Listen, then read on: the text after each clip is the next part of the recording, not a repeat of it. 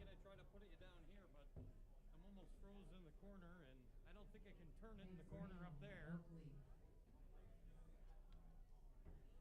What do you think? Fire when ready?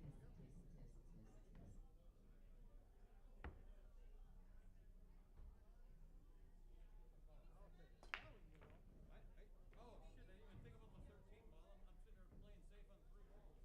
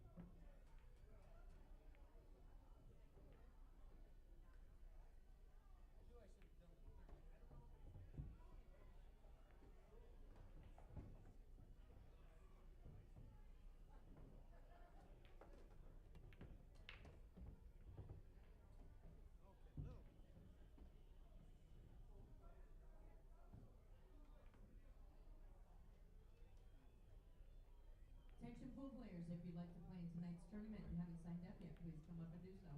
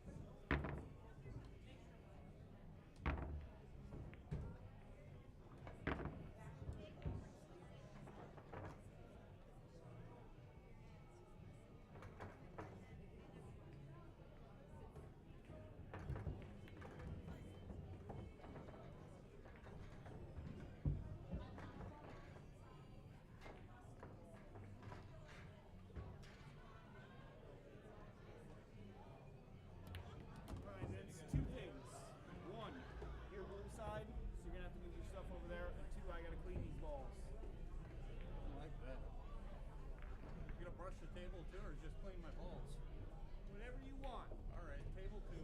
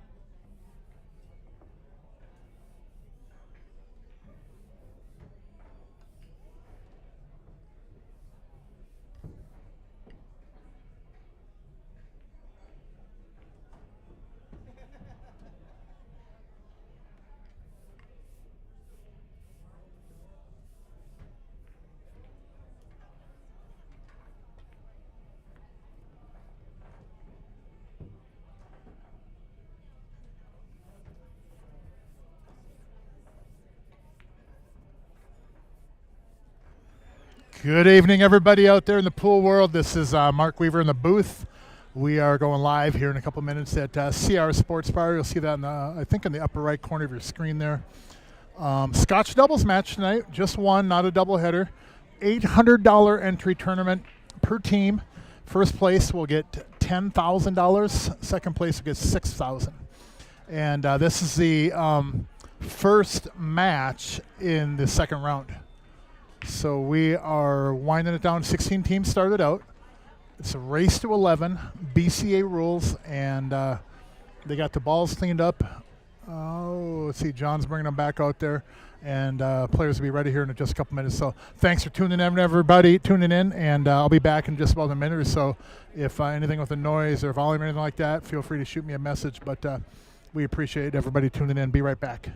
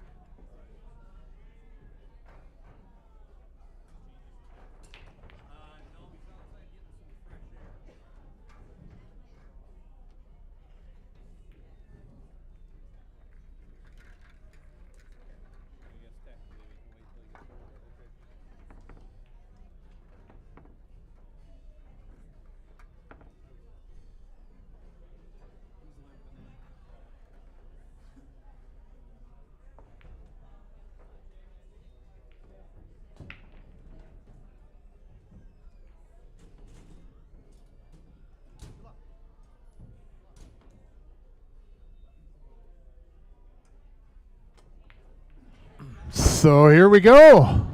Dave, the Action Man O'Keefe, one of the longtime sponsors here at CRs on the Stream, and a long-time action man in town here. Much kudos, Mr. O'Keefe. O'Keefe's Collision, Auto Body and Paint. Anything that you need auto body-wise, give him a ring. It's up in the upper left corner underneath the scoreboard.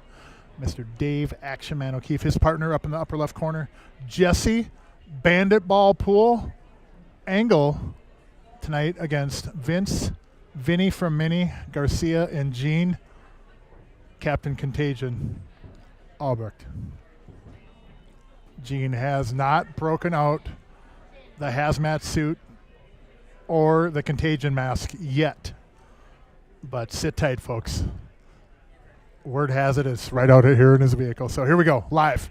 Race to 11, BCA rules, Scotch doubles. Dave O'Keefe at the table breaking. Second ball break. Got 2 balls in, 2 solids to start the match out. Mr. Jesse Engel, former pro, I guess you could call him semi-pro too. I think he's rated as a pro. One of the long-time fixtures, not only in CRs, but in the Twin Cities and Midwest region, and really strong player. I always kind of give him a little kidding. I think it's Bandit Pool or Bandit Ball or whatever it was back in the day he played on, and he was quite good at it, and I'm not making fun on that.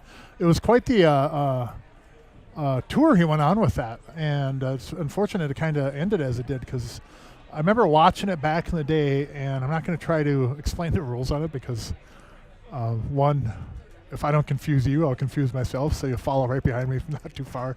But much kudos, man. He's played in a lot of different venues, a lot of different levels of competition, and definitely one of the best to watch and learn from as well.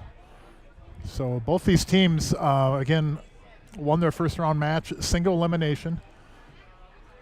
And this is the kickoff to the second round. Looks like we're starting with solids. The 1 ball will go in the side pocket. It's a very, very, very dicey cut, but I would have to bet, if I was a betting man, that 1 ball will be banked in the right side pocket. The one where the 3 ball will be going here pretty soon, unless Dave decides to shoot the 7. Pretty sure that 3, I think, is a little bit better ball. Maybe take the 3 and then slide in between the 7 and 12. Try to get on the 5, but the thing with that is that 5 doesn't really lead you to the 7 very well. Well, there is a 2 ball on the table too. I'm sorry, it was one of each made. I apologize. There is a 2 ball there. It's above the 14, so that'll give. And he did slide between the 7, 12, and gives them a good breakout angle on the 2 ball off the 5 ball. It was a good shot. And a great pattern. Touché. So live, CRs Sportsbar. Thanks for tuning in, everybody. If you have not already hit the subscribe button, please do. And thumbs up, thumbs down, like it, dislike it as you want, but at least hit that subscribe button. That helps us push towards getting enough subscribers to monetize these events. And any monetization we put right back into the tournaments. We have a ton of sponsors that have been helping out on these events, not only the stream but the tournaments for a while now, and I'll go through them throughout the match. But Jesse right now on the 5, he's going to try to bump the 2 out. He's got to be careful he doesn't get buried behind there or double kiss the 2 and let it stick in there. Pretty sure this 2 will end up on the right side of the table.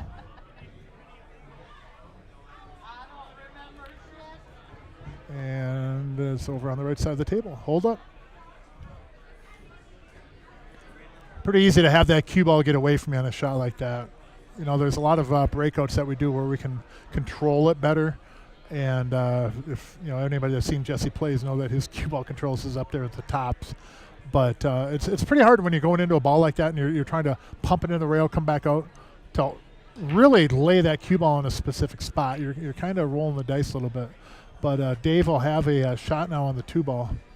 And it looks like if they get down to that 1, Dave will be banking it cross side into the side pocket, because Dave will make this 2. Jesse will probably get on the 7. and leave Dave on the 1 ball. This is an easy kick here to let the cue ball get away from you. So he doesn't want to get stuck over there behind that 14 ball.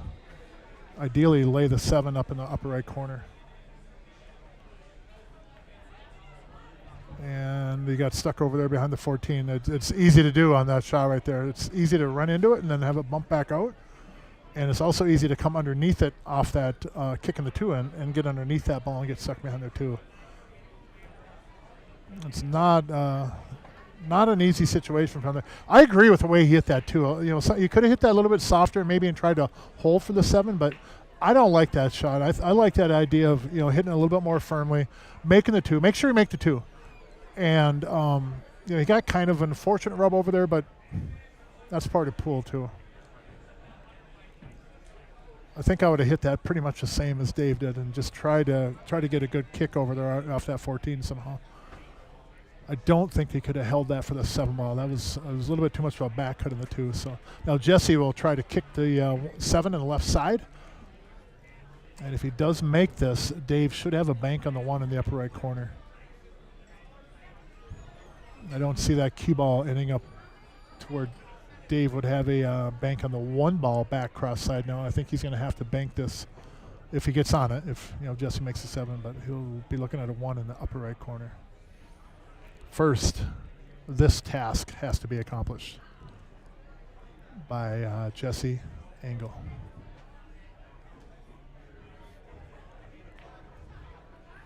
So I'll try to get a couple people to float in here off and on throughout the match. Again, we only have 1 match tonight, no doubleheader. And try to get a few guest speakers in. I know I was talking to Little Joe a little bit earlier about hopping in here, but he was distracted at the time. A few people that were on the table here. So Mr. Rico Suave putting in the work. So Jesse on the kick here on the 7.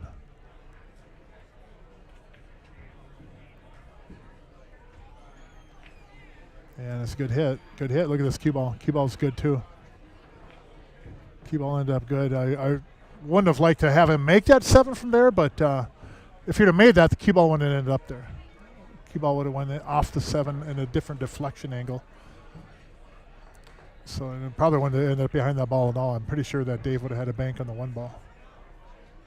So now Gene, Mr. Contagion, Albrecht at the table. This man has shot a lot of pool balls in his day. Man, has he shot a lot of pool balls. And he didn't get over there enough. 7 will go by that ball. 7 will go by the 11. And if Dave can snap this with a little bit of draw, the cue ball slides right in the 9, and Jesse's going to have kind of an easy bank on the 1. It's not an easy shot from here, don't get me wrong, but it does go. And there is pretty natural shape to get on the bank on the 1. 7, draw into the, see where the number is on that 9 ball? You want to draw it to hit right there a little bit solid, just on the left side of that. You don't want to hit on the number.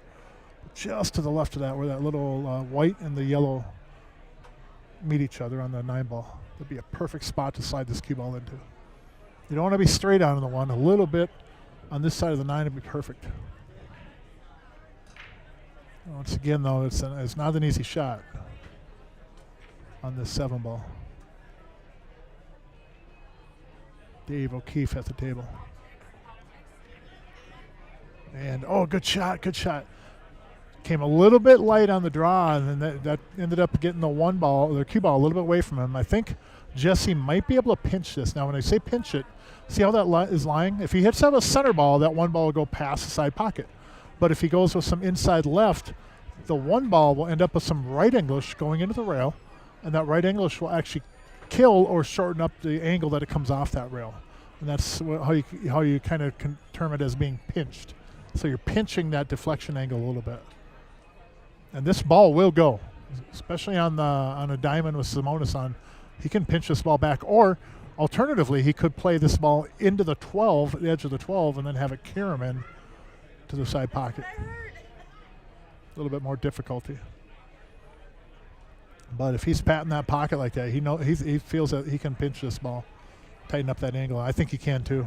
Especially with the one being off the rail a little bit like that, it makes it a little bit easier to pinch it. If that one was half the distance to the rail closer, I don't think that ball would have a chance. And now he's not so sure. He might end up having to take this and bank it into the edge of the 12 and try to carry him into the side pocket. Not an easy shot either. If he does pinch this, he's going to have to draw the cue ball pretty aggressively to get it back out of the way of the one ball. Because the one's going to come off that rail pretty flat to make this. I almost like trying to bank it off the edge of that 12. If I'm really uncertain that I can't pinch this and get the cue ball out of the way, I might try to play it off that 12, but I'm also not a 700 plus, so take it for what it's worth. I haven't played on the pros with the pros and stuff on the venues and stuff that Jesse has, so if he banks this straight in the pocket, that's the way to shoot it. I just don't think I have the ability on the cue ball to be able to do it like he's going to. Early on, this is kind of a pivotal shot, though. Shots like this can really set the tone for the match, at least for the first part of it. Oh, he cross-banked on the one. Wow, that was a heck of a good try. I never even thought of that. I'd looked at it. He had to almost pinch that and hit it with some left. But instead, he went into it solid and put a little right angle on it and tried to spin it the other way off the rail. Man, oh man, that was a good try. I can tell you from playing him multiple times that Jesse banks very well. So Vince on the 12 ball used all the pocket. Good shot, man. That's a good shot. Very good ball. Not easy. You know, everything we talk about in the streams and the commentary, and you hear from time to time from the commentators, and I'm not taking any credit on it, but we got to remember that a lot of these guys make this thing look so easy that us humanoids, when we get out the table, it's not as easy. There's the game's kind of tough sometimes. Like look at Vince's face right there, walking up. You can see it on the screen. Vince is in one of those times right now. The game is tough sometimes. Vince is like knee deep in it right now. Vino kind of hit that ball a little bit more full than he intended, and it kind of slowed the cue ball coming off the rail. It's like Vince is going to try to tickle the side of the 9 ball with the cue ball and put the cue ball up there, possibly behind the 8 ball. Try to tuck it up there and they're safe. Just get to the rail. That should work. I think he can make that, though. Yeah, I think Dave can actually make this ball. If he can't cut it in, he basically kicked the same shot a few balls ago when he made the 2 ball. And if he hits that ball the same way that he hit the 2 ball, that cue ball will leave Jesse on an easy 8 ball afterwards. He'll be about a diamond and a half off the left side rail. If he hits it about the same speed, hits about the same thickness. There's a lot of ifs there. Speed, how thick or thin you hit the ball, and how much English you have on. There's 3 variables that really determine where this cue ball is going to go. And he made it, and cue ball, get going. Yep, plenty enough over there. He played it to get over there. Good shot. Good shot. And I root for everybody. Just if anybody's tuning in for the first time, just to let you know, I root for both teams. I love good pool, and nothing better as well when it goes down to hill, unless it's a doubleheader. But we love those matches too. Good start for these guys getting the first one. A lot of times, as I mentioned before, when you're playing a match, sometimes that first game is a hard one to get on the board with. And not only the first game, but when you get on the hill, that's a tough game to get to. Sometimes it come easy, but a lot of times that's some of the toughest games. Especially if your opponent gets out a few games on you in a race, whether it's the race to 7, race to 11, 9, whatever, is that when you're at 0 sitting on that goose egg and your opponent's starting to rack up the wins, those pockets start getting a little bit tighter and tighter, and then, you know, every little shot you do just kind of, you're trying to microanalyze it almost. It's like you don't want to get too far out of line, and it just gets tougher and tougher. So I always kind of, you know, take a good little sigh after I get that first win on the board. Nobody likes to, you know, get blanked either, but that does happen. And most often when that happens, it's just because you're sitting there spectating, watching some good pool. Or you just got to, at the end of that, just tip your hat and shake the hand and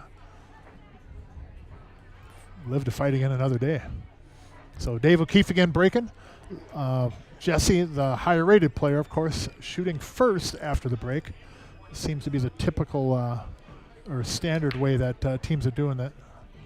And it makes sense too, because then you have your high rated player not only pick the suit, stripes or solids, but also they can sometimes take the little bit tougher shot to start the rack out with. And a lot of times, you know, you get a rack where after you take that a little bit more difficult shot, it can clear the entire table up for you. As you go down in the ratings, players are less comfortable with shooting that more difficult shot early on. They'll feel that they don't want to leave a few of those easy balls sitting out on the table and miss a little bit tougher one. So they'll pick up those easy balls and end up having little or no game plan on breaking out the trouble ones. Whereas you get a little bit higher rated player, they're more likely to look for that little bit, maybe more lower percentage difficult shot. Not always, but sometimes there's a shot that's just a little bit more difficult to get off the, you know, to start the rack out with, and it opens up the table. Now, that changes, in my opinion, if you're playing on a 10-point system. M8 IBA is a 15-point system, and I don't know if I don't feel mathematically, which, you know, I'm not always as sharp as at math, if people know. But in a 10-point system, a lot of times a lower-rated player, and I've said this whether playing in a 3-person or a 5-person or whatever with a 10-point system, is that for the lower-rated players, sometimes we just need you to get that 4 or 5 balls. You know, we don't need you to necessarily win every game, because a lot of times if you go up against a high-rated player and they dry break whatever, and a low-rated player in a 10-point scoring system picks up 4, picks up 5, that's a win. That's considered a win, because whether even if you don't win the game, yeah, you lose 10-5, but you're supposed to lose 10-0, 10-1 most often to that kind of a high-rated player or that much of a difference in ratings. Sometimes picking up, you know, as a lower-rated player, picking up 6 or 7 is a huge, huge win. But Vince Garcia here, Vinny from Mini, played him long time ago, and I'm not going to date myself, but I would say that Vinny and I go way, way back. We played pool a long time ago at the old location of CRs, when I was full of vinegar and that other thing coming down from St. Cloud with the likes of Dan Krebs, Mark Seberg. What a heyday back then. There were so many names down here in the cities. People, you see them on the screen right here in these matches that used to, you know, just populate this place back in the day. But Vinny will be on the 14 here on the right side.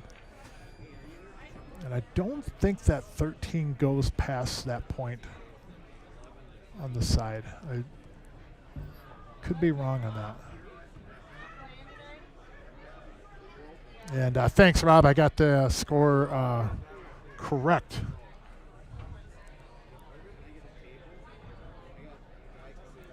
1-0, Jesse and Dave. I don't know where Vince went. Where did he go? Oh, he's off to the right there. So Gene, looks like he dropped the either dropped the Darth Vader outfit that he had on, or he had to return it to the costume shop. I don't know. I didn't get a chance to talk to him before the match, but he is not wearing the Darth Albrecht costume. Basically, all he needed was a cape, and he would have had the full effect. But love the guy to death. Love Gino. He's helped me with my game a lot of times over the years, and consider him a good friend, but also like giving him a hard time too. So if you can shoot this combo here and then leave the cue ball so that you have a shot on the 10 ball.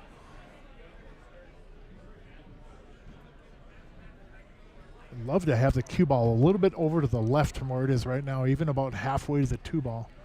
I think it becomes a little bit easier to hold that ball for the next shot, but I might be seeing it, making it more difficult than it really is. It's probably just going to lay there for him. And he snapped at it. It was a pretty good draw stroke, stop stroke. And the 10 hung there. He's lucky the 10 didn't fall in.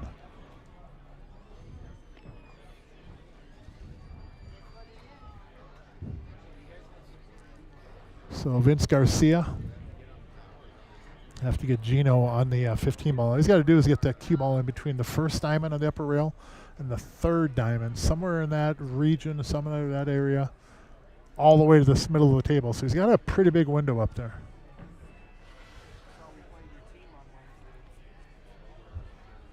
Looks like he's going to draw straight back. And good shot. Nice controlled stroke. Well, Gino should just be able to thin the edge of this 15 and then have the cue ball float right back up the line that the cue ball is going down to the 15 at. Wouldn't be surprised if actually it would cover the same path, actually.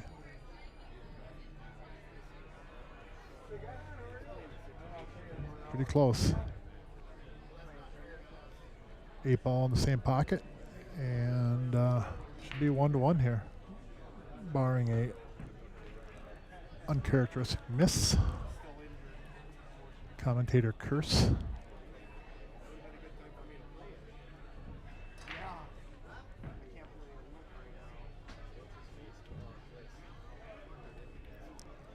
Vince Garcia with the 8 ball, 1-1. Vinny wanted to give a shout out to his kids. He said he figured they'd be watching. So if y'all are watching, Vinny says hello. Didn't get a chance to talk to Gino or Dave, but Jesse had said that to give a shout out to Brianna. Pretty sure that she'd be watching. Former teammate of Mark Weaver's as well, Brianna. We had 2 of them on the team at that time, actually, but hope you're watching and tuning in. Thank you as always. And everyone else tuning in to support Gino and Action Man Dave O'Keefe. Shout outs to you guys too, and gals, and thanks for tuning in. Vinny from Mini working on his I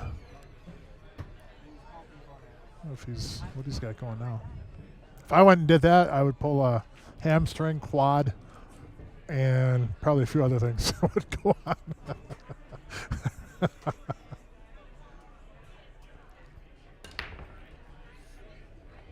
Got a ball. Good snap on that break too. Good snap. 11 goes. The 10 go by that 8 ball. I've got just a little window to look at it here. There's people in front by 21 there. It looks like the 10 does go. But looks like solids is a not a bad option either, except for that 4 ball. 4 could be solved by the 2 possibly though if you wanted to. And the 1-7 would have to be a combo. However, if you could get on the 5 ball a little bit where the cue ball is right there, just maybe a ball or 2, ball to the right, get on the 5 ball, you could float down to the bottom row and take the 1 in the upper left corner. And then the 7 has a pocket too. Got to be kind of precise on that 5 to be able to get there on that 1 ball. And I think the 7 might even go up there, but about anybody on the planet is going to shoot the 1 first, as they should. That's if he does go solids.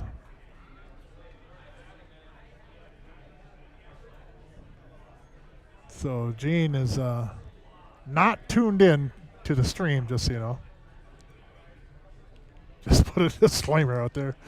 He's not actually tuned in on the stream. Gene, shoot the 13 ball. Gene, shoot the 12.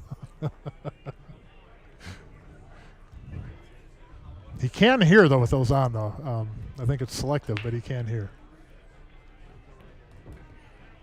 Shot, yeah, the 10 does go by there then. Be curious what they do with a 9 and what they do with the 13. If 10 goes by there, they can get on the 13 from there, possibly. I know they can get on the 14 from that 10. The 14 will get you in the 13, but then still got to deal with that 9 ball. Kind of curious. I think I might have actually started with solids on that. Even with that 1-7 down there. The 9 does go in the upper left corner to it. It is cuttable. But that's going to be determined on how good they get in the 13 ball. If they don't get good on that 13 ball, they're never getting on the 9 ball from the 13.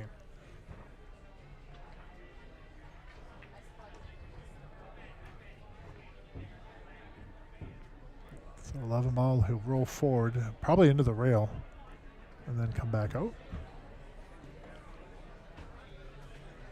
And this will be hard to hold this ball for the 14 in the upper left corner. It'd be kind of difficult.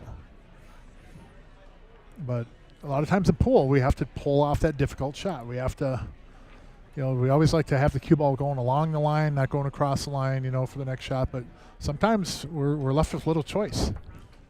It's up to, pull on that skill and ability, and sometimes a little bit of luck. So Gino on the 10 ball. See if he goes for the 14 or the 13. Hey, do you know where the cord is for the computer? No.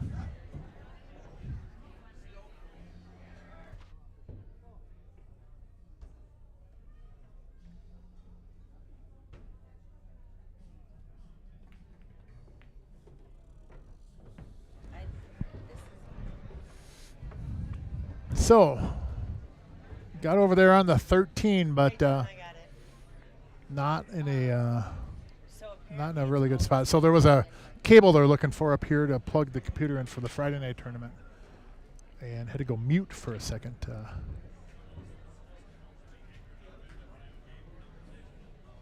But we got them squared away. Friday night tournament is kicking off, so if you are on the way and haven't called in, keep paddling that canoe, and good luck upstream. Attention tournament players. VCA rules. Flip for the first break, alternate breaks thereafter. It's a tough spot here. Scratch on the break. I think Vince is going to go for the 14, or is he going to try to back cut the 13 and Please make sure to use yeah, he's going to. Looks like he's going on the 13 ball. Jed Lampy, Shane Jackson, table 21. No. Dave Eckert. Yeah, you don't like it. Table I agree with you, Vince. I don't like that spot Jeremy either there. Gamble, Joe Villapando, table 16. Doesn't really have anywhere to hide on a safety. Table 19. You could put the cue ball in spots that would make it more tough, but there ain't many out there. John Donegal, Jake Dobie, table 13. Todd. I don't like that back cut. Yeah, I think that 13 goes in the upper left corner, but that's a tough back cut. Jack Boss. Cue ball will run into the 3 ball, possibly. And that could hold the cue ball for you.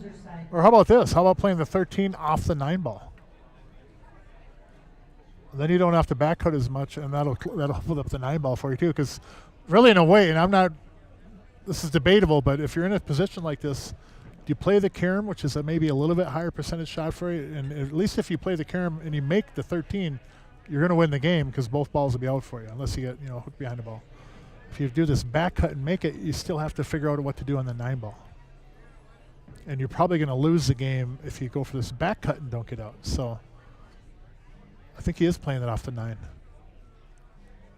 And he is not tuned into the stream either, so. But it seems like he's paying more attention than Gene is. I think he is playing it off the 9 here. Oh, good try, good try, good try. Look at this cue ball, though. Look at this cue ball. Oh, my goodness. Almost got a really, really good roll tucked behind there. That was a good try, Vince. That wasn't really far off at all from going in. It didn't take much to, be a little bit to the other side of that ball, just a little bit thinner, and have that ball carom start towards the corner pocket. But had he made that ball, look where Gino would have ended up at. Gino would have been right there, shooting at the 14 ball.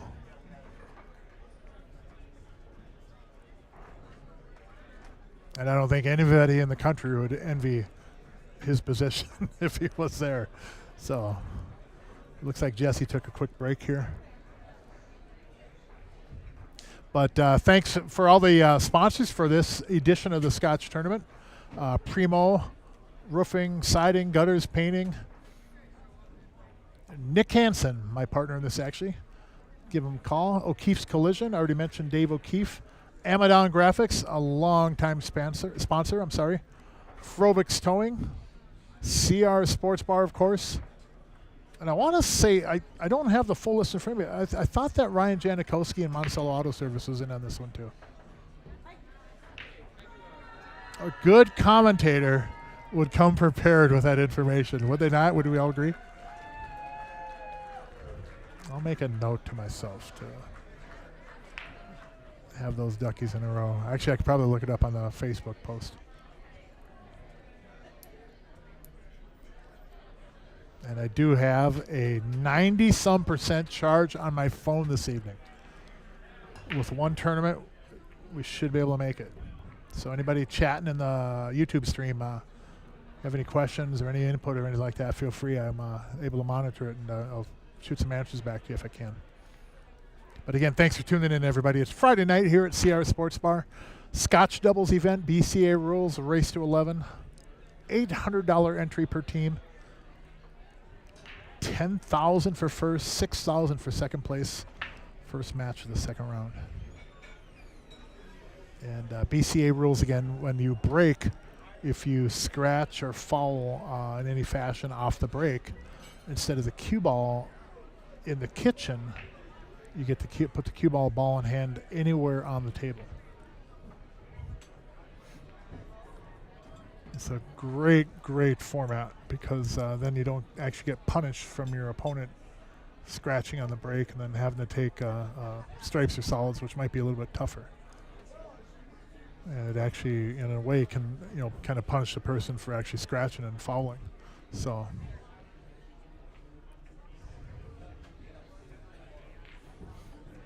I don't think that Jesse likes that 2-ball up there. I think it's on the rail a little bit more than we imagine. If it was a little bit off that rail, it'd be easy to spin in and throw in there, but he's got to take that. And he's going to have to hit it with some inside, I think. Use the cue ball to run up into the 9-ball. The 4-ball is pretty easy for them to solve. So if you can get on the ball here, they're pretty much looking at getting out, running the table. And went by the 9-ball.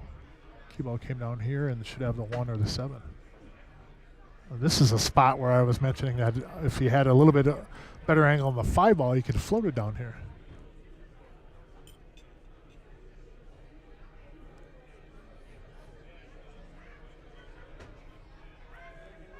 Hey, thanks, Jim Nelson. He's sharing in the stream on the chat that Vince is a 636 Fargo rate. Jesse a 743 and a Gino is a 699. Captain Contagion. If anybody's seen that movie. And if you could fire away Action Man O'Keefe, Jim, that'd be great too. I think Dave is like a 6. I want to say Dave is around a 640 something. 630, 640, something like that. But the way he plays, that's a strong mid 600s. Plays everybody. Ain't afraid to play anybody. And that's how you get better.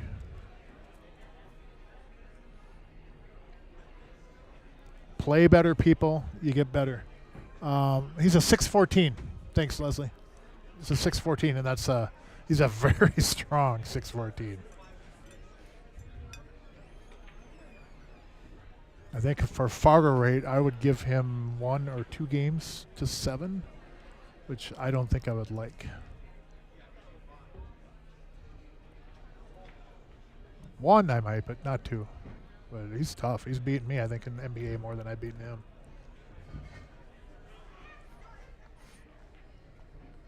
He plays a good game in one pocket, too. So see what they figure out here now. If that's 6 is a little bit tougher than it looks on our screen, I wouldn't mind taking the 5 right now and pulling that cue ball back in between the 14 and the 6 and get over that left side rail. Anywhere kind of on that rail over, well, the 6 is pretty easy. It should be easy. Yeah, it's easy enough. For some reason, I almost looked on this view that it's a little bit further from the point there, meaning that the cue ball will shoot off that rail a bit more, but I think Dave can just kind of spin this in and put him on the 4. It's easy peasy. Yeah, very nice. Commentator error there, thinking it was a little bit tougher into the side than it was.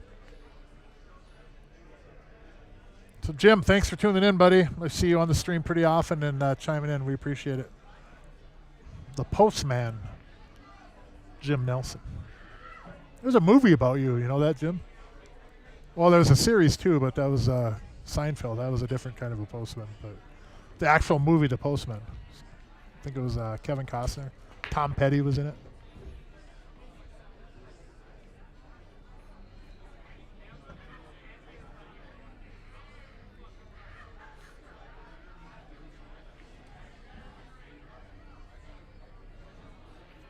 So I think Jesse's actually going to run forward with the cue ball up to the upper rail and then over to the right side of the table and try to get on the 3 ball in the side pocket, somewhere in that area. And I don't mind running into the 9 with the cue ball, but right, yeah, like off that rail right there. Thanks, Jesse. Jesse is tuned into the stream. Wouldn't that be something? The highest rated player of these 4 is tuned into the stream. Wants my advice that bad. Could have just asked me, Jesse. Yeah, Jim, there's probably a couple Alfred Hitchcock movies called The Postman. There probably was a, what was the Twilight Zone. I bet you there was a couple Twilight Zones with it. But the Postman movie, that's a great movie. I really enjoyed that one.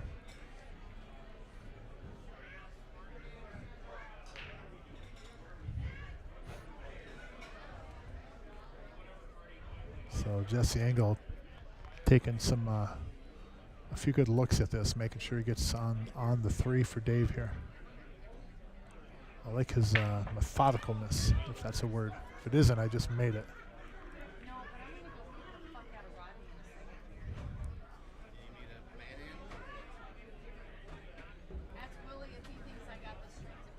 Good over there. Yeah, that'll work. Good shot. Take the 3 on the left side, float the cue ball down to the bottom rail, and then come back up off the bottom rail and get the 5 in the lower right corner. Kind of a natural path for the 3 here. Off the 3 here with the cue ball.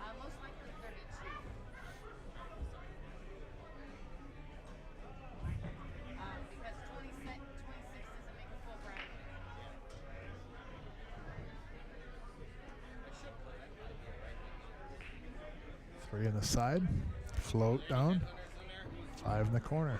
Good shot. Well done.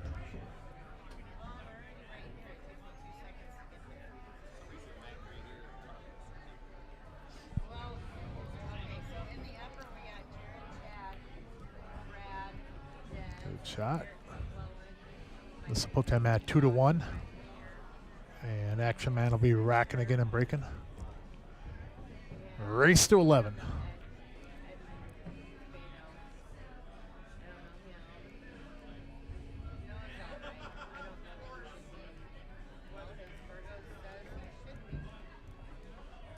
Good out. Good out.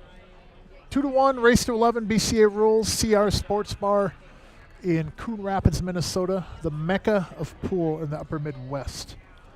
And as Jim was saying in there, Kendra Pressegard had won the National Women's Amateur Championship at the APA tournament down in Florida. JD with 1 loss down there. I know there's a couple of people from here that actually went down to Puerto Rico and playing in the events down there too. Cindy Blomquist was down there, or is still down there, I think. I'm right in there with all So there's some big tournaments going on around the country and in this part of the world.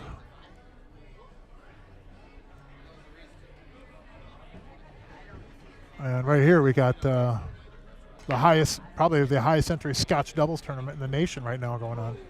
$800 entry. 10K first place. 6K for second place. Got a ways to go for a lot of pool for that to happen though. So 2-1. Second ball break again. Seems like some of the teams have been switching to second ball just to prevent dry breaking and leaving open tables, which happens pretty often. Happens pretty often on this table. It's notoriously tough to break on and make balls.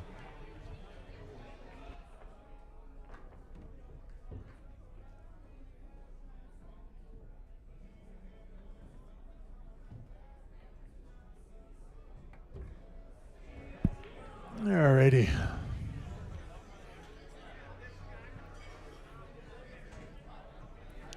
It was warm in here earlier, and now it's actually kind of cooled down in here. So I did put my beanie on. And no, it doesn't have a spinner on top of the head.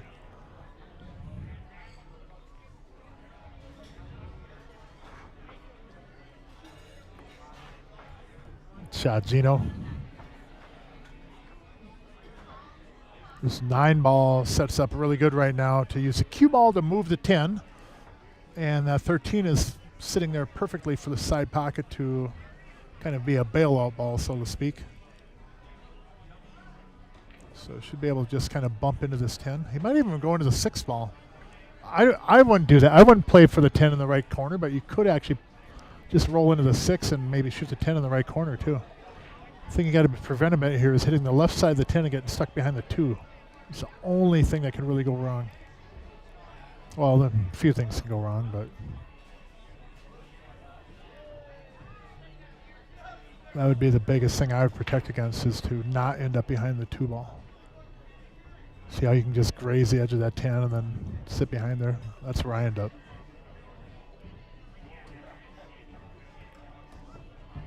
And you got it. Oh, it'll go. It'll go. It'll go, but oh boy.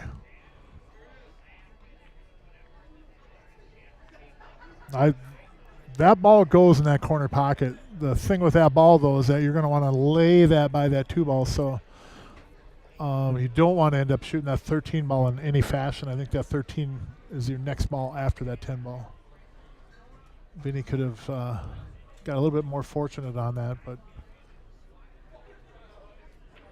good try at that. That ball does go, though. It did clear for a pocket. And if Gino can roll in this 11, he should have a shot in the 15, too.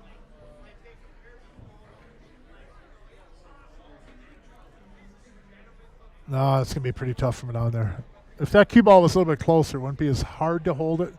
You know, shoot the 11 in and just kind of bump into the 15, take the 15 left corner. But from that distance there, that 15 is going to bump up off that bottom rail, I think.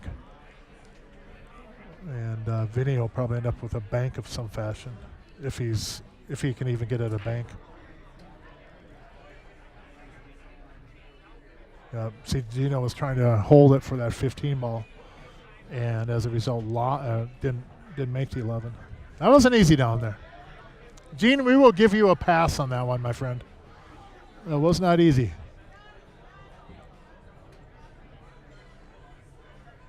And this isn't really a good spot either if you're Jesse. I don't think he actually has a ball that's pocketable. Maybe he shoots the 3 and draws a cue ball back in between the 8 and the 4 and just kind of nestles in there like a little glove. But that 14 is pretty easy to sell from there. Or how about this? How about shoot the 7 into the 14 ball and just put the cue ball right behind the 8 ball there. And you just kind of chunk it behind the 8 ball and then clear those balls out. And then play a safety. See, he's looking right there. Well, can he shoot the 11? No, he's actually going to see if he can shoot the 1. But there is a safety there. I mean, you leave a look at the 15, but he's not going to make it anywhere. Just kind of hit the 7 left of the number. See where the number is in the 7? Just hit a little bit left of there. Excuse me, and then punch it into the 14. and just slide the cue ball over behind the 8-ball. If I had the little teleprompter squiggly thing, I could draw it a lot easier than we could execute it, I guarantee. But that is a safe little spot right there.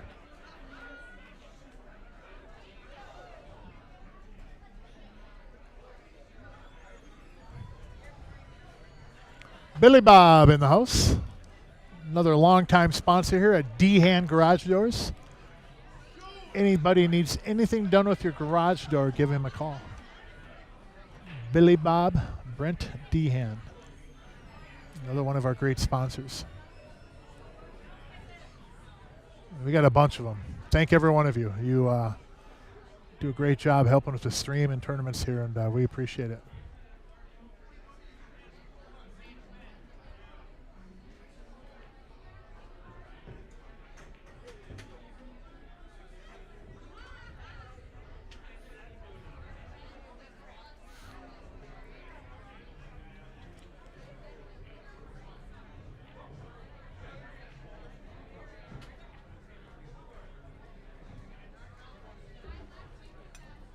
This isn't an easy spot right here, but he does have a couple of options for safeties.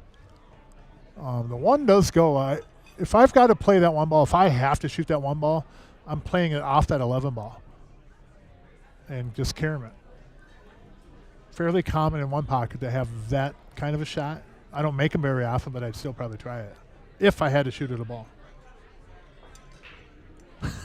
Rainy Lake, no scribbling. Not yet, but I do have a coalition of viewers that have been lobbying to get that teleprompter.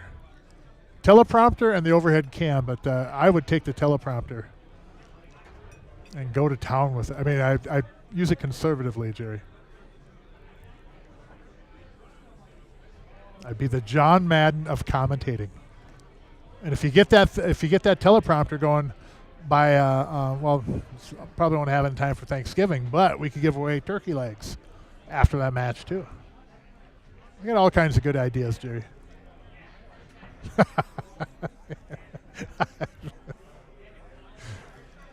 Jerry is actually down in Florida, by the way. Maybe having a mild heart attack hearing me talk about the teleprompter, but he is down in Florida. So, but enjoying some time down there, much deserved time down there. And we got a full house over here in the bar area. There's a couple tables open, but pool room is pretty full too. And the Friday night tournament's in full swing, so things are rocking and rolling here as always on a Friday night and any other night. Leagues are always a full house here too. He's playing the 7 off the 14 in the side pocket. Or no, he's playing the 5 ball. I'm sorry. Playing the 5 ball in the side pocket.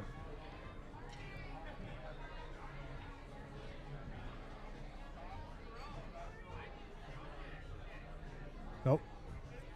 And I might have been tempted to roll a ball up there into the 6 and then have that 6 roll up there on that 10. I might have been tempted to do that just to muddy up the waters, dirty as pool, so to speak, because now that 10 goes, but you're not. It's one of those balls. I've mentioned this a lot, but it's one of those balls where it's so tight that I have a hard time doing much with the cue ball off that. It's kind of nice having like the 13 there, just to slow roll that 10 past the 2. There's plenty of room for it to go. But you know what I mean, though? When you got a ball that's real tight to go by a ball, you just feel like you can't really do much with the cue ball. You can't get away with things. There's such a small margin of error. And it's always nice for me anyways when I have that situation to have a ball that I don't have to do hardly anything with the cue ball, just got to focus on making the ball. Then I have a layup for a ball next, like which would be the 13 on the side. But unfortunately, Vince might have to shoot that 13 unless he wants to play the 15. I think the 14 goes by the 1 ball as well, but I'd say also it looks like a dead scratch in the side pocket. Now this shot here on this 15, if he plays this 15 to make it, he's going to play it safe. And say if he plays this and make it, it'd be a good idea just to go pocket speed. but well, the one goes.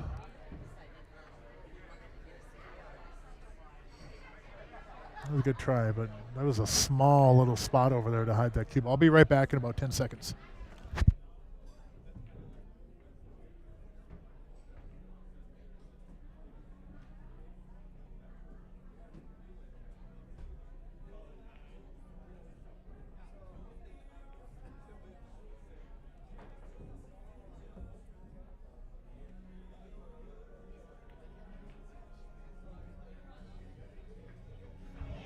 Okay, back with you. So Dave will shoot the one up in the corner and probably roll this cue ball up into the 14, or might even catch a 7. I think he wants to avoid that if possible. But yeah, bump the. Oh, we got by the 14. Good shot. So now they're going to have to figure something on the 7 and the 4 ball.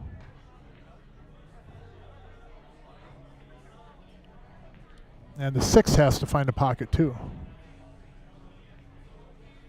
But Jesse's going to generate a pocket for it. Shoot the 5, bump the 6 into the rail.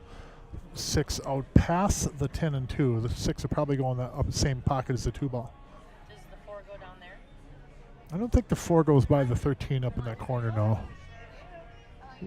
Leslie was asking if the 4 goes up in that upper right corner. I don't think it does. It might, but I don't know how you get there, though, to even shoot it up there.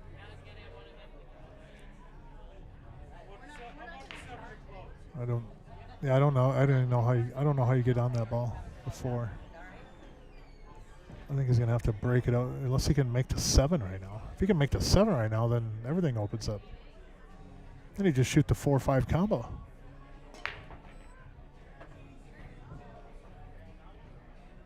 He's going to shoot the 3 and try to draw into the 8 ball.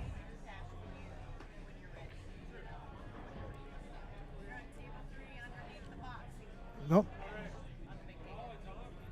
He's going to go 2 rails with the cue ball. We'll see what he loads up. No, he's going to draw into it. Yep.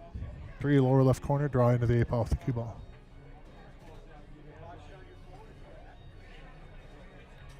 Nope, we need to go 2 rails. I'll be danged. And now the 4 will go, but it also gives them a little bit more options to move the 7 ball, but now they have to deal with the 6 as well. 6 will go in the lower left corner once the 4 is out of the way. Or do you take the 2 and then play the 6 off the 4 on the side, 5 in the side? Take the 2 now and then play the 6 off the 5. That doesn't look easy. I don't know if that goes off the 5 as easy as it. I don't think that's as easy as I think it is. He does have an angle on this 5 ball though to shoot, go up to the upper end row, right where that chalk is, go to the right side row, kind of above where that other chalk is, and come right at the 7-8. But you're not guaranteed any shot off that. If you miss those balls, then you're in a lot of trouble. But there is a path there to go 2 rails and just move into that 8 and 7. And you still have the 2 up there. I just don't know if I like going this direction, taking care of the 2-6, because I don't have a game plan on the 4-7 yet.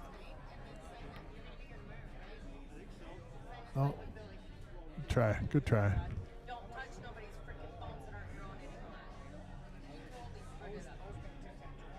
Now, can Gino shoot this 13 and draw back behind that stripe and just let it sit right there and play a safe and lock him on that stripe?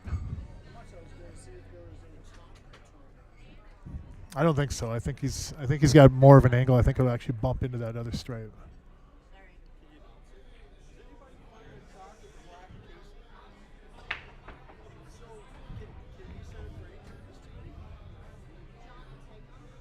And stripes are runnable, but you've got to deal with the 8 ball goes to a pocket.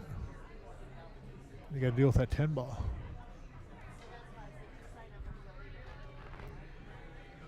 We're an hour in on our 4th game. We might call for an intermission about midway through this match at this pace.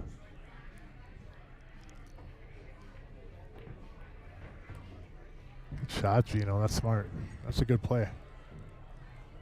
I like it.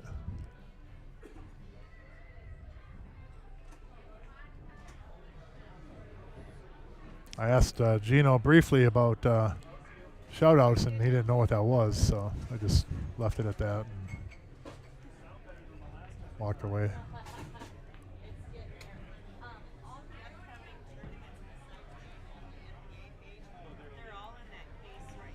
That was a smart shot. Hey, Ryan Johnson, thanks for tuning in, man. Appreciate it.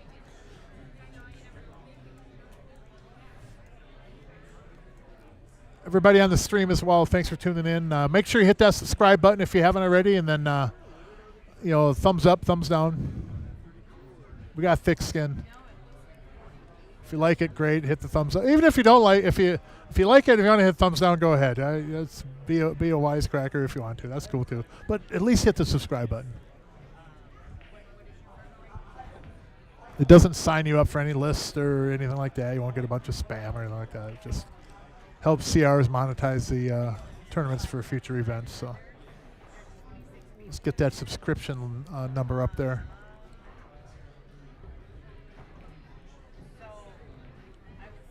And Gino, man, that was a really good strategy shot. Thanks, Ryan. We'll take thumbs down too, man, because if there's things that we can do better and that we could improve on, I don't mind that at all. I'd love to learn how to do this better. So if anybody does have any input or anything like that, feel free to fire away. It's all good. If you have any questions about the match or tournament venue, etc., or shot or whatever. The only thing I won't ask is don't ask for a replay. It's a little bit too tech for me. But I'll tell you this, Jerry, if you're listening, if I get a teleprompter, I'll know how to do the replays. I think it's like a package deal or something. I don't know.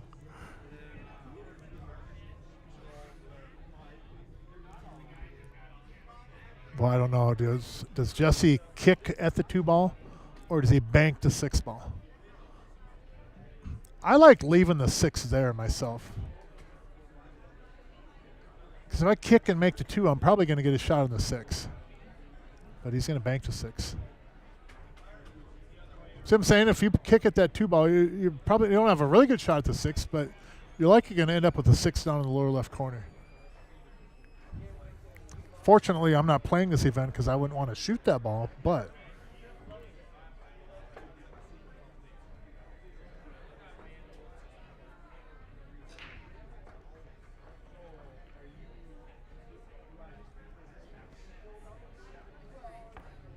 nope. Just a little bit outside. That was a tough shot, man. That's a tough ball right there. That's a tough shot. That bank he was trying there. That's tough.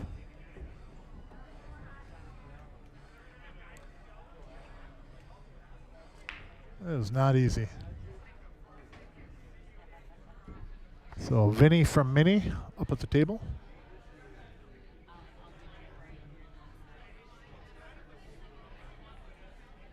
Now, look at that 15 ball. If he takes this 11, gets the cue ball down to the bottom rail, like, see the first diamond from the right pocket there on the bottom rail? If you can get the cue ball right there, I'm zipping that 15, and that cue ball is going on a collision course with the 10 ball. Looks like he's going to try to draw back and break it out, though. Nope. Slow down, slow down. See where if he'd have been right on that diamond there, right on that bottom rail, and on that diamond, he could have took the 15 on the back cut and slid the cue ball right up into the 10 ball. And I think Gino might be able to force it up there, but it's not as easy. I think Vince might have been trying to do that, trying to get him down in that spot right there. Because look at that. Put that ball on the rail. It's like a natural path.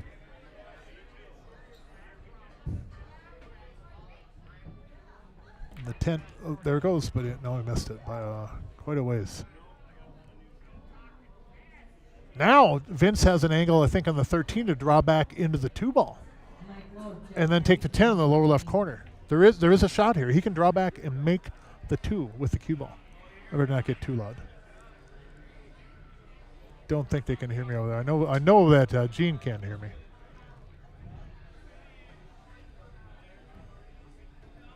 Come on, Vinny. Stroke the 13 in and draw the cue ball right back into the 2 ball. You don't have to make it. If you hit it, you're going to make it, though. Then you're straight in on the 10.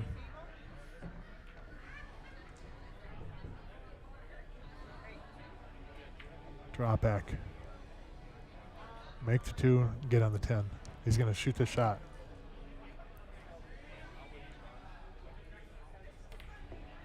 There he goes. Oh my goodness, what a shot. What a shot. Man, oh man, what a shot. Good ball.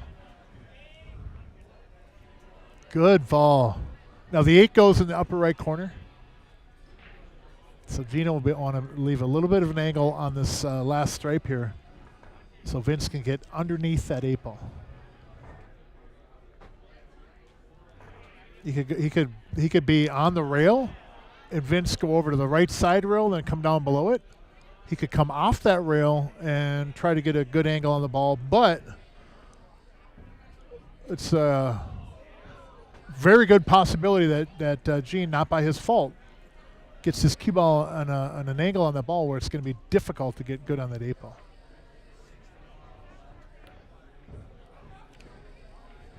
Especially when he missed the ball. That would have worked there, though. That would have worked. These diamond tables with these tighter pockets and stuff do not like people jamming balls into the pocket like that, you know. Especially the 9-footer here. They do not like those balls being jammed into the pocket. Jammed mean when you don't have much of when you're trying to force it in kind of and just pound it in there and use the stun on the cue ball. And I think Gino could have hit that ball soft, rolled it down the rail gently, ball would have went in, and put the cue ball in the same spot. I don't think he had to jam that ball. Maybe put a little jelly on it instead. That is such a lame joke. That is awful. That is bad. I apologize to everybody out there. It's like dad joke hour right now. Yeah, Sharon, that was kind of surprising. Gene, I think I'm more surprised not that Gene missed it, but the way that he shot that. I didn't think he had to hit it near that hard, but I'm also safely up here in the booth.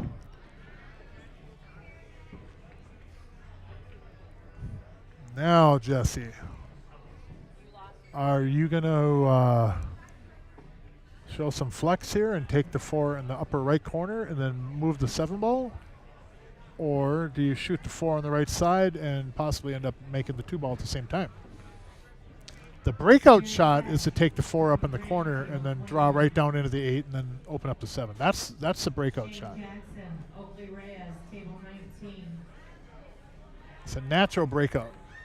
Shoot the 4 up in the corner, but and really as a 740 something, I think Jesse has to shoot that ball that way.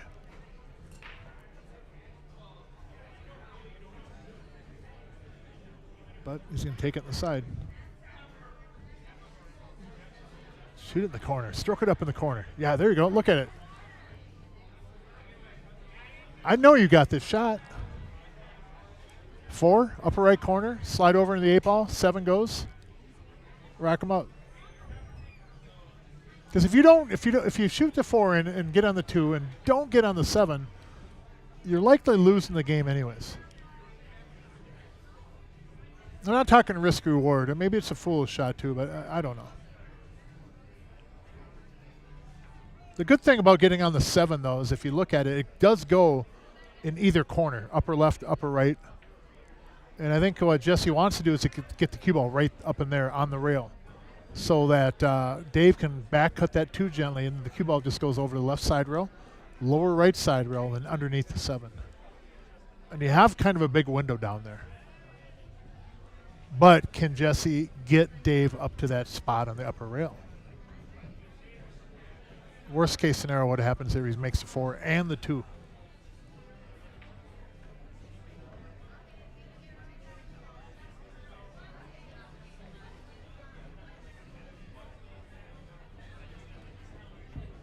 Shot. Good shot.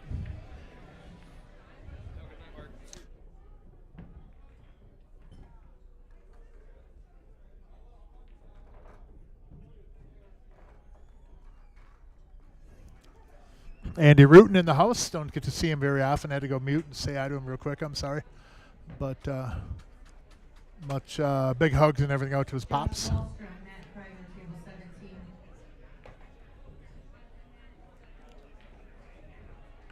So 2 and then get back on the 7 from here.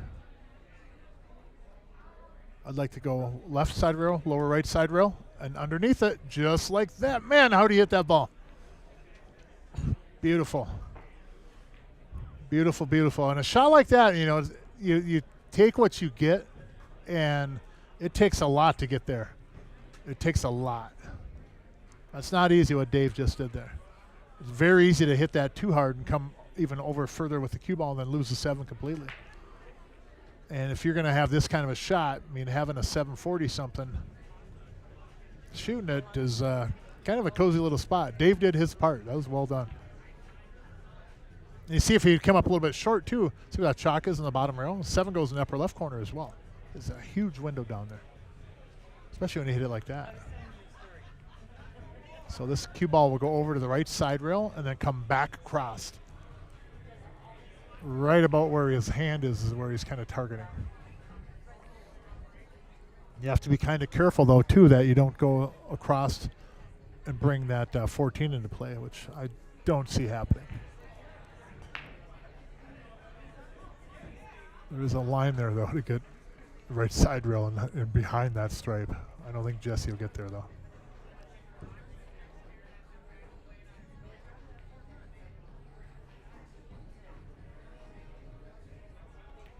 Nope. Oh, he did go. Jesus, that ball didn't look like it was going to go. Holy cow. Good shot.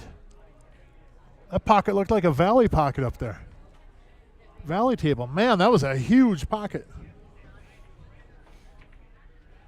Good shot. Good shot. Action man on the 8 ball. Go up 3-1.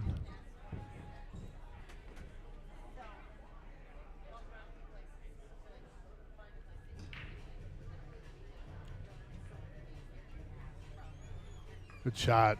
Well done, Dave. Nicely done. Nicely done. 3-1, race to 11, CRs Sportsbar, Coon Rapids, Minnesota.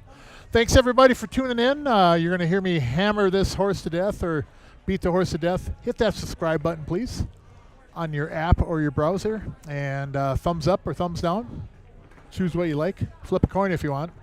But definitely hit the subscribe button. We appreciate it. That helps us build our subscription numbers, and we get up to a number where it gets monetized, and that monetizing will be put back towards the tournaments and the players. So thank you. And that will also help us lock down the idea we have about being people subscribed and being online and having your chance at winning something. So me and Billy we're trying to lock Jerry down on that, but we'll get there. So keep subscribing; it's important, and at least get your name in the hat sometimes, because we're gonna work on that again. Got a whole list of things for you, Jerry. And don't worry, Jerry, you don't have to write them down. I've got a piece of paper up already with them already written down. So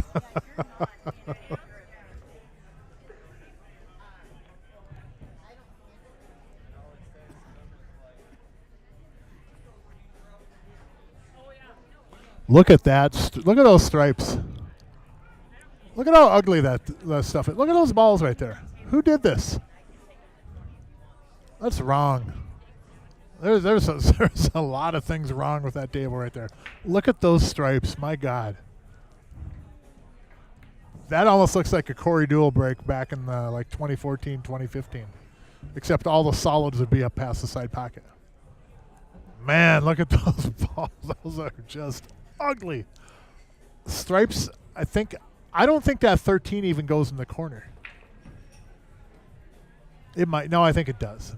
If it does, barely. You take that away, though, and if your stripes, you have one pocket for one ball right now. And that's the 9 ball. Goes in the lower right corner. And that's it. That's it. My God, that's ugly. You know what I do here? I lay gently with the 6 ball. No, I try to run out. As I say, there's a really good safety right here. Problem is that if you leave them a kick, they're going to open up their stripes, and you have a wall of balls in between you and solids. So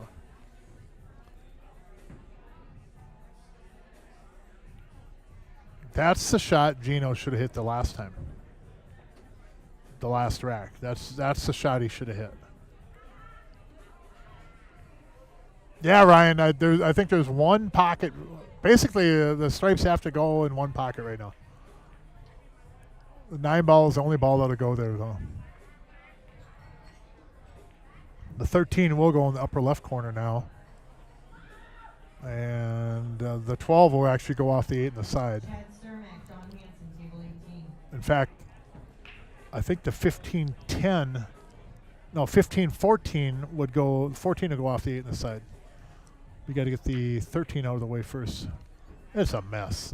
That's just ugly over there.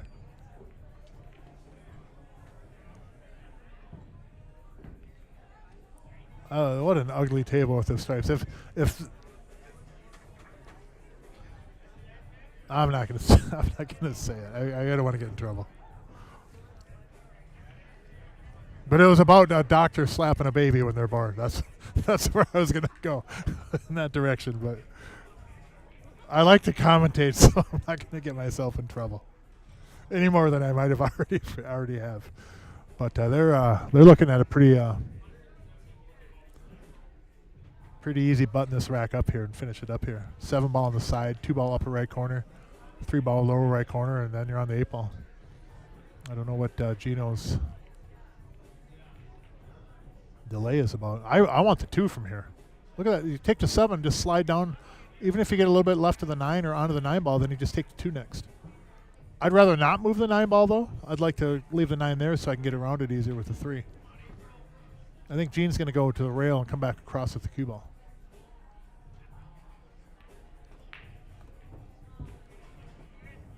Yeah, I think he could have stop shot it down there. See, you hear that cough? Now, we were talking about this before the match, and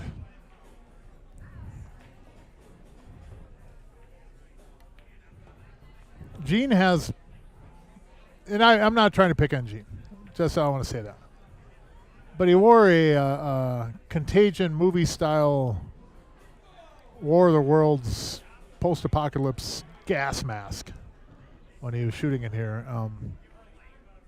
because of the he claims here and other venues that he plays at that the people are vaping, but for somebody that has issues with that, with breathing issues from breathing in vapor or stuff like that, and doesn't want those kind of particles flying around, then I'll say this as nice as I can: if you're going to cough when you're at the table, Gene, then cover your mouth.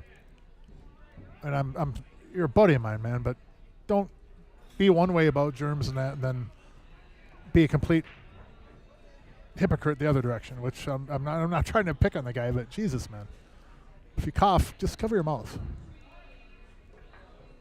And again, I apologize to anybody out there. I'm not trying to come down, but that stuff just kind of that irks me more than anything. I would rather have people in here vaping and smoking than coughing with no hand over their mouth or nothing, just coughing in the air. Sorry, my rant's over, but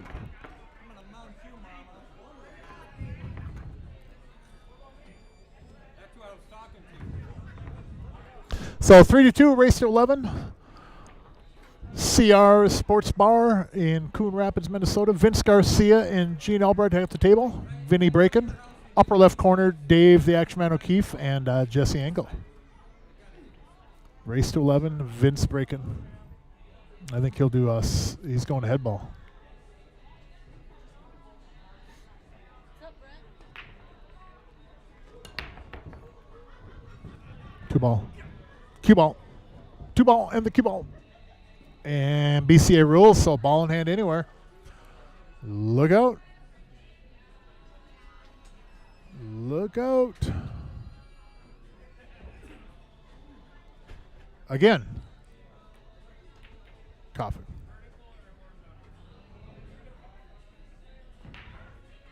I was Yeah, I think so too, Leslie. Leslie's saying she'd take solids. And get this one out of the way right here. I think that ball is accessible. She's talking about the 4 ball. I think the 4 you can get to. I think the ball they got to worry about is the 3 ball. Right, but if you take this one out of the way, it goes straight in there. Yep. After the 7, and then with the 6 and the 5 out, that is the 5, right? Yeah. With the 6 and the 5 out of the way, the 8 ball goes straight into that corner. The 3 out of the way goes in this corner. It doesn't matter, but See what Jesse decides to do here. As he's pacing the table.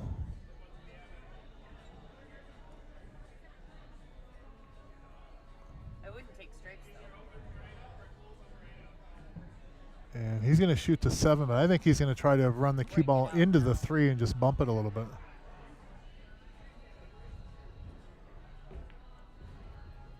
He might even try to bump the 3 and the 8. Move the 8 just a little hair to the right just so it opens it up a little bit more. You got to be careful on this, so you could end up with a having to shoot a combo anyways. I like moving the 8 a little bit here too, though. I think he's going to try to move the 8 too. 8 and the 3 will move. Not much.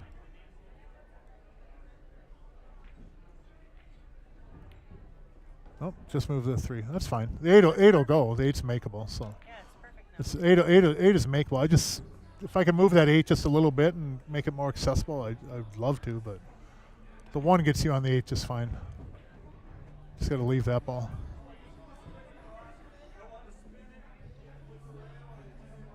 Now, I'm going to take the 4, get an angle on the 3, and I'd like to go from the 3, go 2 rails and get on the 6. The bottom rail and the lower right rail. I think the way to get there is on this 4 ball. If you go inside left, go down to the bottom rail, over to the right side rail, and then get up about over the first diamond or so. Then you'd have an angle on the 3 to come 2 rails back for the 6. I like that inside because I know as soon as I come off that second rail, I'm getting the angle I want on that 3. Just can't hit it too hard. Let it work too.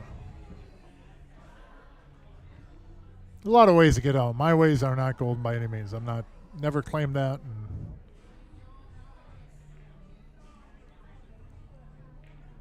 everybody has different ways to navigate around the table, and most often they work just quite fine.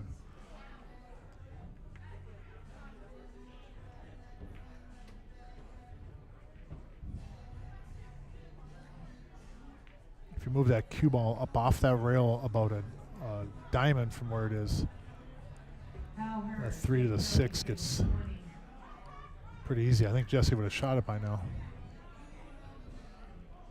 And I don't know if he likes sliding up onto the 1 ball and with some draw and trying to hold it for the 1 there. That shot's makeable too, though. Just kind of slide up in between the 8 and the 13. But, excuse me.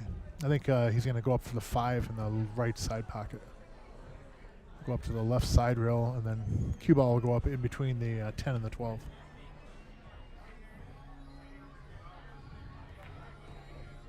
Oh, he's going all the way around the horn.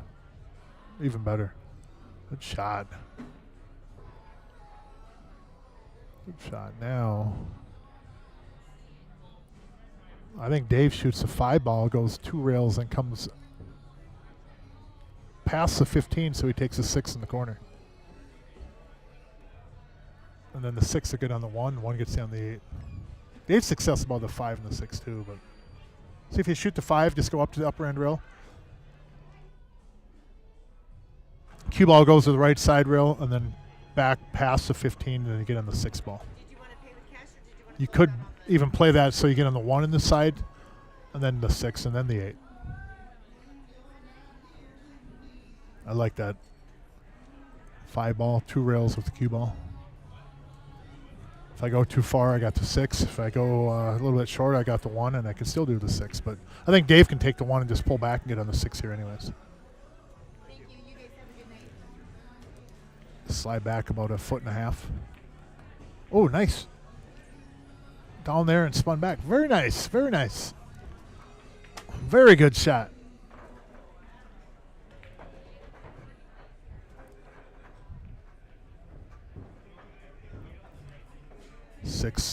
stop shot, 5, stop shot, and then the 8 ball.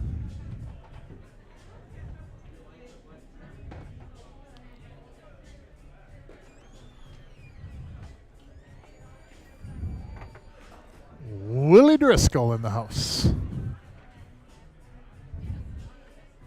You're in the waiting game.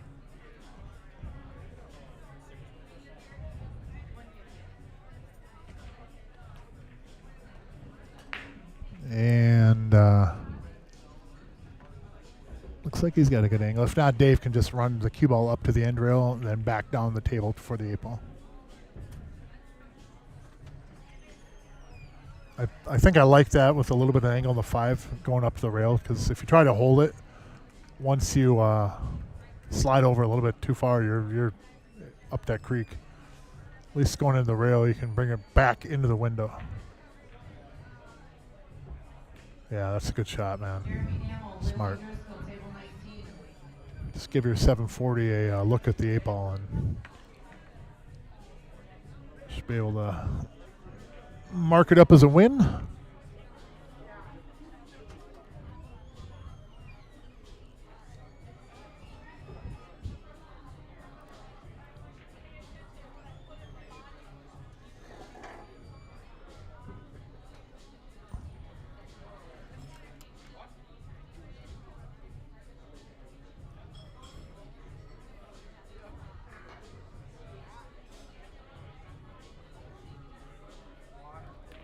Good shot. Good stroke on that ball. Wouldn't expect anything less. 4-2, race to 11. Quarter of the way through, hour and a half in. You do the math. Buckle up, folks.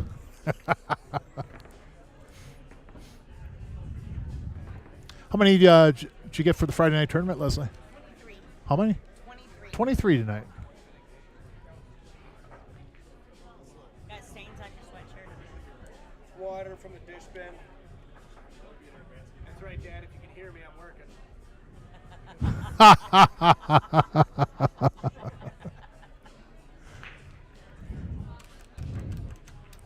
Did you hear that, Jerry?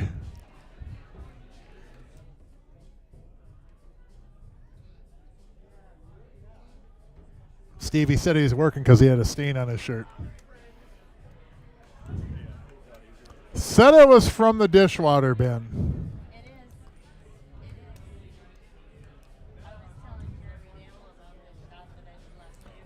Dave O'Keefe breaking the table. Sponsor again. Keefe's Collision. Second ball.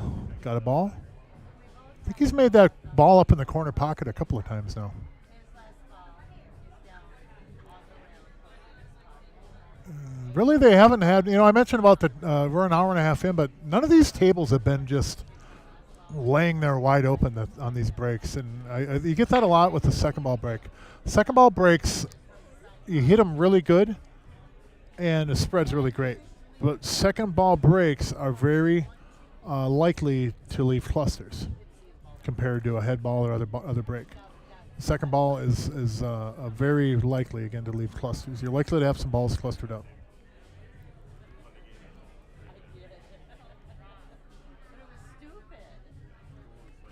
It's just the nature of the beast. But, man, when you pop that second ball good, usually the time when you know you've hit the second ball good is when whatever side you're breaking from, the wing ball, the lower wing ball goes in that corner pocket.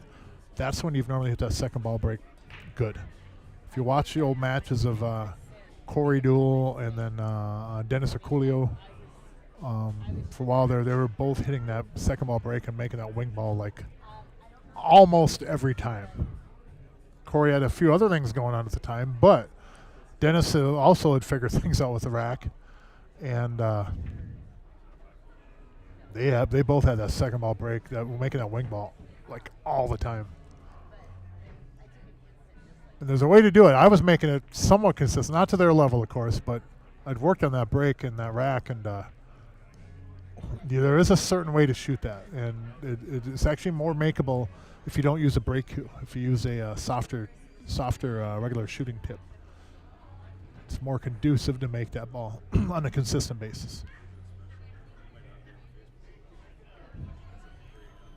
And that's not my opinion on that. That was from Corey and from Dennis and a couple other pros in my research on that break. That's their words.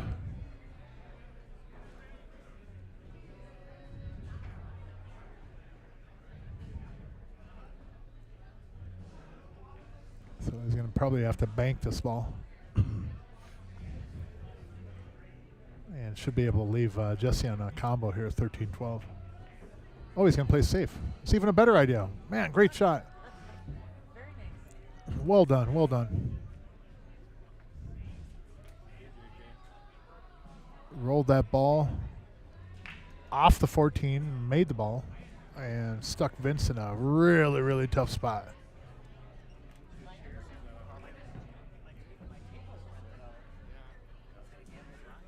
I don't think that 2 has a path between the 3-5 in that corner pocket. I don't. This is a tough spot here.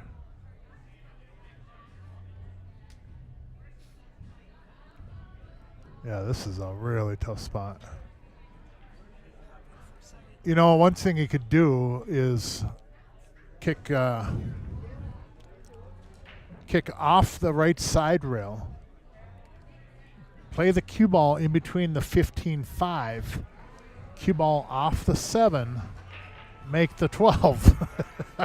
Mark is always coming up with the crazy JK shots. in the house on the stream. How we doing, everybody? What do we got here? A little 4-2 action. Yeah, 4-2, and they're on solids. That you know what I'm saying though? Right about the side pocket, come in, raise the 7, make the 12 with the cue ball. It's a great shot if you can execute it. But it's really not even safe though, because they'd have the 15. Unless you graze the 7 enough where the 7 comes off that rail, then he's got. I mean, that's. I think you got to be Filipino to pull off that kind of shot. You don't have to be Filipino to try it, but I think that they'd make them. Just because they seem to kick at stuff like that so much better than we do. So what's he trying to do here? The 2-6 off the 10 into the 12. Yeah, I don't know if he can catch the 2 enough to go into the 6 solidly enough or square enough. I don't think he has enough the 2 to do that, does he? It doesn't. It doesn't look like it. And even then, you're opening everything up, and very little chance that you make that ball. I kind of like my kick. Cue off that side rail, off the 7, make the 12. Bump the 7 off the bottom rail, up, block you in between the 15. That's probably about a 0.005% chance, but he's going to tie the 14 up on the 2 ball. That's not a horrible idea either. I mean, that was a good try. Table 16. You want to grab a chair? yeah, I guess I was gonna play on the 9-footer, but there's some people on there, so. There's a couple road players. I don't know if that's what I would call them, but I'll be right back. They'll be hitting the road when the table's taken. So Al Brew, yeah, I was playing with somebody this afternoon, a roadie. You messaged me earlier, a road player, from one pocket. Al Bruja. Or like the old Yamaha, Bruja. Used to have a Yamaha. Very good motorcycles. I think they made snowmobiles for a while too. I think they did. I think that was short-lived though. Did they make them? Yeah, Yamaha made them. I think Kawasaki did too. So what happened? He put it in a spot where Jesse could just make it with ball in hand? Yeah. Yeah, he tried to lay it on that 2 somehow, but it just came past it. And now Stripes has a not a tough out, but I think I like shooting the 10 into the 12 versus the 13 into the 12.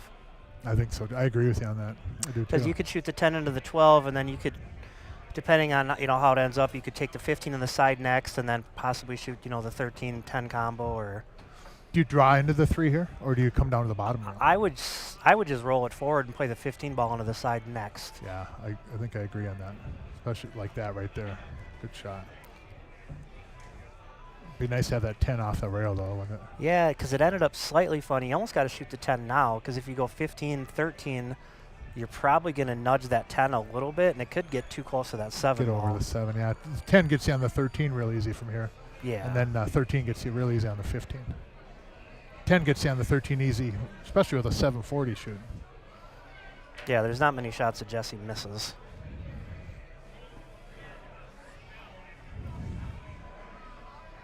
I don't know, is he going to try to use the 6 ball? Run the cue ball in a 6 ball? I don't think you have to run into any ball. No, you wouldn't have to, but I mean, I could see him running into the 6 because you want to go a little wider versus getting too close. You don't want to accidentally touch that 13 ball. You could hit the 6 ball as long as you don't hit it too hard, you'll be fine. Yeah, if you hit the edge of it too, it'll put you on they push the cue ball over onto the 13. That's pretty perfect right there.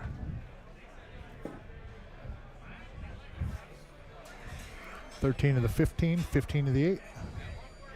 Yeah, just make sure you hit this firm enough to where, you know, you got a shot on the 15. You don't want to stop it right there and snooker yourself in the 3 a little bit. I don't think Dave will do that, but.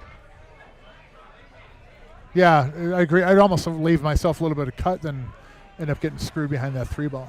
Oh, yeah. Because if you got to run up table, you can still take the 8 in the corner. You know, you have a lot of pockets for that 8 ball. And not that he would ever put the cue ball this far, but even if the cue ball, say, ended up like on the line where the spot is, Jesse's still going to make that cut shot. Yeah.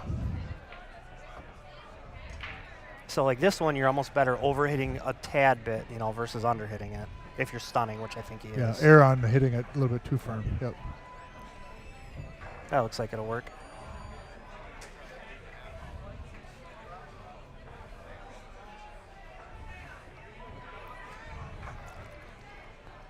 Little Joe in the house.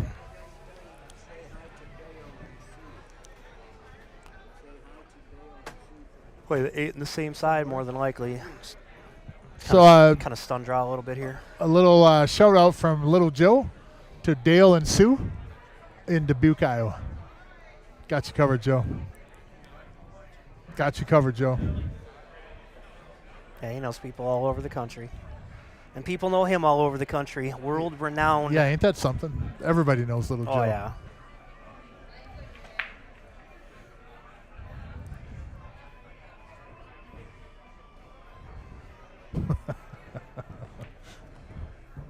Good shot. Good shot. Fairly simple. Just kind of draw back a little bit. Get on the 8. 5 to 3 going to 11. 5-2. Well, oh, yeah, 2. Yep, 5-2. See, this is why I'm not allowed to commentate. I can't even read the numbers. Oh, my, oh, my. Hey, we all got our strengths. Clearly, that's not one of mine. Wait a minute. You bartend, so you have to have some math skills. Yeah, right? with dollar bills, that's a difference, sir. Difference. Yeah, percentages. Difference in counting to 11. Right. Well, I shoot at the wrong pocket all the time, too, so math ain't my easiest subject. Although Madsen might disagree. So 5-2 race to 11, 7 games in. 1 hour and 41 minutes. And again, I attribute that to second ball breaks. It doesn't really always leave tables that are just conducive to, you know, kind of simple patterns to get out. You have to do some work at them, and that's what we're seeing here.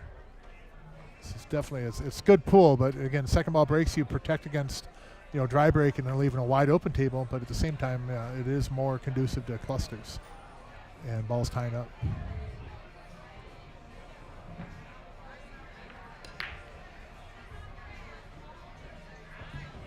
Look at that 14 ball.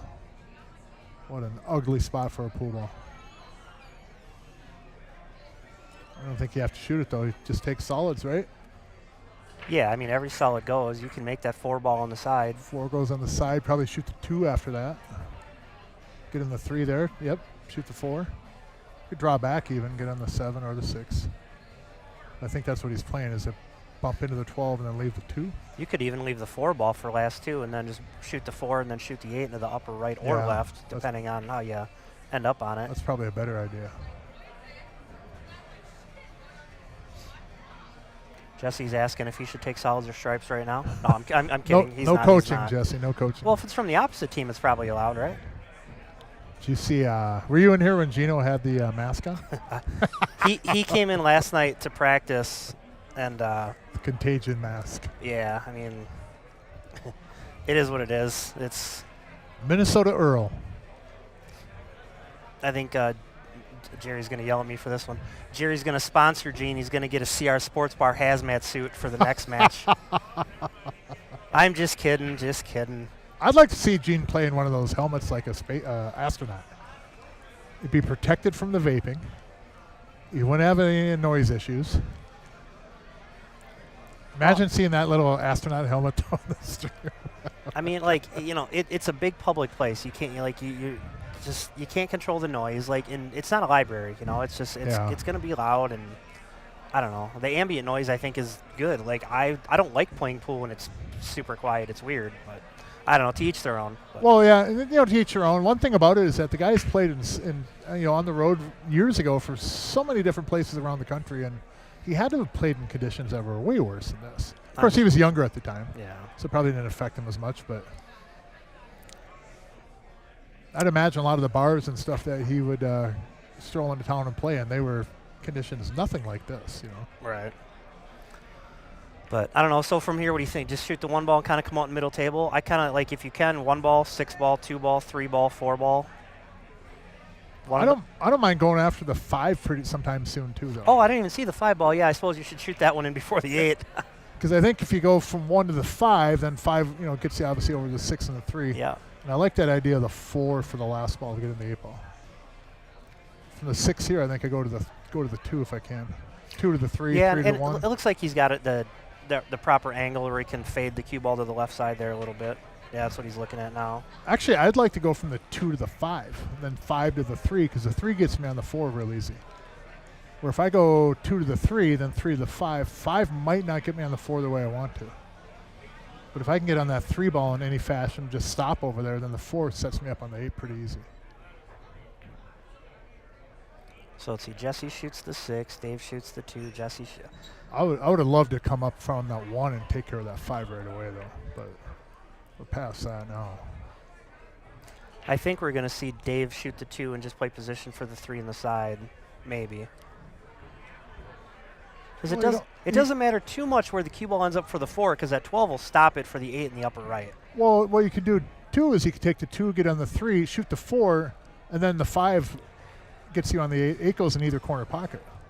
So you could use the 4 gently go into the 12 to give you a full cue ball, then just shoot the 5 ball. Yeah, that's another option. And then take the 8 up in the left corner or the right corner, if you get kind of weird on that 3 ball. The thing I don't like is that if you get on the 5 and get kind of a weird angle on that 4, then you might be in trouble getting on the 8. Just you might end up with a weird cut on the 8.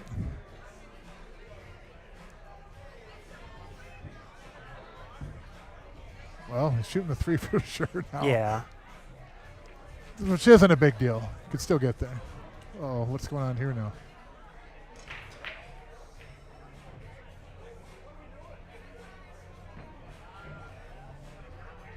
I don't know. I'm not sure. It's like Vince was telling him a secret or something.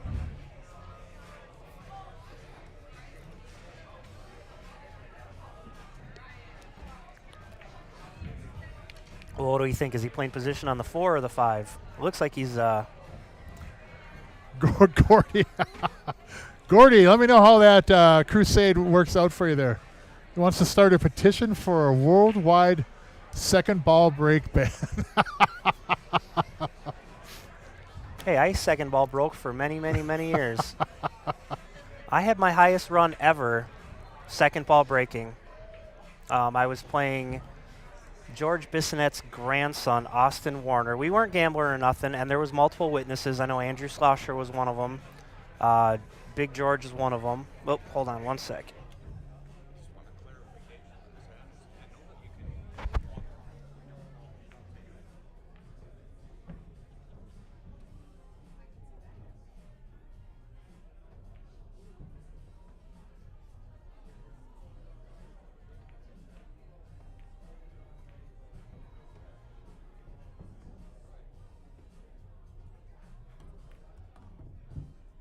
That's exactly what happened a couple of matches ago.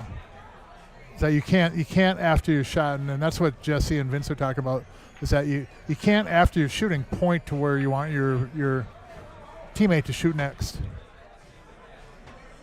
You can point all you want when you're at the table before you shoot. You can walk around, you can lay out the entire pattern, but you can't do it after you've shot.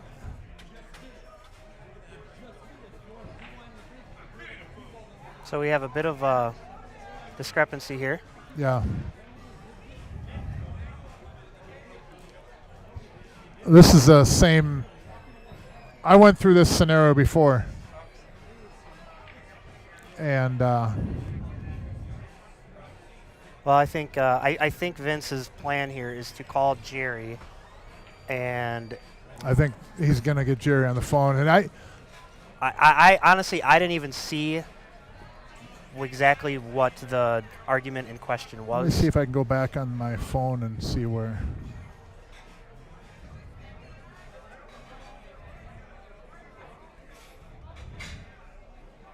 I mean, and I can say, like, a lot of us will do out of habit and not, like if you're trying to get the cue ball in a certain position, because I know I do it, and you don't get the cue ball want, a lot of times you'll tap the table where you were hoping to get the cue ball out of disgust, like, but it's like as a pool player, it's almost like breathing, like you're not doing it intentionally. So. But this is what happened in one of my matches. We're going to go mute here for a second.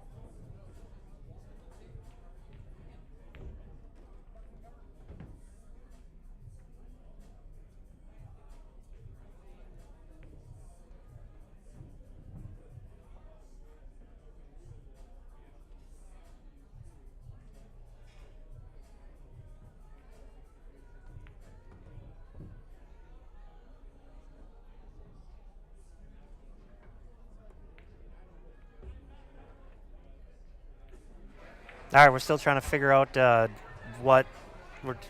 Mark is going back and trying to watch and see if we see what Vince is talking about or not. See, this is one other reason I don't commentate. When I commentate, obviously things go awry. Not that it's my fault, just bad luck. Like, this doesn't happen when I'm not here. So we're going to take a little bit of a break, and I don't know, we might have to get Jerry on the phone. I'm not really sure what's going on. So.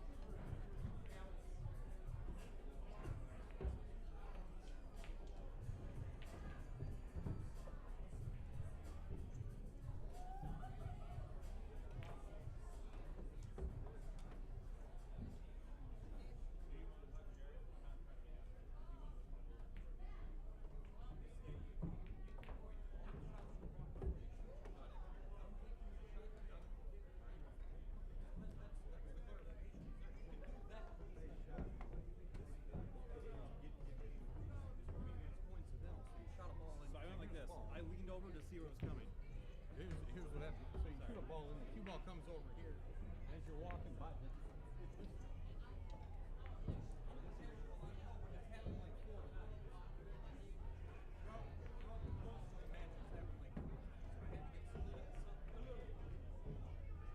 So we're back at it here. The discussion is this, that Vince is claiming that Jesse, after he shot, went and leaned and pointed to where he wanted Dave, which ball he wanted Dave to shoot next. And Vince has claimed that Jesse's done this a few times in this match. I went through this in a match a couple of tournaments ago where the opponent was clearly coaching after their shot. And that particular opponent admitted that they felt that they were within the rules, that what they were doing was legal, and was told that it wasn't actually, that was a foul. Now, it's not the same situation now, but that got kind of ugly as well. And he was coaching after the shot. He was fouling repeatedly, and as we had done previously in that match, we had mentioned to our opponent a couple of times to stop doing that because it was coaching, and then it came to a head, and then Jerry had determined as a foul. They're playing on right now, but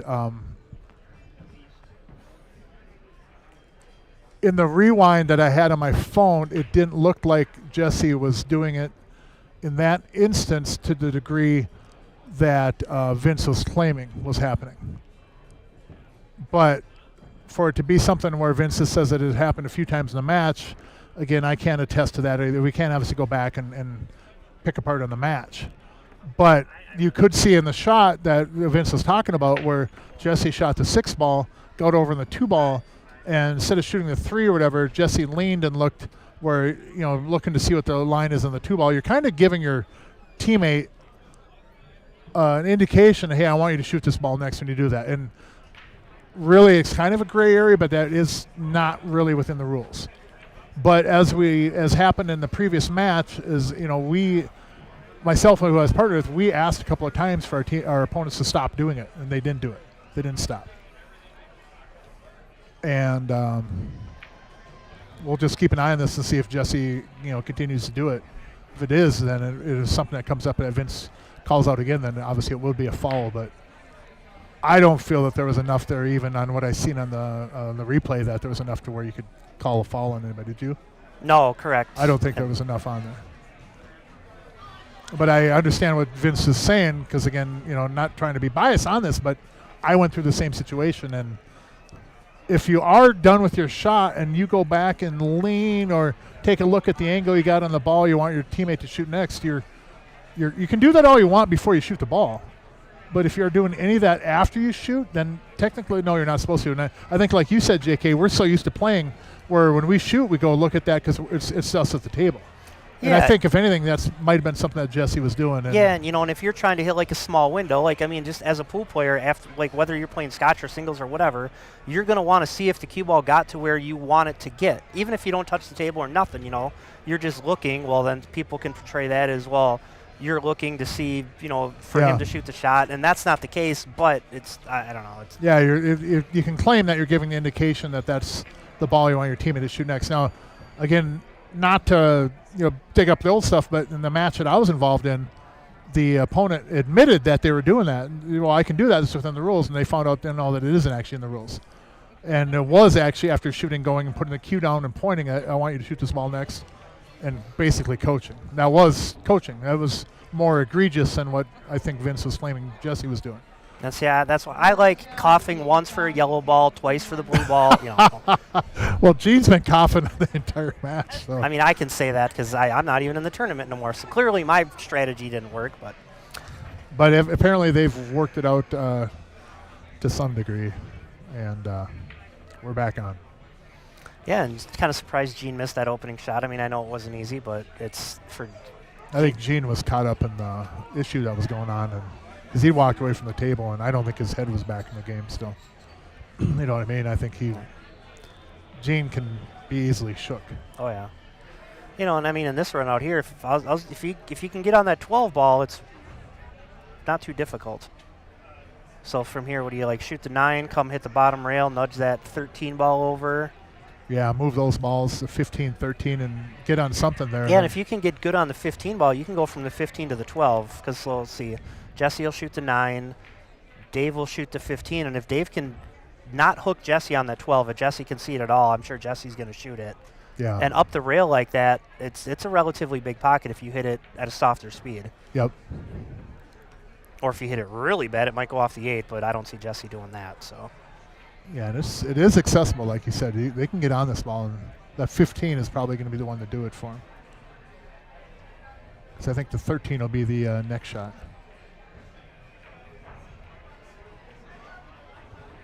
Oh, 15. I thought he could get by there, but clearly he couldn't. So, but yeah, and then this, I kind of like drawing back, and if you can draw it straight back, if for some reason you don't get there, you got the 9 ball as one more insurance ball, but you got a relatively, all you got to do is just draw past the 1 ball. Yeah, you got a free look at it right now to try to get on it, don't you? Yeah. 15, you get a free shot at getting on the 12. If you don't, you should have the 13 or the 10 on the side if you get the 1 ball and play too much. But yeah, I think you got a free look at trying to get on the 12 here. If you get on the 12, then the rest is easy. Yeah, and then Jesse's just got to do it. After the 740 rolls it up the rail, it gets easier. Oh, a little bit too much. Yeah. And that's why I don't mind going for it there, because now you still have 1 more insurance ball, and you just got to figure something else out. You can maybe get on the 10 and try to come 2 rails and get that position, or if you get an angle on, the 15 on the left side there, yep. You can. Well, how about this shot too, JK? If you get some on the 15 first, the 13, and then get on the ball by the 10 there. What's that, the 15? I can't You tell. shoot that ball in the upper right corner, get an angle on the 14 to run into the top part of the 12. 12 bumps in between those 2 balls, and you have the 10 on the side. You know what I mean? Try to bump the 12 down to the bottom rail. Yeah, you could do that. But you have to have almost the exact angle on the 14 to do that, though. Or you could shoot that ball into the side, run the cue ball off of the 6 and 3, and that's going to go towards that rail above the 4, and then you can shoot Then the ball. Straight in on it too, yeah. That's another option. That would all be on speed and really kind of on what angle you're going to end up on that ball too. Yeah. I'm not saying one's necessarily better than the other. It's just different options, and it all depends on that exact angle when you get there. That really the player is going to know that. Yeah. It's the booth is deceiving. Oh, you should do this, and sometimes that angle just isn't quite there. I kind of like with your route, if you're going to do that, though, get the 10 ball out of the way, because then if you get stuck on the 6 square, you could bank the 12 cross side if you have to. Well, I think he's going to do the 11 and then the 14 and then... Yeah, whatever. I would shoot the ball above the 10 ball. I would shoot that into the upper right.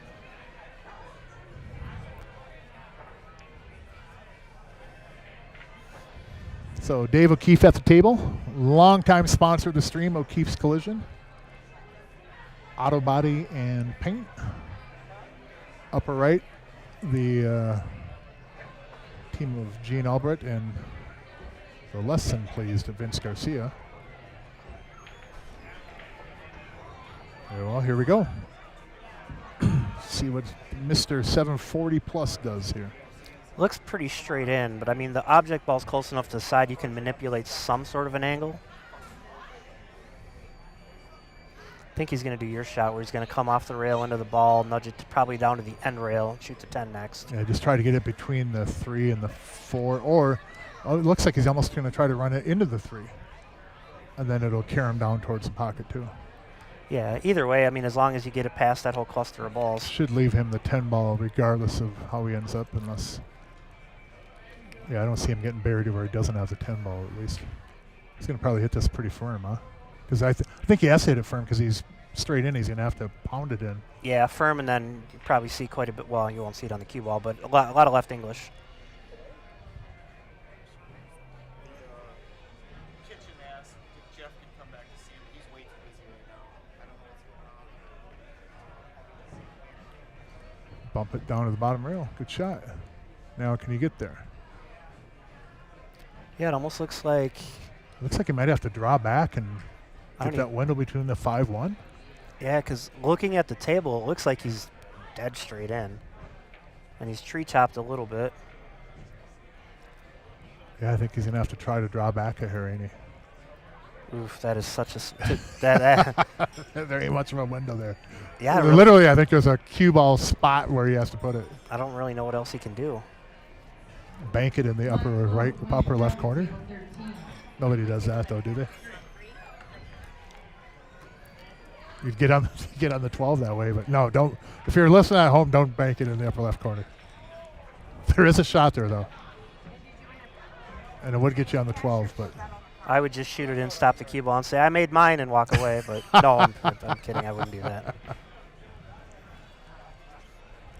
Yeah, it's makes it even tougher. If he's going to draw back, makes it even tougher being elevated over that 6-3. I might do that if my partner was Fedor, because that guy's so good at jumping. He's got a full cue ball, though, really. I mean, he's elevated, but he's got all the cue ball. This is a really easy one to draw back too far, though. It's an easy one to underdraw. There's such a small window here.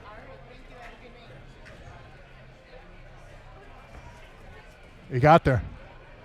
Yeah, he got there. Look at that. What a shot. Man, he got on that ball. That ball's makeable. And it'll naturally go to the 8-ball. Yeah, it's got to be because he's looking at where the cue ball is going to come out for position.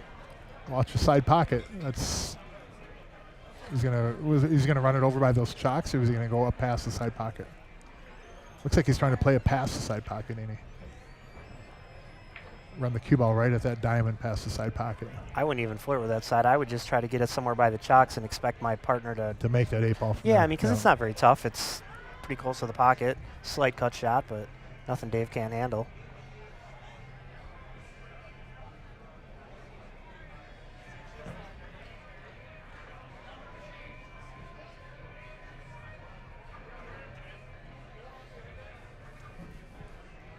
Gordy, how's that petition going? Draw it up, buddy. I'll sign. Actually, no, I won't because I use second ball. Might have to put quite a bit of left English on this, too. If he can't see the entire ball, then he's got to spin it in a little bit. I kind of like spinning it some because then I think you target for those chalks. And then you make the 8-ball from anywhere over on that right side. Yeah. I mean, even if the cue ball's in the center of the table, I think Dave's still making. And then you also take out the scratch in the side that way by throwing a lot of English on it. Because these shots always kind of direct line. Oh, man, that was good. Good little rub there. Those kind of shots always for me just kind of direct line right over in the side pocket. Yeah. You know how you hit it with some English and it just kills and just goes drunk, almost like a straight line over there.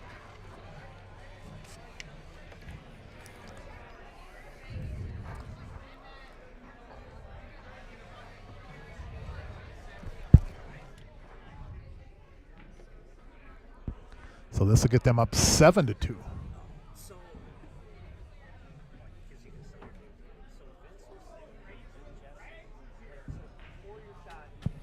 Up 7-2. 7-2, race to 11, BCA rules, CRs Sportsbar in Coon Rapids, Minnesota. Mark Weaver in the booth, joined by J to the K. Not going to try to pronounce his last name. I know how to say it, but act like I don't. And he's discussing with Stevie right now what happened with the drama at the table. If you can tell the 3 contestants up there that the look of one of them is chagrin would be a kind word. And it's kind of a it's not really a gray area because we can rewind, but I think one thing that Vince could have done, and not faulting him on this at all in any way, and you know, and I alluded to the match previously where that had happened, and we had mentioned to our opponents a couple of times that it had to stop, and it didn't, and we were told by the competitor that what they were doing was legal, and it wasn't. It was an absolute foul. And it was going through most of the match, or at the point, because the match wasn't over yet. But Jerry had rewound on the stream, and clearly the guy was pointing. He even admitted, no, I can show my partner what to do. No, you can do it before you shoot. Once you're done shooting, you shouldn't be pointing at anything. You shouldn't be lining up. You shouldn't stand where you want to shoot next. You shouldn't lean to see if a ball goes or not. I mean, you shouldn't do any of those things. And it's hard as pool players to get out of that mode, just like JK was saying, because we play as singles, our natural thing is, okay, did I get there? You know, did my cue ball get there? What am I looking at? It's natural. It's just a natural thing to do. And I don't think in either situation was it done to, purposely break the rules or cheat. Although in the situation we were in, the guy admitted that he thought that was the rule.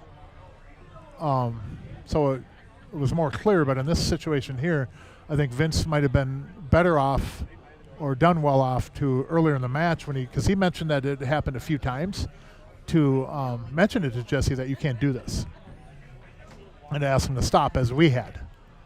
And then if it continues, then it's pretty easy to make it a fall. Then you also, by bringing that up, you bring it up to the attention of, I'm not the tournament director, but I guess being up here in the booth, everybody came up here to talk to us about it. So, I guess in a way it does make me the de facto TD tournament director at this point. And the way I would have ruled on that is that there would have not have been a foul. But Jesse would have been noted that, because Jesse was up here and pretty adamant that he do it. And I was flat out saying, hey, Jesse, I'm not trying to dispute that. Just trying to see what actually happened and let you know that you can't do some things that you may feel you can do. And that's the way I would have ruled on that in this situation, is that I think I would have went with a warning to both teams that you can't do any coaching after you shoot. You can't do any pointing. You can't do anything like that, whether it happened or not, because it's not conclusive that Jesse even did that. Let's say it can't be more clear about that. I don't disagree with Jesse's view on it at all of what happened, and I also don't disagree with Vince's. But I don't feel that there was enough there to call a foul on Jesse. And it's unfortunate because the rules are pretty clear. And you can coach your teammate while you're at the table, while you're shooting. But once you make your shot and pocket your ball, you need to go and stand away from the table and or go sit down. And I think it's better to err on the side of caution to where you don't even look if the cue ball got there, because your teammate will let you know by their action and what they shoot. It's kind of a thing where if you're playing somebody in singles and you shoot a ball and you're trying to get in a certain spot, then your opponent, and we've all this happen where your opponent's a donkey and gets up and goes and looks while you're at the table. It's like, what are you doing? What are you looking at? Well, I'm looking to see if it goes or not. You'll know because I'm at the table. And that was a situation that really irks me, and you can hear me getting louder and adamant about it, is that if you're playing somebody, and if you don't know if the ball goes or whatever, stay in your chair. It's not on you to get up and look, and trust in your opponent that they're not just going to go firing away at it, and then they're not going to shoot at a questionable shot. They're going to take a look at it, and if it's something that is questionable, they'll call a referee, or you call a referee and have them come over. But this whole of, you shoot a ball and your opponent gets up and goes and looks for the cue ball. Come on, stay in your chair. It's none of your business. You're not at the table. And there are exceptions on that. I mean, there really are. It's not like a cut and dry, but too many people do that. And that's my personal opinion. I'm not saying it's a law, but courtesy-wise is that if you're shooting, if I'm sitting there and my opponent's playing and shooting, if I don't know if they got there with the cue ball, if the ball are going, I'm not going to hop out of my chair. Why? If they shoot the ball and make it, then I know it goes. If they don't shoot at the ball, then it probably doesn't go. That's how I know. I don't need to get up and look. I'm not even at the table. But you can't do it in scotch. Post shot. Long story short. You can do all you want before you shoot. You can lead through the entire pattern. But once you shoot, and this is not the first time this has happened, but once you shoot, do not point where you want your teammate to shoot. Do not stand where you want to shoot your next shot from. Don't do any of those things. Go back to your chair and sit down. That way none of it comes into play, and really you're playing within the rules that way too. Now Jesse has a breakout on the 9-11 off this 13. this ball, the cue ball got in a really good spot for this breakout. There's a lot of cloth in between. But again, you've got a 740 plus that is going to be shooting it. And, you know, for Dave, and if I'm playing with Jesse, for me too, I'd say have at it. You know? I don't want to shoot that ball, but man, I'm glad I got my 740 plus with me because I'll let him shoot at it all day. So, again, sorry for getting all caught up in this whole fiasco that happened on here, but again, I think Vince should have brought that to the attention of Jesse and Dave, and then brought it to the attention of us up here in the booth. That it was noted, and then you can start looking for it in the future.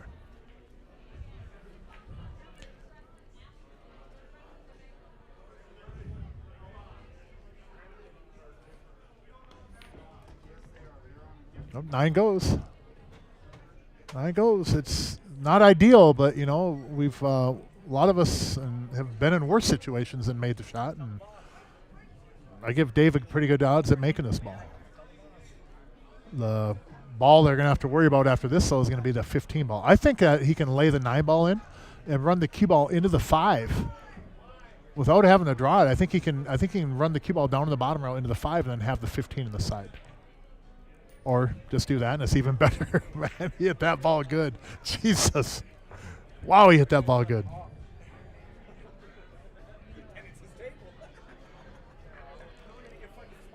Man, he hit that ball pretty good.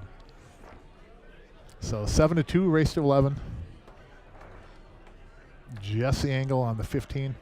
Now, I think he can catch the edge of that 6 with some follow and left and get up on the 12.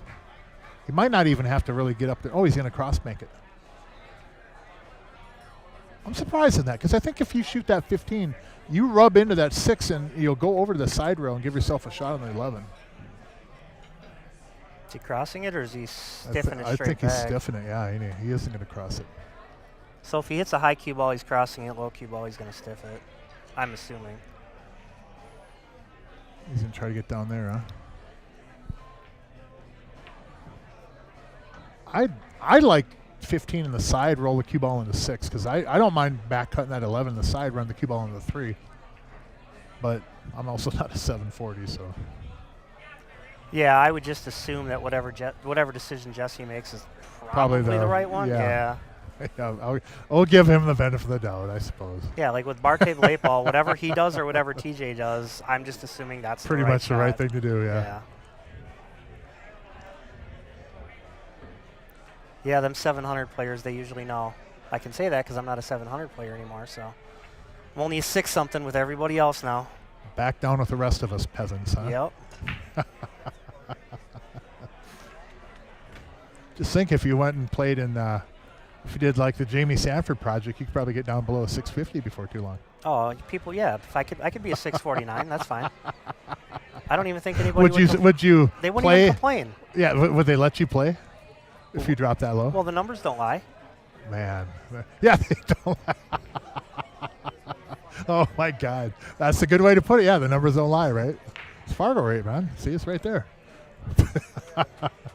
I would, if you went from where you are down to a 649, I would love to be in that conversation when you're trying to get into a 650. It wouldn't matter. I don't play in Saturday tournaments because A, I always work, and B, I just can't get up that early. Like, and I know people are like, well, it starts at noon. It's not that early. Well, stay up till 5 in the morning every day for 20 years, and then try to get up at 10:45 to be here by noon and see how that goes. Play pool for 14 hours. Yeah, it's not. I mean, sure, I could physically do it, and that's why I don't play in like even the Hex tournament. The TJ won them both. Like, I mean, I kind of wanted to play, but at the same time, it's so hard for me to get up that early, and to get up that early and be able, and you have to play good, right? That's the other thing is I'm competing against Jesse and TJ and Rob, and sure, I'm capable if I'm playing good, but when I'm tired, like, it's just, to me, that's a waste of $450, so I stayed home. But if I was a 649, I might be able to play kind of bad and still do okay. I don't know. That's something to think about. What time's the shooters tournament start on Mondays? You'd have to. You'd have to go. It'd probably be a 6-month project, wouldn't it? I don't know. That's a lot of points. I don't think I could ever go down that low. How long did it take Jamie to drop down? Well, but year. he's Not saying Jamie did anything wrong. No, but and he didn't have as many games in robustness when he first started playing Fargo stuff. Sure. Like sure. I mean I don't have a ton, but I have like 1,400. So it takes more to move at that point. Yeah. Yep. But I think my highest I ever was like a 726 or something like that. But I just I don't compete that much anymore, so. So he's going to draw this back and probably a little bit of right English just for some touch. Get a little bit of room. Helps you hit the 11 a little bit more full, too. Or is he going to play the cue ball off the 3 and then get shape on the 8? I doubt it. I mean, I just knowing Jesse's game, he doesn't touch balls unless he absolutely has to.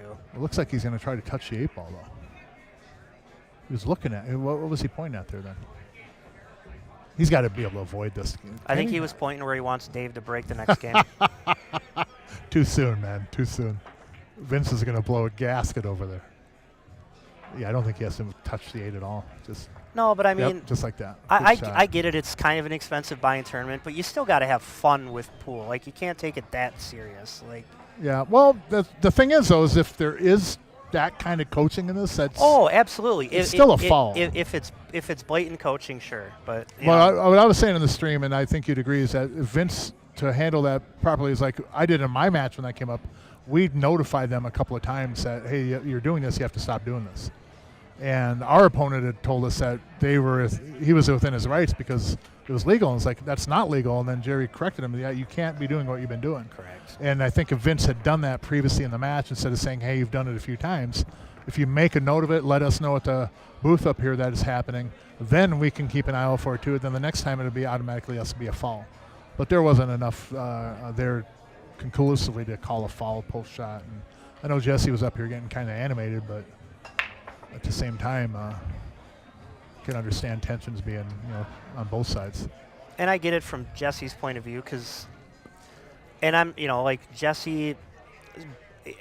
There's not like a good way to word this, but basically I believe so Jesse feels like Vince called him out for cheating, and Jesse felt like he didn't.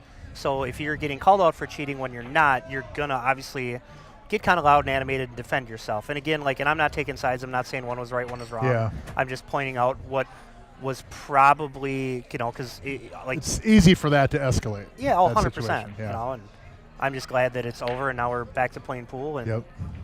Well, look at this break. Man, oh man, oh man. Well. So if the 7 goes in the left side pocket after the 1 and the 3 are obviously out of the way, I like solids. If it doesn't, how about shooting it right now? If you can catch enough of it to throw it in. Yeah, I think he's gonna. Well, yeah. If you can make it, to me from here it looks like the 14 is blocking it too much. Yeah, I don't know if he can catch enough of it, can he? Looking at the table though, it's closer.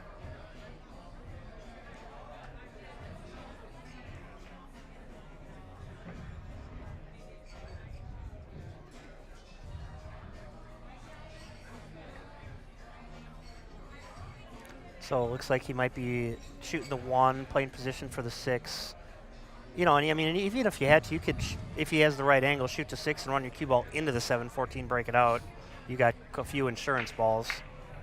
Yeah, the 3 should be there still, right? Yeah, the 3 should be there, and then if it gets really out of hand, you got the 5 up at the top. Very nice. Or the 4-2 combo. Most likely be on the 2, though, instead of the 4-2 combo.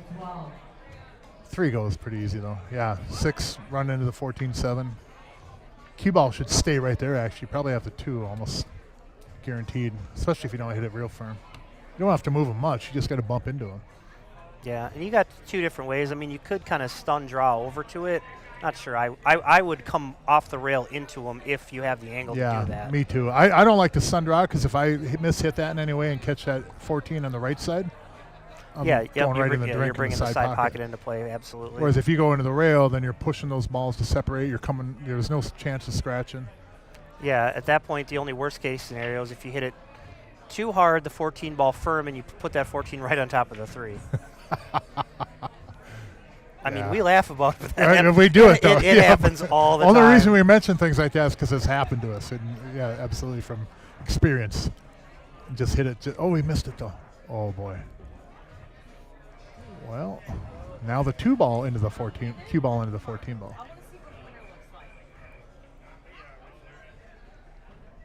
I think so, right?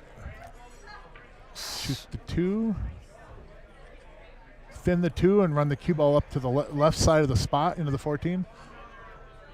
And there's a little bit of a scratch involved in this one, too. I think you'd have to really miss-hit it to scratch, though. Yeah. If anything, you'll hit on the left side of that ball. Not the right side of it. And if you miss it here, you still have one more opportunity. Missed it again. Ooh, well, he's going to take my other opportunity was going to be if you can shoot the 3, get on the 5, shoot the 5 into the upper right, and then run into them balls. But well, you could shoot if he doesn't have too much of an angle. Shoot the 5 into the upper left, draw your cue ball into the 7-14. But he might have too much of an angle to do that. I don't know. We'll find out. Yeah, watch him try that and then slide right past the left side of that 14 and miss it again. I think that's a lot of drive. I think he might have got too steep of an angle. He's not doing that. He's just shooting it in. I mean, if he's really determined to break it out, he could shoot the bank shot and bank the 5 and run the cue ball and do it, but I don't think Dave will shoot that. That's more of a 740 shot than a 618 or 619. Not that, not that Dave's not capable. It's just Jesse's got a higher percentage of making something like that than Dave. Yep. That was a nice little rub right there. Because now you can make that 3 ball from anywhere on the table.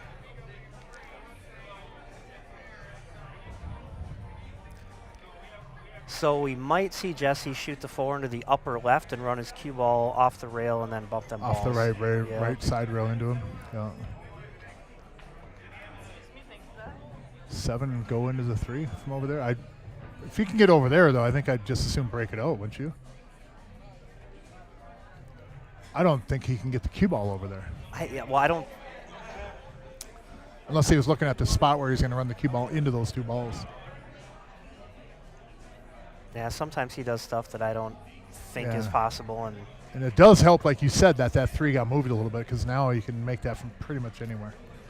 Because I think he had to be in the upper part of the table to make it before. Correct. Or you back cut thin, and then the cue ball is going to run from you run a little wild. Yeah, I think this is a shot. Back cut upper left corner, run the cue ball to the right side rail into the 14-7. We'll do a quick little shout out. We got the owner of Monticello Auto Service standing next to us. Tomorrow he's doing free oil changes for all veterans. So talk about giving back to the community. I think he's got about 50 of them lined up. 72 lined up. How do you like that? 72 free oil changes for our veterans tomorrow. So that's awesome. Shout out to Ryan Janikowski, owner of Monticello Auto Service. Great place to get any work done on your car if you need it. Is he gonna play to run into him? No.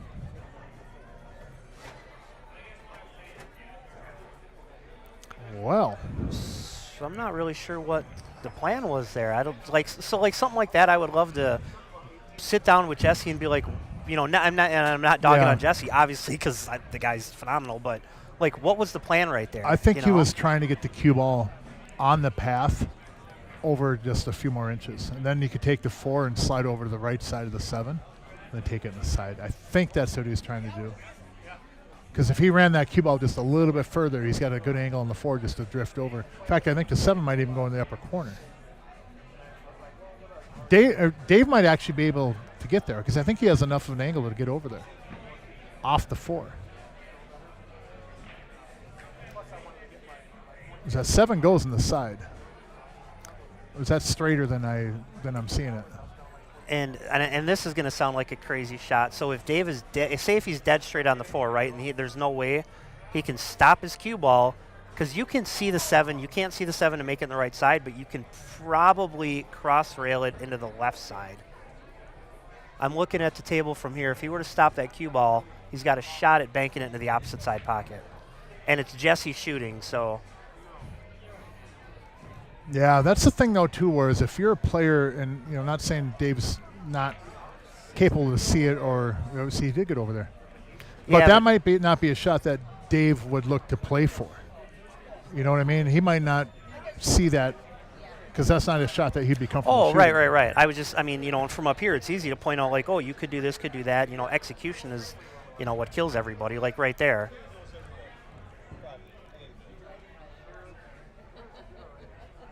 But he I don't know if I like taking this 14 right now. I think I'd take the 9, get on the 15, use the 15 to get on the 14. 14 gets me back down to the 11. 9 will get me over just past the spot somewhere, and I have an angle on the 15 to just float up there. My concern here is that if I shoot this 14, I'm going to be up table. I think the 7's going to slow the cue ball down enough to where he's going to have a Shoot the 9 very, still? or you do that. Or just do that, yeah. Well, that's a really good shot. Josh Wallstrom, Shane Jackson, table 13. Yeah, that was a great shot right there. And the 8's got a full pocket up table in either corner. I like going 15, 11, 9, 8 from here. I mean, it doesn't really matter too much, but. Yeah, I'd like to float the 8 into the side and then take or 9 in the side and take the 8 in the right corner. Plenty of room in the upper left corner too, but now He did leave him as hard as you could leave him, though. Like on the rail, looks like he's straight in on the 9, and then if you shoot the 11, yeah, you could shoot the 9 in the upper left.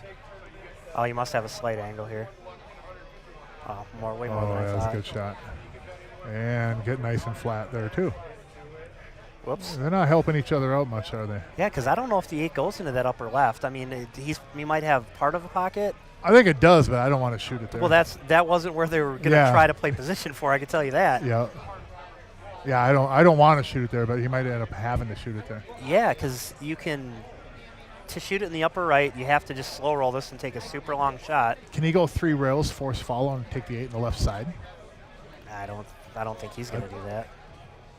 Nope, he's going to get out there and make Gene shoot it.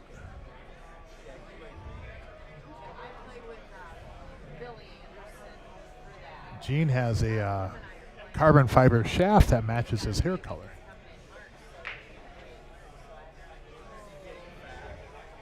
I think that's a Q-Tech shaft, I want to say. I might be wrong on that, though.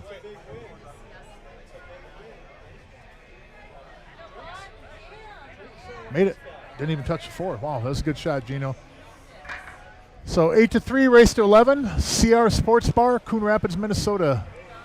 Gene Albright and Vince Garcia versus Jesse Engel and Dave O'Keefe. Down 3-8. And this is usually where the momentum starts going back the other direction. Typically a team gets ahead, whether by 2, 3 games, 5 games, or whatever, and then the other team starts picking up a few and coming right back. As you get further in a tournament like this, or even in a singles tournament or event, the chances you get to have that swing to, the momentum coming back your direction gets less and less. As people advance in the tournament, those opportunities come up less. Should come up less.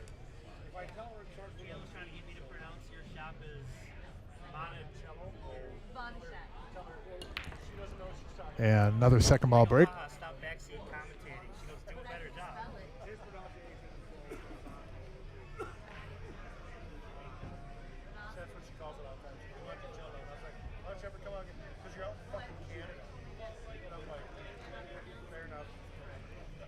Solids looks like a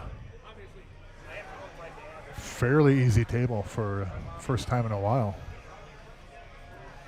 And that made it a little bit tougher. Yeah, see, they didn't want an easy table. They want to earn it. Man, Gino, you didn't hit that one very good at all. So he's got the knee brace. Well, a lot of times when you shoot something like that, you're just focused on making the ball. You're not thinking about where the other object ball is going to go, and that's what gets you in trouble, clearly, in this situation. So what now? Shoot the 5, a little bit of high right, get the angle on the 2 to run into the 7, because I don't think the 7 goes in that bottom right, or maybe the side. I don't know if it goes in the side. I don't think it goes past that 9 in the corner, does it? No, I don't believe so. Man, they had such a good-looking table too, and one shot ties up a ball, and here we are. If he can get right there, maybe it does go on the side. No, I don't think so. I don't think it has a pocket.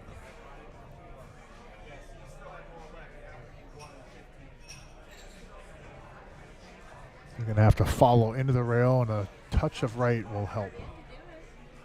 Yeah, that touch to right, though, makes this shot a lot harder. I needed more right than Yeah, that. a little bit more right. He might have enough of the wrong angle to where he can come 2 rails into the 11-7 with a high right cue ball.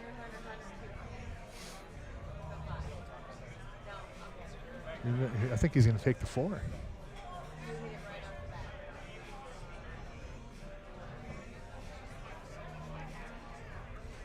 I would never shoot the 4 from right here, but No, I mean, the only thing you get from the 4 if you draw back and get it on the 6 and you draw into the 7, but that's a mess. that's asking way That's too many. trouble. Yeah, that's like ball in hand position multiple times. Yeah, in a because you got to row. get perfect position on the 6 to even have that shot available to you. Yeah. And then if you do that, there's no guarantee you're going to be on a ball. No, I think he's going to shoot the 2, and he's looking at playing just position for the 7 on the side. So it must go. Yeah, it does go on the side.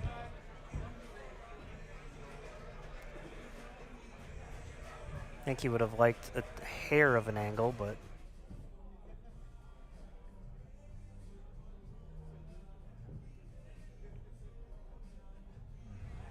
I hadn't seen her for a while.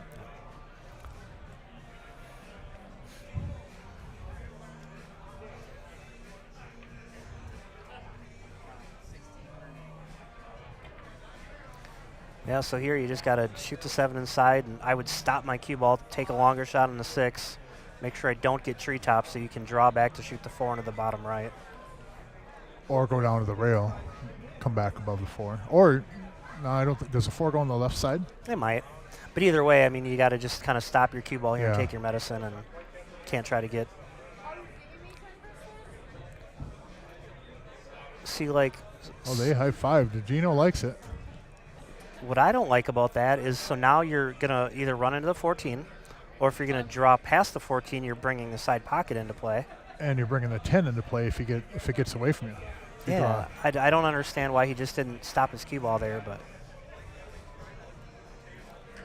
Yeah, because if he draws and avoids that 14, he could slide up behind the 10. yeah. Yeah, there's more bad things that can go wrong than good things on the shot.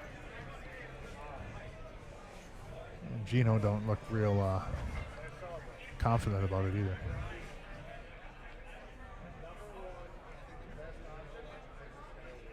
Yeah, it's like, I mean, I know, Jerry preaches it all the time. And he's not wrong about always just being on the proper side of the ball, where here you are not on the proper side of the ball.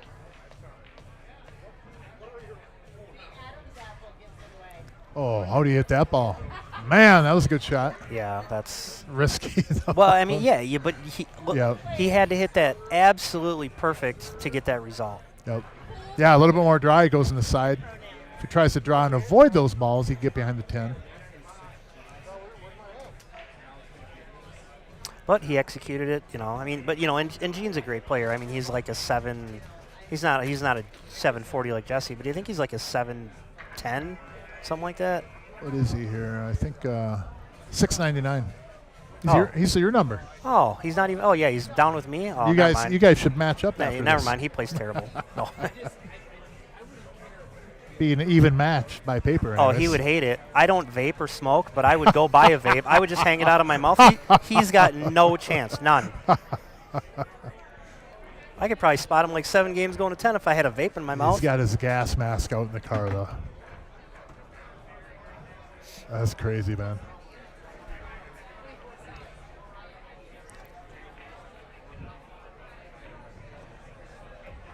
Yeah, just make sure you don't touch that 11 ball with the 8 ball, and good to go.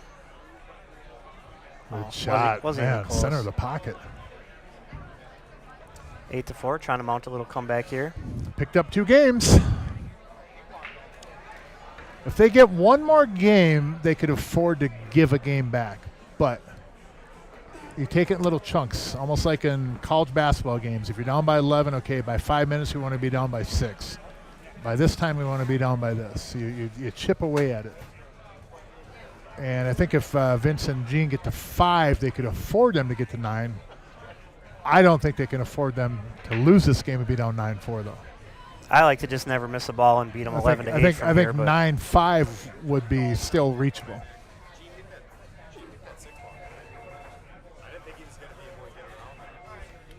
Yeah, we were saying like how when Vince rolled forward, like that was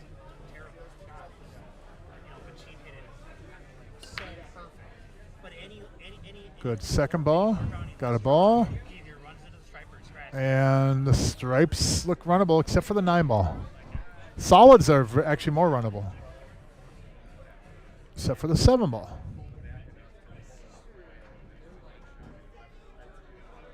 So it really depends on what they feel more. Seven. If the 7 goes by there, no, he's looking at stripes.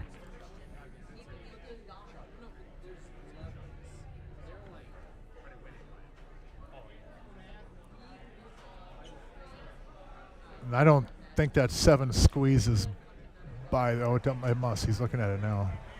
If it goes by there, then that makes solids a lot easier.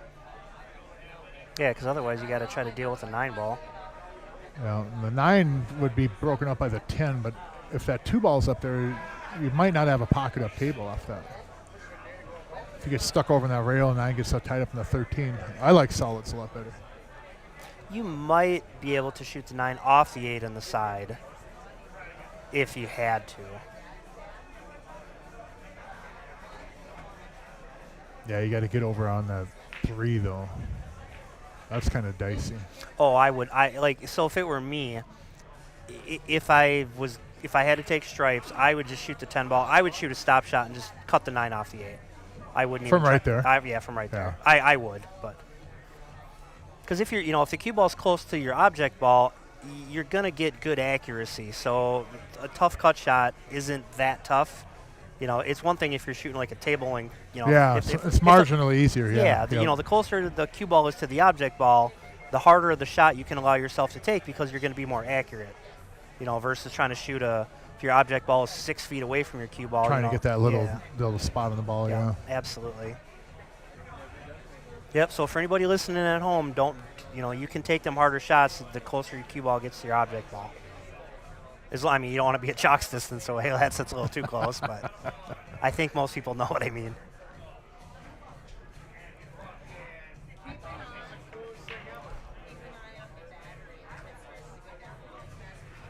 Yeah, they're going to try and break it out.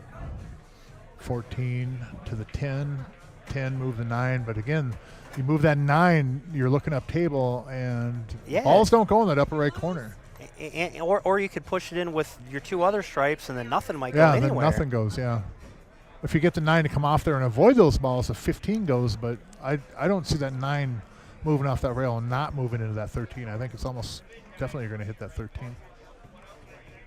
Depending on how Gino hits it, though. JK, you got your office keys on you? I'm gonna borrow them a minute. Now watch this now. Let's say he shoots his 10, catches the outside of the 9. Makes the 8. And cue ball goes up and makes the 8 in the side pocket. That is a possibility. That ball is in play. Now he's looking at your shot about the 9 off the 8. So the only thing that I don't like about my shot is you got to hit it at such a good speed because if you hit it too hard, the 8's going to go up there with that 4, and you might end up tying it up. If you can shoot it to where the 8 ball only goes up like, say, a diamond, then I love it because then the 13 and the 15 both go in the side. Well, I think if you go 9 off the 8 in the side, I think the 8 will tick the 15. Yeah, and that could happen too. And then if that happens, then if you're over on the left side of the table, you don't have a pocket for either of those balls. So you've got to get back to the right, somewhere on the right side so you can take the 13 next.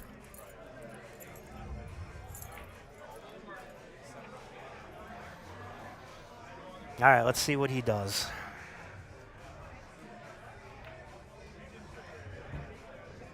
Oh, and he got straight on the 15. Oh, my God. That's absolute best case scenario. Oh, my God. How'd that work out? 15, drawback, 9, 13, 8 ball. And I think he'll even I think he'll come back off the 7 a little bit, so he'll avoid the stripe on the right to get. Avoid hitting that other stripe. Yeah, the 12. Man, how did that work out? Jesus. If I knew it was that easy. 8-5. They got this game.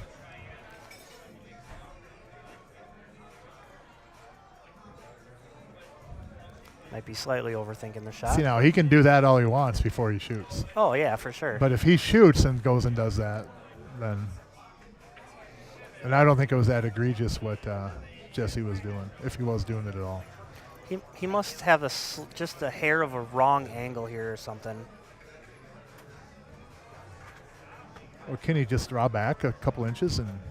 You would think so. Or I mean, regardless of which angle you get on the 13, you could, if you get a good angle, you should be able to like roll forward. And then just back cut the 8. Yeah, or draw it back and then shoot the 8 in the upper left. Yeah, I don't. You know what? I don't think he's even considering that fact that he could just draw over the rail, take it up in the corner. We get so locked in on where we want that ball to go. He's just thinking about the side pocket. Yeah, a lot of times people get tunnel vision. Watch Vince draw back and just take the 8 up in the corner. Show Gene this is how easy this was. I think he's got an ankle now. No, he's going to draw back, ain't he? I think you could take it in either pocket from here. Yep, good shot. Easy peasy. That was a good out.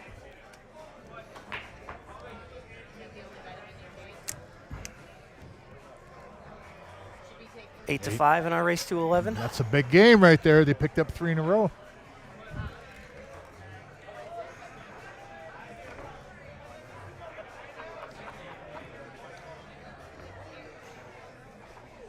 Vince is going for Dancing with the Stars after this match, apparently.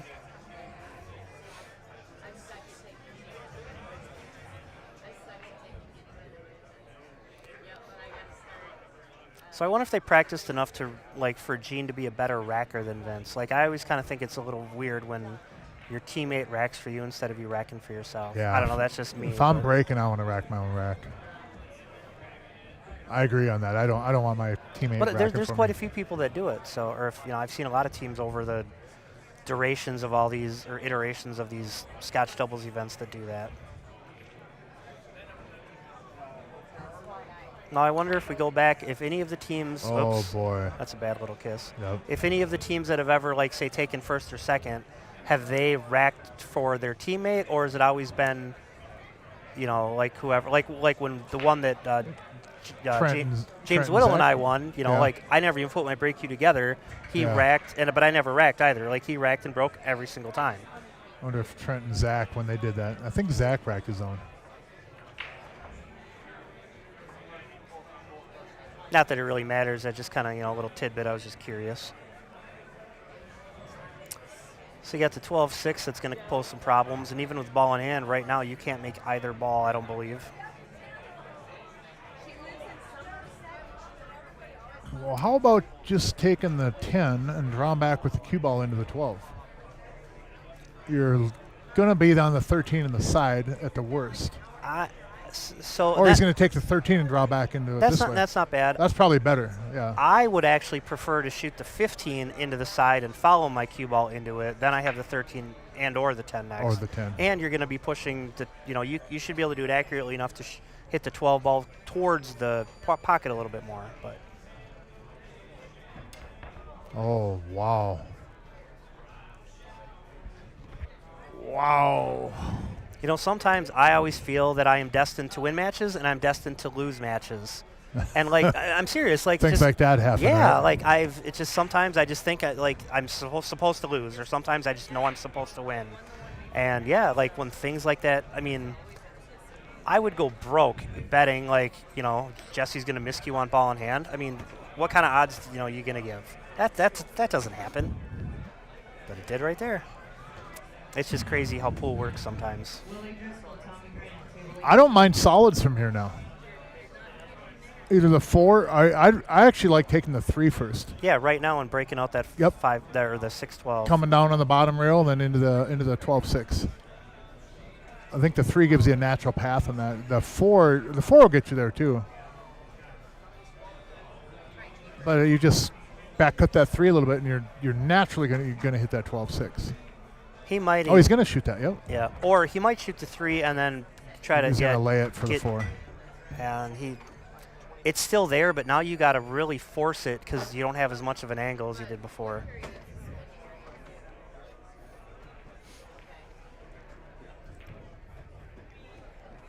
Down to the bottom rail, over to the right side rail with the cue ball into the 12-6.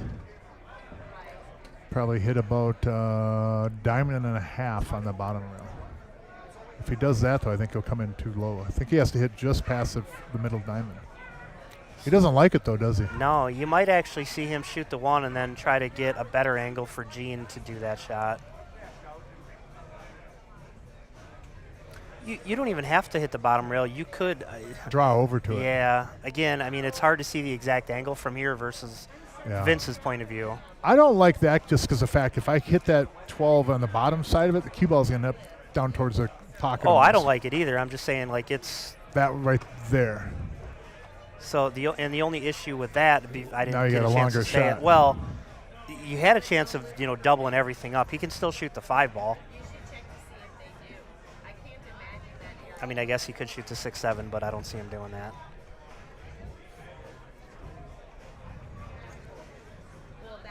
So if he can shoot the 5, ideally if he could draw his cue ball into like the kind of bottom right side of the 9-ish and then shoot the 2 ball into the same pocket as the 5.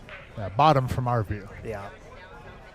Well, they have the same view as us. Because I think if you hit that part of the 9, the 14 might even slow you down. Yeah. And then everything goes after that. You just don't want to miss the 9 and hit the 14 because you could possibly snook yourself on everything. You don't want to hit it on the left side. Like or that. miss the ball. So, because he barely missed that ball. So, say the 5 ball goes in and the cue ball is still going to be roughly in that same spot. Yeah.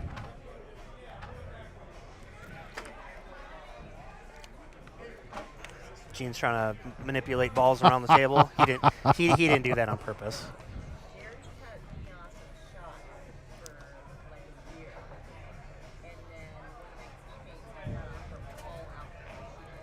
Surprised. Oh yeah, I'm surprised Jesse's not shooting. I forgot Jesse had ball in hand and miscued. I'm like, not very often you see Dave come to the table first. But. Does he have any angle here? I don't think he does, no. And if he does, it's probably going right into that 5 ball, right? I think he's got to just pull back and either shape the 9 or the 13 for just, that's one thing he's got to remember too. You got Jesse shooting behind you, so. Yeah, pretty much as long as you don't hook the guy, he's not going to miss. Yeah, Dave doesn't have to shoot this next shot. Jesse does, which, not knocking on Dave on that. It's just I would rather have a 740 shoot from down there than me. And I think Dave's going to shoot a stop shot and have Jesse shoot the 15 just on the side back next. cut the 15 a little bit. Yeah, huh? that's what he was looking at. Well, that'll work. Yeah, I think he still has the 15 ball.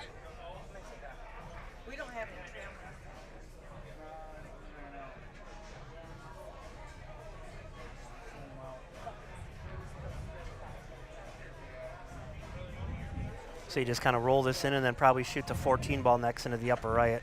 I like getting rid of those earlier the better, where you got 2 balls on the same rail in between the pockets. Yeah. I mean, it is a makeable combo, but sometimes they're not. Well, I think they set up easy too, because that 14 to the 9 puts you back over in the 13. Sometimes they don't. When you got 2 balls in the rail like that, they're not that conducive. You got to go across and then get on the other one. You know what I mean? Yeah, you got some goofy angles. Whereas now that 9 will lead you back to it, but you got to get a good enough angle on that 14 to do that. I don't see him coming down here for anything for the 12 or the 10, staying up table. Looks like he's going to hit this pretty firm though. Or is he? Doesn't look like a slow roll stroke. Oh, it was. Yep. Then it'll be the 14 next. Yeah, I would think so. I mean, could shoot the 9 here, but yeah, I think if you play the 9, you want to play the cue ball to come off that rail into the 13, right? Because if you're going to hit right and come up on the 14, you might as well spin and go into that rail. Is the 6 ball in the way of the 14? It might be. Yeah, it might be now, huh? And if I'm shooting this ball, though, I like to put some right on it. I like to go into the 13. I'm going that direction anyways, because now you end up with a combo. I think from here now it's probably going to go 10, 12.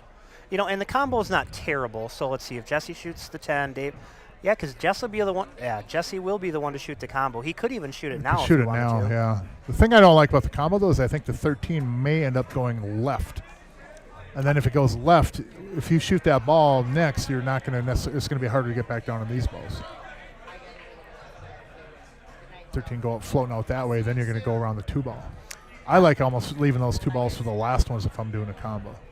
I don't know if it's going to go left. So if you look where the 14 is, how far it is off the rail, yeah. and the 13 is a little further no, off you should the be rail. able to hold that, yeah. Yeah, I would think so, but But I feel too that when he shot that 9 ball, more right English on that and the spin up into the 13 ball. Yeah, and then he probably hits it past the side pocket, and it just makes everything so much easier. Makes everything easier, yeah. Because you're going to go that you're shaping the 14 anyways, I think so. But Dave probably just didn't like, because anytime you're putting, you know how it is. If Yeah, you're putting inside it's- English on, it just makes the it's shot a missable. lot tougher shot, yeah. Easy to jog. And I that know thing. these guys have practiced together a lot, and I'm sure Jesse's told him, like, hey, just make the ball and don't hook me. Yep. And, and it's been working for him. Yeah, So you don't have to get perfect. Just get me on the ball. Yep. Yep, let a 740 does what a 740 will do. Well, that'll work out good. Slow roll this in. 13 back down in the lower right corner. Yep. Just make sure you got a little bit of an angle. I mean, I guess straight in wouldn't be bad, but I like a little bit more of an angle so you can shoot the 13 and get the cue ball out. Yeah. About a diamond out, and then have a cut shot on the 12.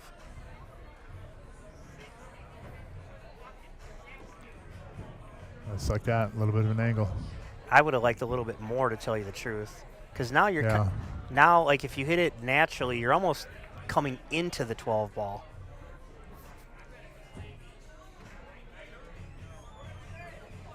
So, like, to get to where his cue Right ball is, where it is now. He's going to have to kind of punch it. yeah. And when you're punching it, now you're hitting it with speed, and Yeah, it just, these pro cuts don't always like that shot. no. They don't like those punch balls. But if anybody's going to shoot it, I don't want a 740 plus to shoot it. Jesse hits the ball more accurately than most, so. And Dave, the worst case scenario that Dave will end up with a little bit more of a back cut than he'd be comfortable with. But the ball goes. And if you have to back cut this 12, the cue ball's going to go 1-2 rails. You're probably going to take the 8 in the lower left corner. Just don't get on it, like you said. Don't try to get too good on the ball and end up getting on top of the 14 or on top of the 12. Right. Leave him a shot. That's a little bit steeper of a back cut than I would want, but I think that's what he.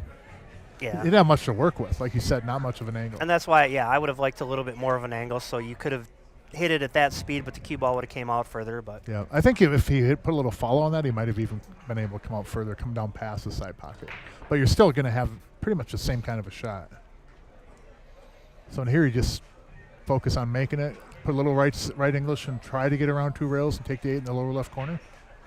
or even come across the left side of the one. Well, or even hit the one. If you got that angle, hit the one, because if you hit the one, Jesse's going to come up with something, Yeah. right? But it's actually almost kind of a natural path too to go on the left side of the one, and then take the 8 in the lower right corner. Yeah, if he can, see that angle. You have to hit a little bit of inside on that though, I think, to flatten that out. I think. Yeah, and for me, like, what I personally do here is I focus on making the ball. If you try to split your focus on, okay, make the ball, but I need the cue ball here on a tougher shot like that, just like that. Yeah, Yep. run into the one, and Jesse's just going to shoot it into the right hand. It, yeah. But yeah, he was either going to shoot it into the right, or he'd have a bank shot into the left. Like, he'd come up with something. I put all my focus on making the ball, and then just take whatever you get. Yeah, sometimes when you try to do too much to get on something like that, then you end up getting hooked behind the ball. Yep. Or Or you miss. Or you miss, right. yeah.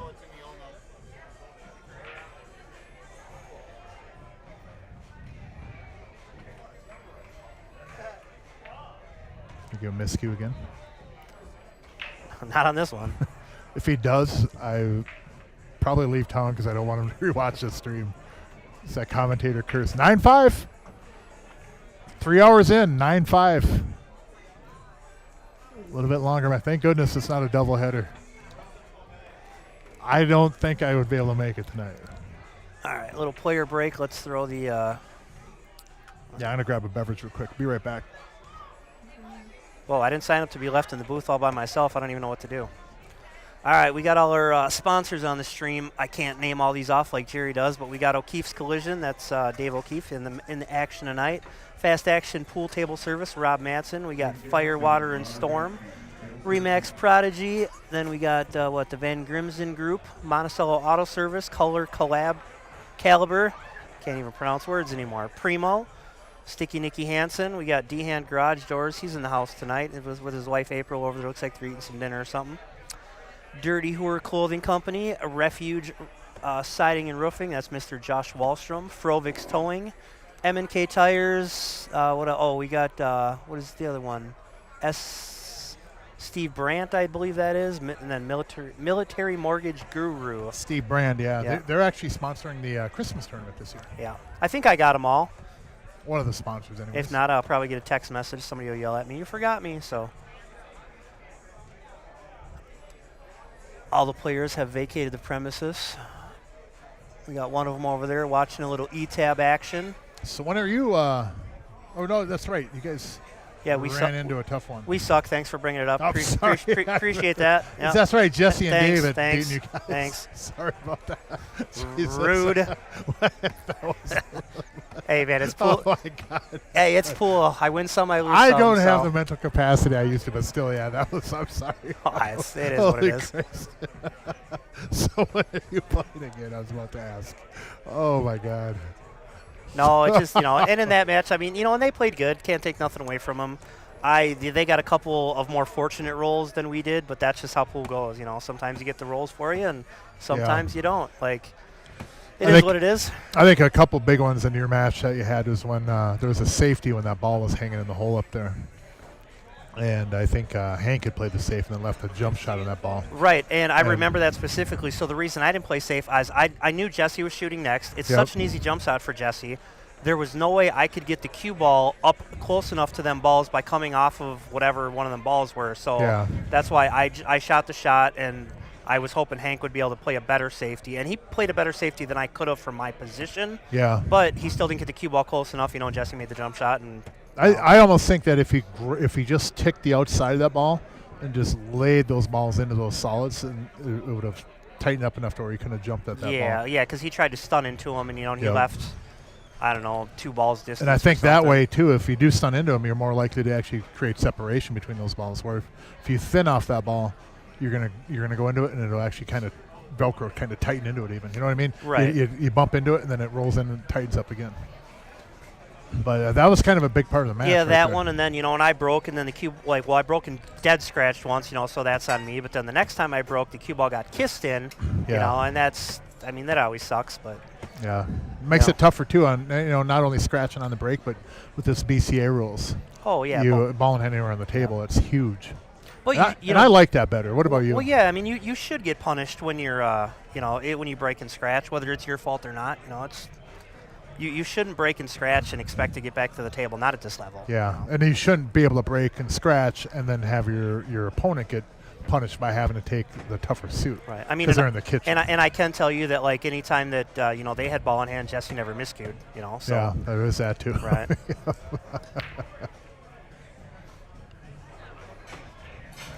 But I mean, flat out, just Hank and I missed some shots that we shouldn't have missed, and like early in the match, I left him like a tough combo, and he missed it, and that's my fault for leaving him bad.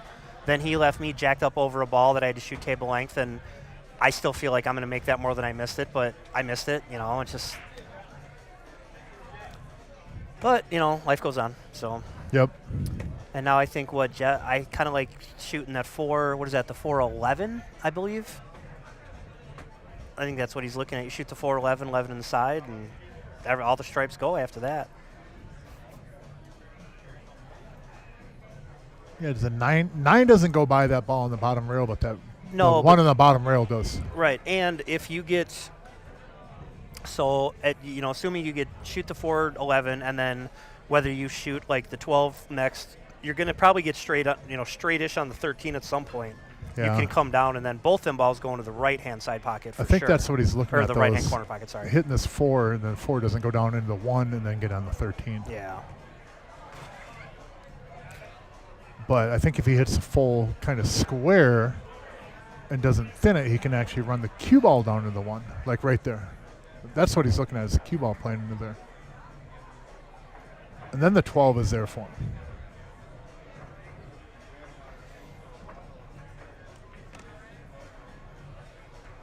Oh, and Mr. Billy Bob Dehan Garage Doors, he is also sponsoring the Christmas tournament. So. Oh yes, that's the other one. Yep, Yeah. I seen that in the bathroom. I know that I seen Military Mortgage Guru, but yeah. I think it'd be a good idea if we got our sponsors dressed up like Santa Claus and the Grinch up, out here handing out the presents and stuff. But I don't know if we can talk them into doing all that.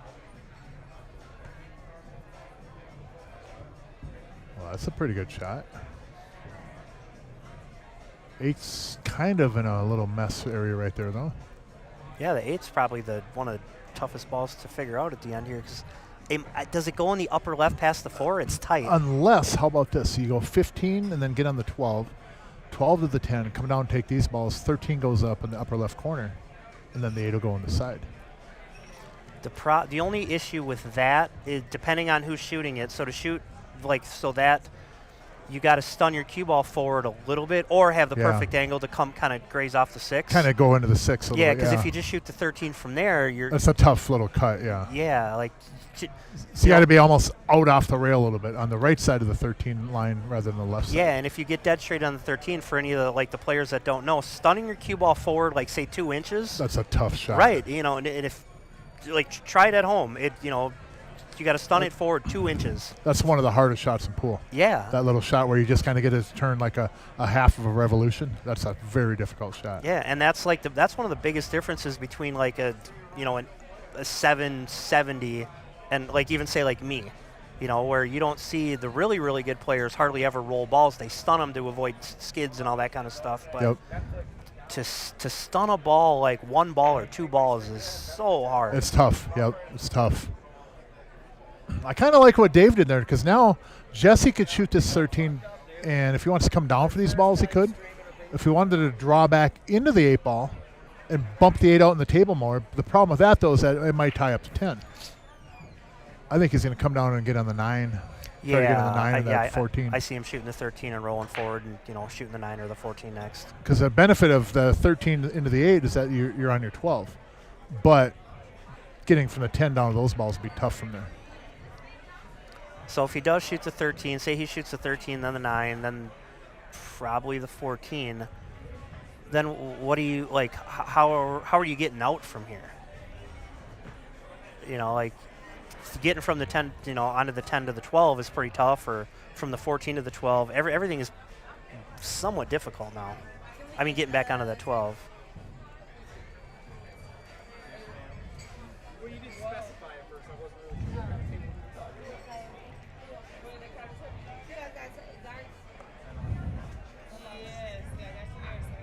Yeah, all right. You got this round.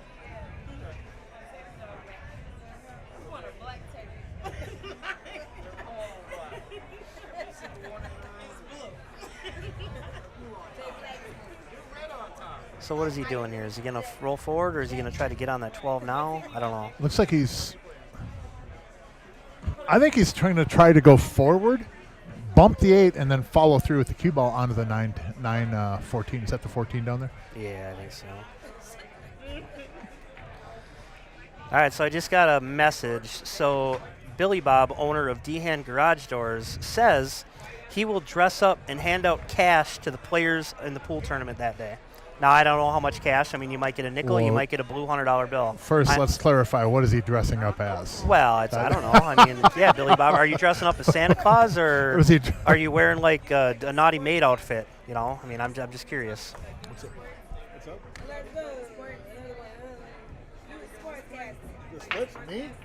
Oh, yeah, we're commentating on this. So from here, it looks like he might have got pretty straight, so I don't know if he can stun up enough to shoot the 9 into the bottom right, or draw back to shoot the 9 into the bottom left. No, but you can bet if you want. Where? But nobody bets on this one. You can bet if you want to bet. Nobody's betting because they know the outcome. I don't know. This is going to be a tricky little out, getting from the 14 to the 9 to the 10 to the 12, or the 12 to the 10, and then to the 8.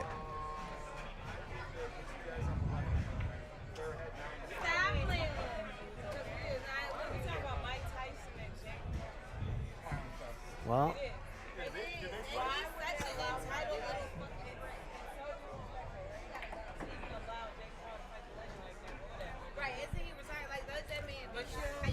all right, well, obviously he has to shoot the 9 ball, and trying to hit that window to get on the 12 is, Damn, That's that is tough. That's even for Jesse. That's a pretty tall order right there. Is he going to go up in between that 6-2? I don't think he can get there, can he? I think I don't know. I don't know if he's got the angle, but if he could shoot the 9, run his cue ball into the 2, and pocket the 2, that would open up so many things, because then the 8 would then go in that side pocket.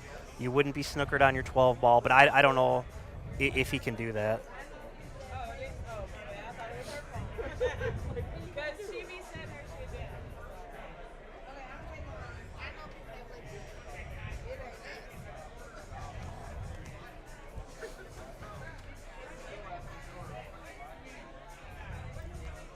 Yeah, this is a pretty tough little spot right here. I mean, not to make the 9, obviously. But Yeah, there is such a small window down there. You almost get like right in that little diamond right there. The first diamond on the left. And then getting from there to the 10 isn't even a guarantee. Well, let's see if we can all learn something. You know, if he gets over here in the left area, though, if he doesn't get in the 12, there's a little window where he might even be able to get in the 10 accidentally. Right there's the spot. How about 2 rails into the 8 ball?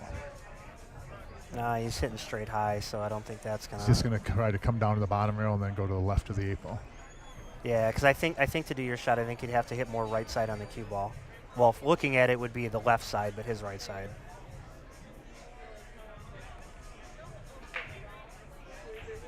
Oh my goodness! What a nice little rub that was. Yeah, that was kind of my shot. I mean, I was thinking that if you could run into it and make it, but yeah, that's basically the same premise, where you're not snookered on the 12.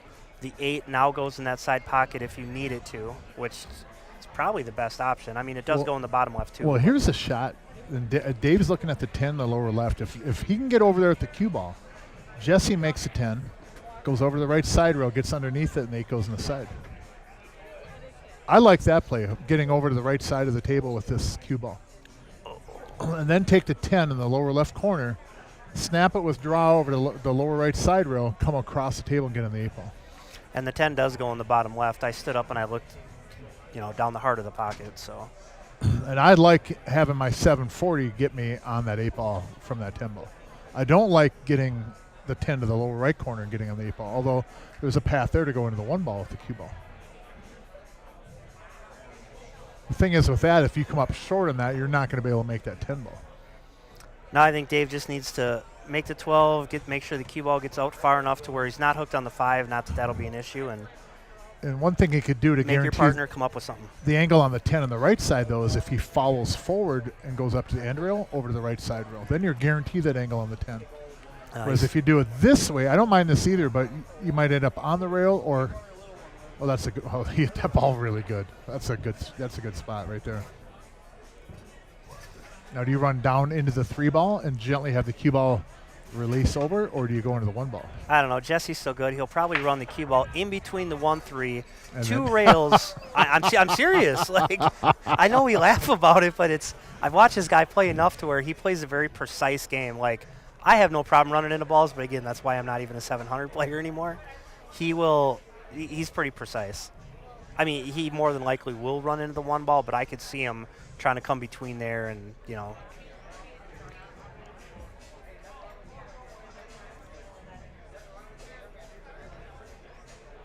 The only thing I don't like about running into the 1 is if you run into the top side of it, you could end up on top of the 8 and not have a shot.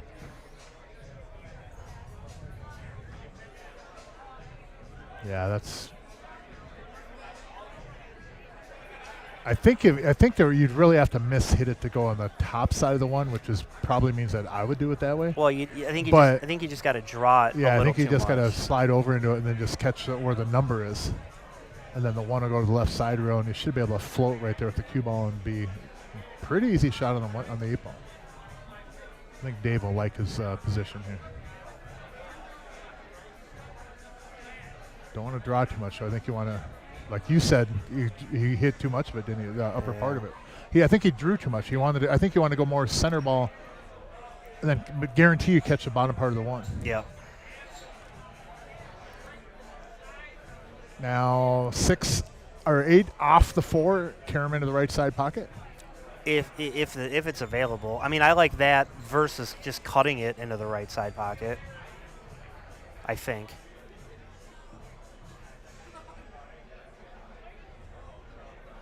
Move, Dave, so we can analyze this. Thank you. Yeah, I don't know. I don't know if I like the cut either. I think I scratch on the cut. Yeah, it's close for sure. That's a shot where I try to focus on not scratching, and then I scratch and don't even make the 8-ball. I think he's playing it off the ball just because of the way that he called the 8-ball. Oh, it looks like he's loading up to cut it, ain't he? Yeah. Move, Dave. No, he cut it. He went to cut it. Oh, my gosh. He had a chance to go, too. Yeah. Man, that was a good shot. He just needed to hit it about 10 miles an hour Yeah. harder. I didn't see it. I evidently, obviously it didn't scratch, but man, oh man.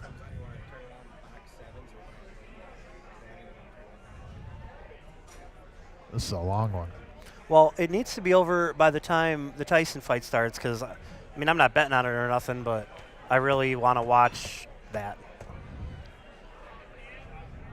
I'm not a sports guy at all for anybody. I mean, anybody that knows me knows that, but I don't know. Since my age, I mean, I grew up with, Tyson beating the crap out of people in 30 seconds. And yeah, wasn't he? He was just the baddest man on the planet at that time in his prime.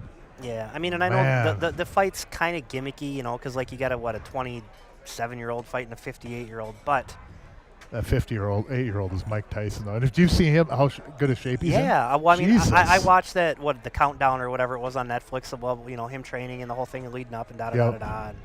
See you, little Joe. Have a good night, buddy. I don't know. I'm like on the Mille Lacs Facebook group. There was one of the resorts was like, if you pick exactly who wins and when and how, we'll give you you get like a free 2 people on one of their launches or whatever. So I picked Tyson to knock him out in the 3rd, but that's just my opinion. Obviously, Did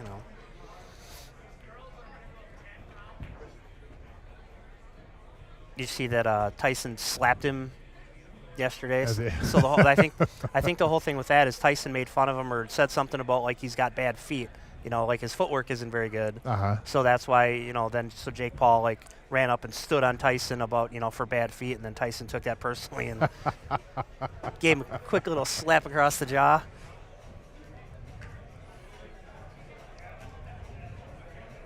Gotta hold this cue ball. Oh, now I'm getting offers. If I want to make a wager on the fight.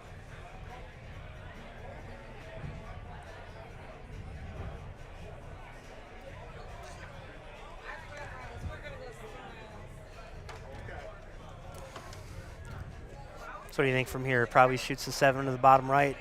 3 ball? Is that the 3? Yeah. The only solid, not Bottom the 8 right. ball on the table? Do you go 2 rails in this or just down to the bottom and back? Oh, he came up. He was playing it for the side. That's all right. Yeah, that works. The less cue ball movement, the better, typically.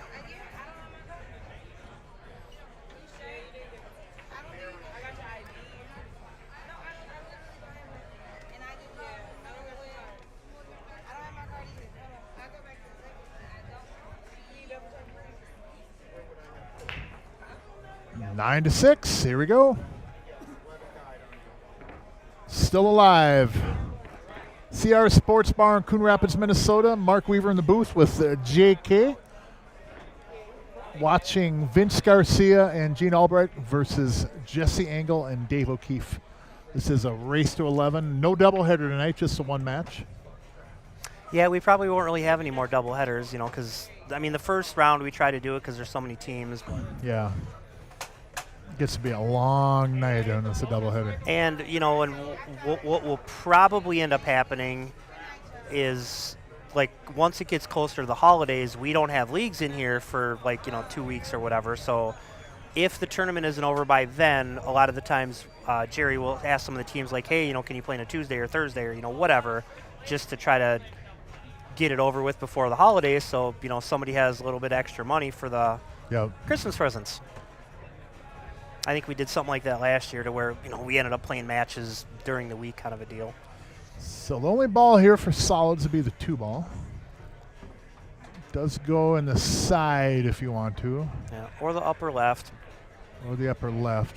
It's kind of tough to get there. It's tough to get there, and well, the 4 is an easy one to get to from the 2 ball.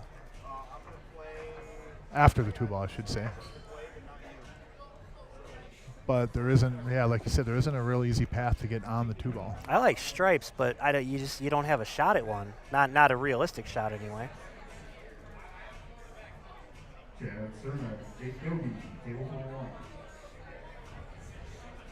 I think he has to take solids. So how about it's a little risky, but how about the 1 in the side, run the cue ball into the 7 and just kind of bump the 7 up that way a little bit, making it easier to get on the 2. Oh, kind of like a straight pool shot to where you're setting up. Set the 7 in a situation where you can use that to get in the 2 a little bit easier. And then you have the 4 and the 6 that would go in this lower left corner, so you have balls that you can get on pretty easily. If you can move that 7 up even a foot up towards that corner pocket in any fashion, I think it plays to get on the 2 a little bit easier. Oh, absolutely.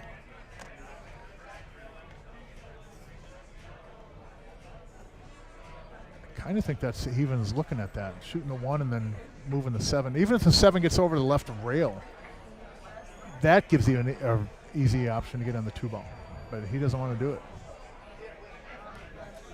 Maybe he'll leave that up to Vince to figure out. Nope. All right, now I have money on the Tyson fight.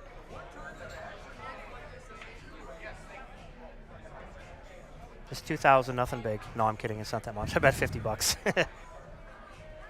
I don't do a lot of prop betting. I don't know if I like that shot. I don't think that improved their situation any. Where I really, and I might be a little bit biased, but I like shooting that 1 and then moving that 7 ball. Because right now, I mean, Gene shot the 3, but you have the same, not the same angle on the 1. You haven't improved your situation any. So from here, you could, I think he's got enough angle to where you can, you can shoot the 1 and just run. You can you just barely nudge the 10 ball.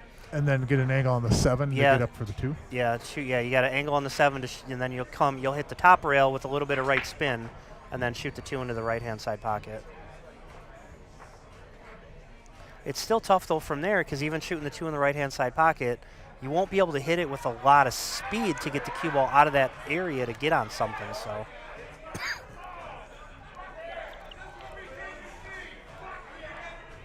Oh. Is it going on already, or is no? I think it's the one after this, because this is the I don't remember the names, but yeah, because it was I think it was 2 fights, then the female fight, and then I think it's the Tyson fight at the 4th one. I think there's 4.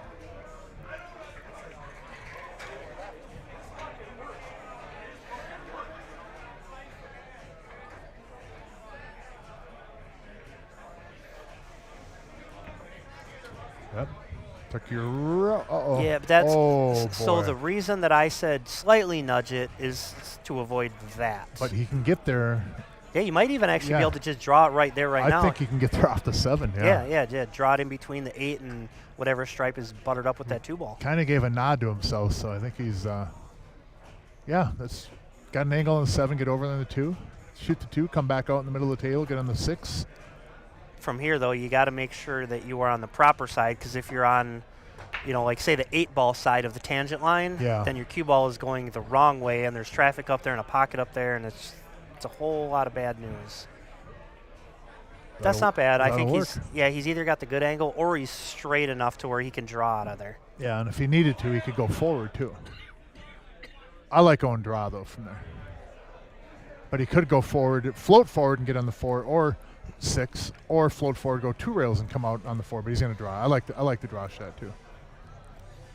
Draw it back and bring it in between the 8 ball and that stripe. Get in the 6. Just like that. Man, he hit that one good. Pretty straightforward shot, but he hit that good. I think I'd shoot the 5, then the 6, then the 4.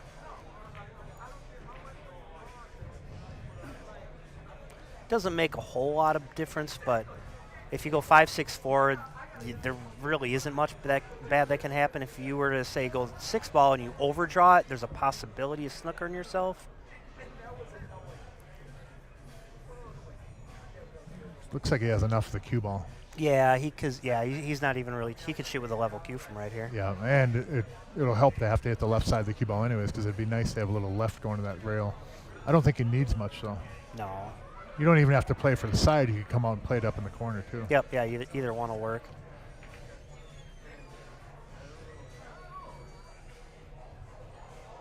I like going on the corner. If I come too far, then I've got the side. If I go for the side and I get screwed up, then I'm really in trouble. But he's going to go to the side. That'll work too. Well, maybe not. I think he's got, if he has to, he can probably even nudge that ball with right English. Spin off the 9 there. Off the ball, off the rail, and get straight in if he wanted to. See, look at Gino coughing again. Never covers his mouth when he coughs. But he wears a gas mask.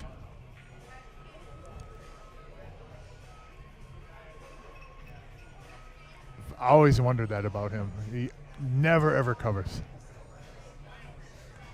I'm not the biggest germphobe, but yeah, he hit that perfect. Just right off that ball, spin forward a little bit. And get on the 8 straight in. 9-7. Here we go.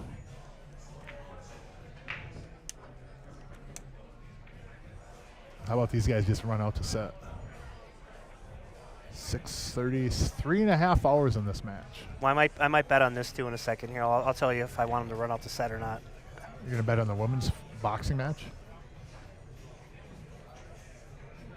No.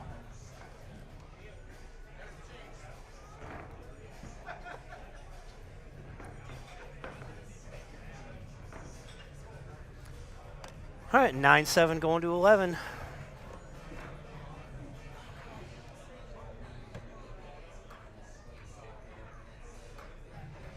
Was Vince doing a little karaoke? He was dancing like a couple breaks ago. Does he keep talking? Always talking to his gal, ain't he? Is he serenading her? I don't know what's going on. Playing the crowd a little bit. 7-9, race to 11.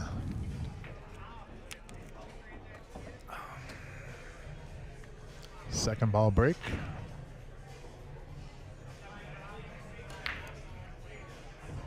And the 11 gonna go. Nope. Man, look at this mess. This is what you get though on the second ball if you don't hit them well. Clusters. But solids is actually not bad. If you can get on that 4 ball in the side pocket, you can. I'll tell you what, stripes isn't horrible either because that 9-15 is. 9-15 is a pretty easy combo, ain't it? And you're gonna run into that whole 12-8. Is he gonna shoot that now? Is he gonna go? Can he hit it 9 straight in, or does he have to go rail first? So, if you can, I mean, I probably wouldn't just because it's risky. If you can go rail first and make the combo, that's a really good shot because you're gonna break everything out. You got the 11 ball for insurance by that side pocket. You know, just it pretty much you're basically you're betting the game on this one shot.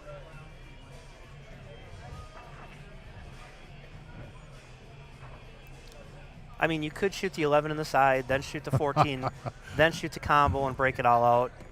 Mick, I agree with you. If there's only one person on the planet that can do that playing pool, I would agree it would be Efren. My point on that is that if a guy's going to wear a mask, a dual cartridge gas mask because of vaping, then if you're going to cough, cover your mouth when you're coughing. Because if you want people to be considerate of you, do what elementary school kids do, and they cover their mouth when they cough. Or don't do this at home, and I'm just like come up with some stupid ideas. But if you're going to wear the gas mask, you get a little bottle of fart spray, right? I'm just saying, hear me out. You let it loose around the table when you miss. I mean, that's all kinds of safety. Right there. At Gene's age, I don't think he needs a fart machine. I think he is the fart machine. So he held the ball on that one. And does 12 go by the 11? Yeah, I think it does. But then you have to deal with the 8 ball. Do you break these balls out here, or do you just lay it over there and play the 12? So if I can if I can shoot the 11 into that side pocket, I probably wouldn't break it out because the 8 ball goes into the left-hand side pocket. So you 9 to the 12. Or or the 8 ball will go into the no, I don't. I think the 1 ball might still be in the way. Say it might go in the bottom left, but I think the 8 would still be in the way. But yeah, I wouldn't break it out unless I had to. So if I can cleanly pocket that 12 ball, knowing the 8 goes into that side pocket, I wouldn't run into them. Yeah, it'll go there. Well, they're going to move the 1 here, I think. So the only other issue now really is, what is that, the 10 ball? It's the striping between like the 1 and the 5. The 1 will bump into the 10, right? I think so, because the 10 doesn't go into the bottom left at all. I mean, it goes in the bottom right, tight position. Oh, it'll go in the bottom left, won't it? No, it'll go by the 3, won't it? I'm pretty sure. I don't know. I mean, maybe. Yeah, it'll go, but it ain't going to go now after he shoots this ball, though. I think regardless, that 10 is going to move a little bit. I think we need some matchroom cameras, like the ones that move, so you get like the angles from the pockets and We stuff. need the teleprompter. I've been we're working on Jerry. So you're going to be up here playing tic-tac-toe. That's what the viewers want to see. That'll drive the viewership up. The guy doesn't know much about pool, but man, he could play a hell of a game of tic-tac-toe. Then we could play Scotch doubles tic-tac-toe on the teleprompter. Think of the possibilities. Jerry, we got all these ideas for you, dude. Like I told you, I've got them all written down. You don't have to take any notes. Yeah, I'm sure he's on Amazon looking to buy one right now.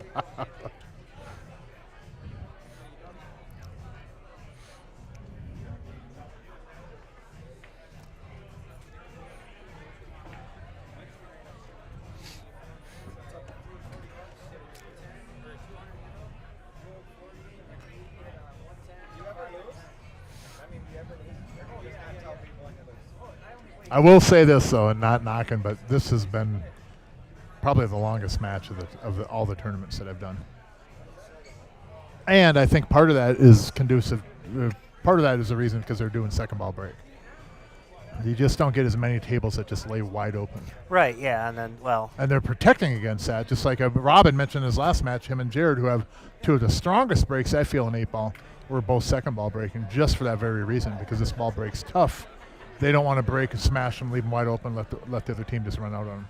At least on the second ball, if you don't break them well, you're going to have some clusters. You're going to have some work to do. is he playing for the 14 next? I think he is, yeah. Just to pull it over on the side rail there. And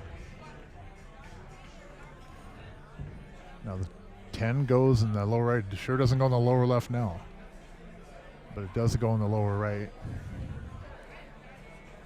Yes. And this from the 14, if he makes this 14, he's probably going to end up having to bank that 11 back in the side. I'd almost shoot the 11 ball from here. Run the cue ball in between that 6-2, hopefully. Yeah, I mean it looks like it's natural. It just if you hit the 11 ball clean.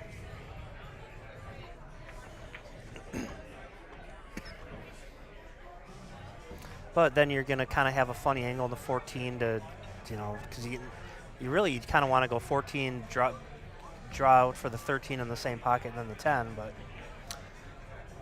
we'll see. That is, this will be a really, really good shot if he shoots this.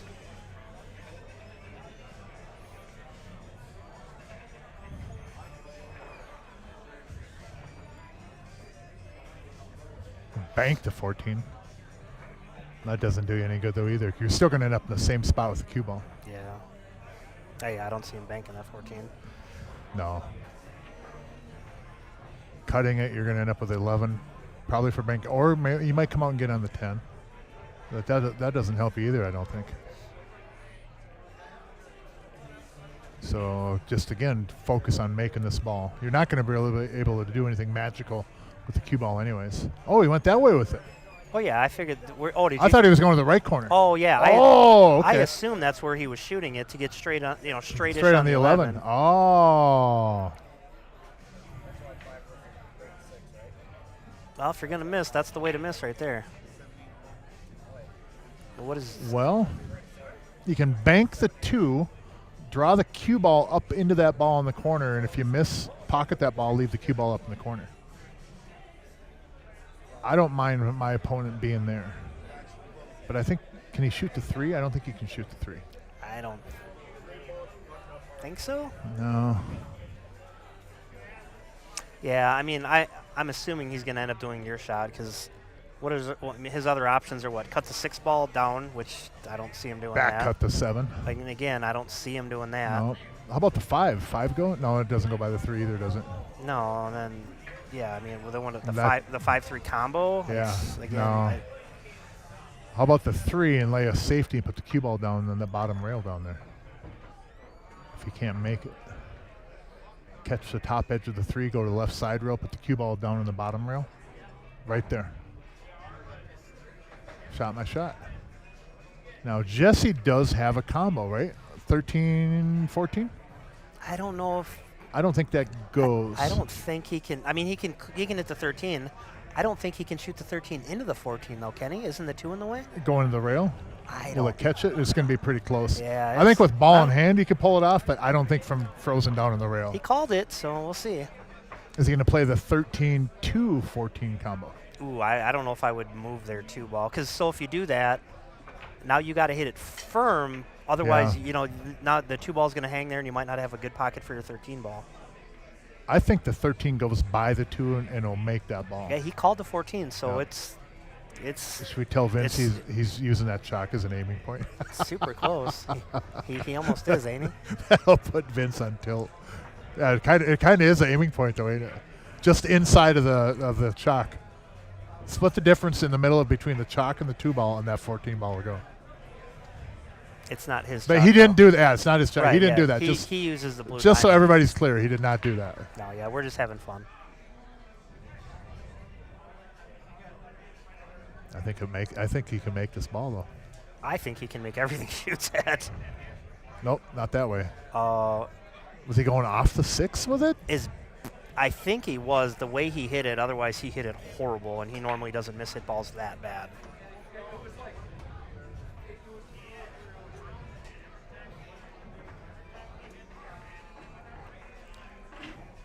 What do you do here? You can play it safe. Obviously, shoot the 2, pocket their ball, try to hang your 2, and just stick the cue ball on the 13. You could play to make the 2 ball through the object ball. Yeah, I don't like that. I think that might. Yeah, I don't know if that goes. I No, think that and sells too easy. I don't even know if I really like a safe much in here. Because I don't know if he can get on. Well, he's going to bank to 6. I don't like that. I wouldn't do that. No, because then you still have to deal with the 2 ball. I mean, you can shoot the 2 through that ball. I don't like it from that angle, but if you were more straight on it, it's not terrible.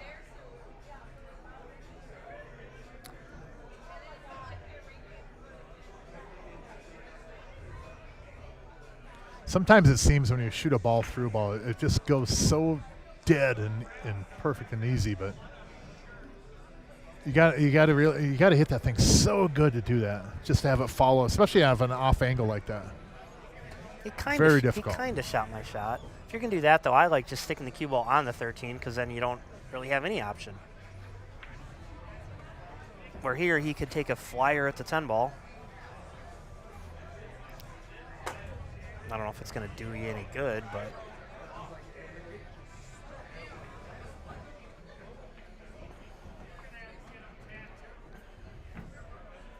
Now, could he shoot the 13 into the 6, draw back into the 2 with the cue ball, pocket it, and then, they'd have to be shooting on the 7 from there. Yeah. But the thing I don't like about that is that that 6 is probably going to come down and mess up that 4-8-3, which really that 4-8-3, if I'm solids, I love that 8 ball right there. Because that 10 ball is not easy to necessarily get on and break that 8 ball out either. Although the 8 ball, I think, will bank cross side. So since we don't have to execute up here, we just say, hey, you could do this. You shoot the 10 ball into the bottom right. You hit the bottom left of the cue ball, we'll say 21 miles an hour. The cue ball hits the left long rail, then the bottom rail, then the right long rail, and spins up and breaks out the 13 or breaks the 2, or you know what I mean? Like, you fire it with like a bottom inside English, cue ball 3 rails. I like how you totally don't even think the 7 ball's in the. Oh yeah, it's the 7's. The 7's not in the line. It's fine.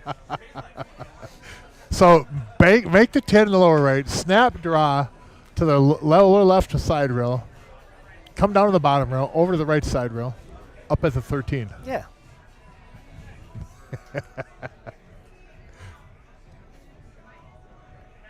It might be, really one of the only shots. If you're trying to get out from there, it might be the only shot that they had too. Well, and I mean, I know, I laughed about it and stuff, but so in a situation like this, so they have all 7 of their balls on the table. You have 3. One of their balls is hanging, kind of blocking the best pocket for your ball. Statistically, I think I like that shot right I think there. Stripes is going to lose from here, Most of the time. 95% of the time. Yep. Where the one opportunity you get, you almost you're probably going to lose the game anyway. So you might as well go out swinging instead of going out ducking because you're just going to get out safed. Yeah. They got more soldiers on the field. So I don't know. I mean, I'm not saying that 10-ball shot was that's the shot you have to shoot. But in a situation to where they got so many more balls than you got to make something happen and try something crazy. What is he doing here? 10 into the 7, bank in the lower left corner. Jump, back cut the 11. No. Or is he shooting the 10 and then caroming the 11 into the side? 10 and then use the cue ball to go into the 11. I mean, that's maybe. I don't know. No, yeah, he's doing your 10 off the 7. And if he gets this close, it's not terrible because that 10 will block, 3 of them solids.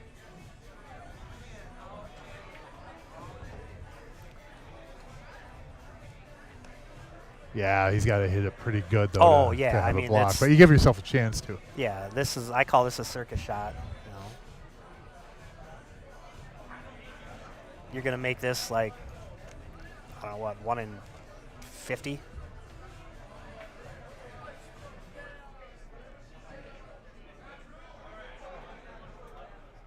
But, just going back to what I was saying, what else are you going to do? You can't play safe. Yeah. You got to get lucky, basically. Jump to the right side rail and then make the 11. Puts you. Look at it this way. If you were to pull that off, jump to the right side rail, make the 11, it runs into the 4, opens up your 8, you're on the 10. Yeah, but what are you going to do? You still got the 13 ball up there. Well, we don't worry about that right now. Just do that first. You can always cross bank the 13 up in the upper right corner. Yeah. I mean, if you make the 10, if you're where the 4 is and make the 10, that cross bank is there for you. It's the only shot you'd have on it, really. But first, you got to pull off the jump into the right side rail, come back and make the 11, run the cue ball into the 4-8. Probably about a .0001 chance. But I would honestly say this. I think that percentage chance isn't much worse than the 10 off the 7 in the lower left corner. I think his highest percentage of making a ball is the caroming the 11 into the side. And again, that's still not a high percentage shot, but all his options. Go off the 10 and then try to carry him in the 11. Yeah, it's almost. I think you only got to just do a pinch to dry. I mean, it's almost. Then you're probably natural. looking at banking the 13, right? Yeah, I would assume. But I think the cue ball might be up towards to make that bank even easier. Did he hit the 1 first? I think, yeah. But yeah, he had to hit the 1 first. Otherwise, I don't think the 1 would have moved. 4, 1, 7, 3, 5. Everything's got a pocket. 6 goes into the 2. 4 goes. Vince take a break again? Yeah, player break. Man, we're going coming up on 4 hours. And there's still potential of 6 more games.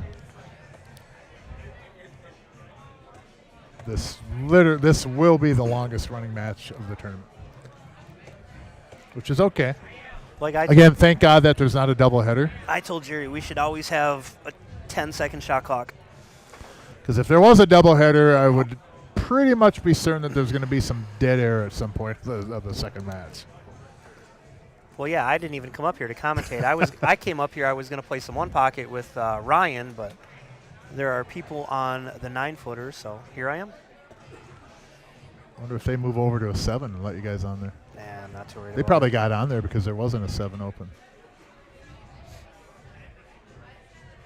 If I don't play much pool, I don't know how fun table 11 would be.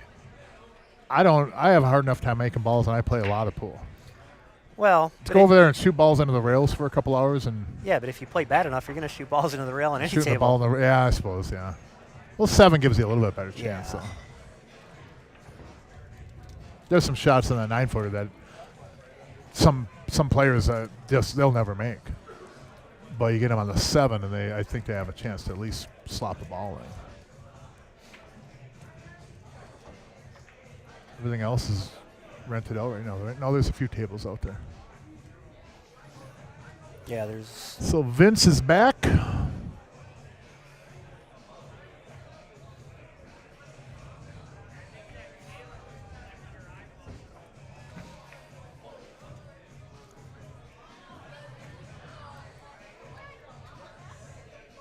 Man, this match is going to get really tight. They pull this game. Anybody's match right now.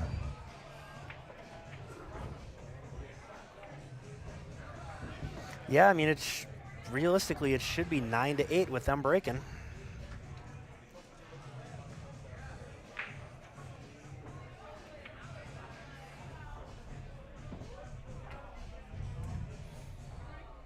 Well, it looks like the women's boxing match is over, so I think we got the Tyson one coming up next.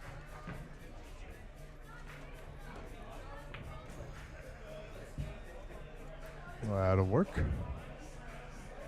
Yeah, basically just kind of stop your ball right there. Yep. Might have a slight angle going towards the rail, but Stop shot and just kind of hold it. You're on the 5 or the 1. Either one of them will get you on the 4 if you need to. 7. Everything's there. Should be 8-9, like you said. And if they make a ball on the break, I give them the advantage to win the match. They win this game, make a ball on the break. I think they'll win the match. if I could, I would prefer to shoot the 4 ball last. So like if shoot the 3. Oh, you don't want to be on top of the ball. Well, that's all right, you though. can, The 1 will go. You can roll the 1. So from here, I would shoot the 1. Or how about the 5? You might be able to get more of a cue ball if you shoot the 5, though, right? Yeah, but I like shooting the 1, bringing the cue ball, like 1 rail, shooting the 7 into the same pocket, then the 5 into the bottom left, stop shot or draw your cue ball back like 2 inches, shoot the 4 into the side, and then the 8 into the bottom left. But that's just my, personal. If I can get more of the cue ball, I would agree with doing that right there. But, that'll work. You know what I mean? Because if you can get more of the cue ball instead of going over that ball, then rolling the 1 in.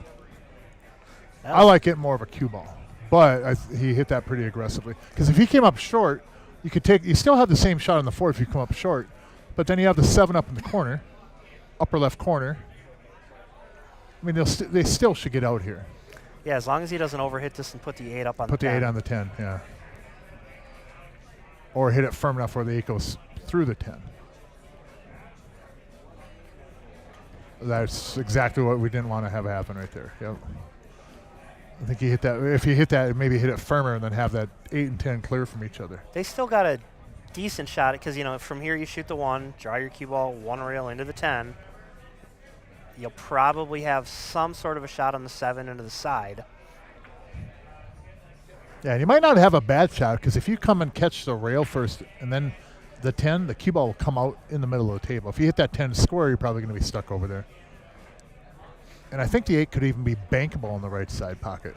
Oh, boy, he missed that breakout by a lot. But he has another chance at it. No, maybe. That's you really don't have a chance. No, you don't really have a chance now. Oh, my goodness. Gino hit that one bad. Is it a scratch shot if you just cut it into the bottom right? That might have been one of Gino's worst shots of the match. I mean, to not even run into any of those balls, I'm really surprised by that.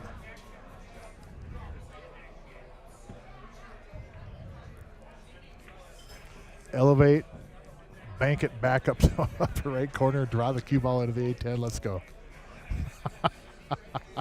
So I'm assuming he's just attempting to just slow roll it. Well, just make the 7, avoid and hopefully not scratch because you really can't manipulate it from here.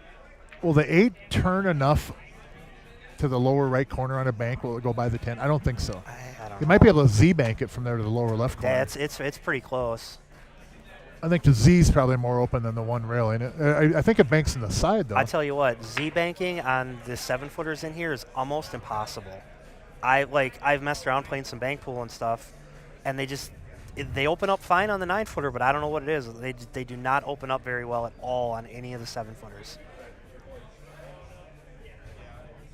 I mean, I know I'm not a good bank pool player, so like if Caleb's watching, no, I don't want to play you any, but.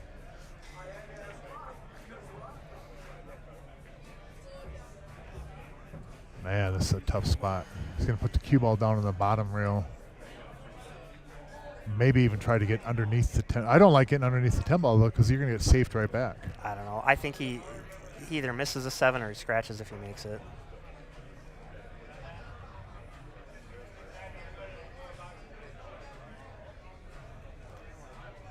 It's not the worst shot, honestly, because. Well, here's what I do. I roll into the cue ball with the 10 ball, and I don't even try to move the 10 off the rail and hide behind it. I just leave the cue ball over because shoot it to 7 all you want. I think it'll tuck behind it, though, still. Yeah, good shot. But even if you didn't do that and put the cue ball there, I'll let them shoot that 7 all day. Oh, yeah, as long as the 10 is still blocking the 8 ball, Yep. you mean? Yeah. And then if you roll into it, you can bump the 10 onto the 8 to take away any cross bank at all, for sure. My table is available. Ryan, where you at? I think he's over there in that mountain of pull tabs. Shocker. Yeah, 7-9, race to 11, CRs Sportsbar. Coming up on 4 hours into this match. Yeah, Gino, I agree with you, man. You guys got a long ways to go, too.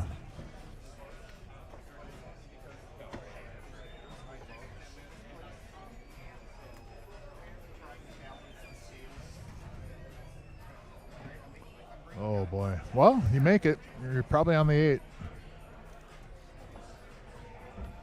This be the shot of the match right here.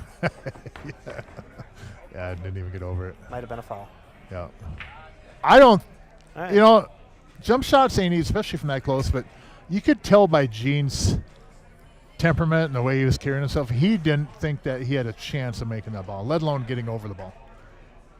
He did not look like he had a zero chance and you know what of making that ball. Zero confidence, and that's the results. Ball in hand, put him on the hill from here, and hopefully at some point tonight this match will be over. Or at some point I will put a pause on this, we'll come back and finish it tomorrow. This is a long match, right? We're coming up on 4 hours. So from here I'm thinking 10 ball, 11 ball, 13 ball, 8 ball. Not that it really makes a lot of difference, but that's my guess from here. All right, I'll be back. 10, 11, 13, 8.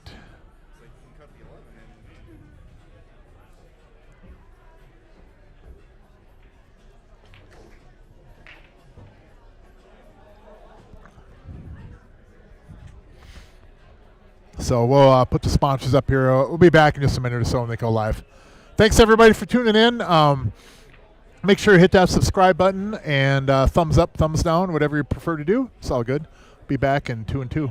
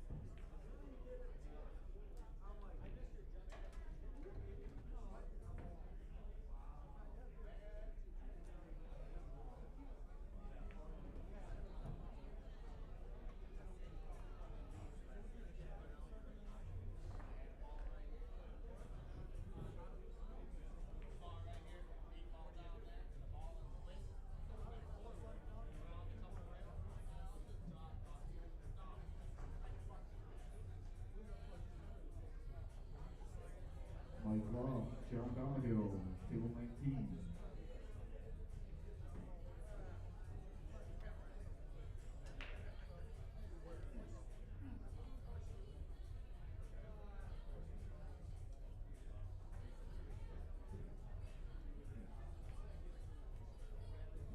Mexico, Zach Boss, table 21.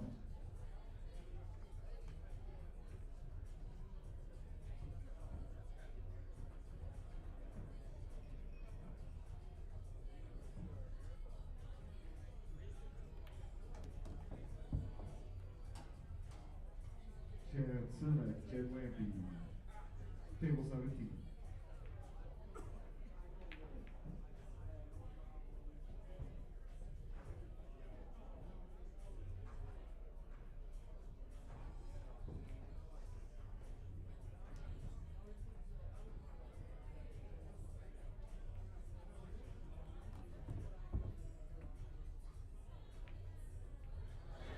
All right, sorry about that, folks. I just got back in time and they had hit that one ball in. I do apologize on that. I had to take a quick 2-2 break, as Chuck Roller would say. Be back in 2-2. But they're finishing up this one. Should be on the hill now. And I do apologize on that. There was a 3-ball out, but I could have left the sponsors off and left the screen on there. I knew I was going to be in a time crunch to get back here, but it's all good. So I think JK is trying to rope Ryan into some one pocket. So he's over doing some politicking right now, trying to get a game going. But I do appreciate him being in on the stream. Very knowledgeable. He was actually competed in this event. Jesse and Dave had actually defeated JK and Hank the Tank.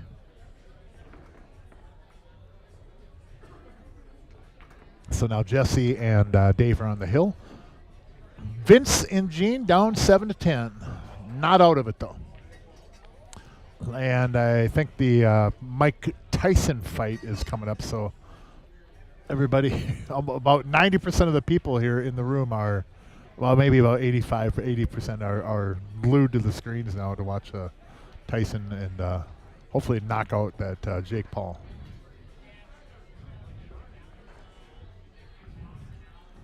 So Dave O'Keefe at the table. Action Man Dave O'Keefe. Thanks again, everybody, for tuning in. I hope you guys had a good time to stream. The match is not over. It is a race to 11. Could be a lot of pool still, especially at this pace. I'm not trying to make fun of anybody, but this has been a long one. And that's how it goes sometimes, you know. It's how it goes, especially with the second ball break, as I've stated. You get a little bit longer match, but Action Man at the table. And nothing. But solids are runnable. The 1 goes in the lower right corner. The 3 goes in the lower left corner. The 6, 7, 4, 5, and 2 all have pockets.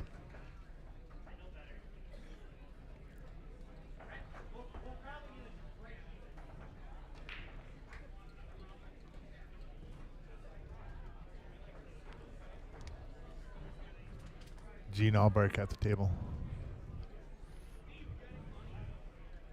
And I would take solids as well. 2 to the 1. 1 will get you over to the 3. And if you get on the 3 ball, that 5 and the 4 gets super easy. Those lead you right to the 6. 6 leads you to the 7. 7, of course, to get you on the 8. And there's your path. The cue ball here, you want to stay above the 1 ball. You don't want to get straight on or get below it. And I wouldn't have, well, I think that'll still work. I wouldn't have wanted to get there. I'd want to be up table just a hair more, just so you can go down to the bottom rail, spin over and get on the right side of the 3, which you're still going to be able to do. He probably has more of an angle than I'm commentating about, because it looks like it's more straight in than. Oh boy, am I tired. It's been a long match. 6:30 to 10:30 we're at. And rumor has it if they go hill, they're going to flip and throw another 800 in the kitty. I'm just kidding. That's a good shot. Got off the rail enough. Make it a little bit easier for Gino. And 3 will get you on the 5. You don't have to take both these balls in the middle of the table right now. And once again, Gino Coffin with not. I'm just going to let it go. But cover your mouth, dude. 5-year-olds cover their mouth. You're better than that, Gene. Hold up, hold up. Oh, no. Oh. Oh, boy, oh, boy, oh, boy, oh, boy, oh, boy. I think you're going to have to shoot the 4-ball, Gene. Vince obviously discussed it with himself up there. If he avoided that ball, this out isn't very difficult. But now the meter has went up on the charts here for difficulty. And I think Gino has gotten a few more gray hairs, if possible, in this match. But I think he has accumulated a few more that have turned gray. And I'm not thinking about his shots, about the time elapsed. Because I think we're all a little bit older, aren't we? And I'm not making fun of these guys. This is, matches are what they are. Second ball break will lead to longer matches. It's just the nature of the beast. And I don't blame them on second ball. I can agree with that. You start a head ball breaking and dry breaking, and it's just going to be a run fest for your opponent.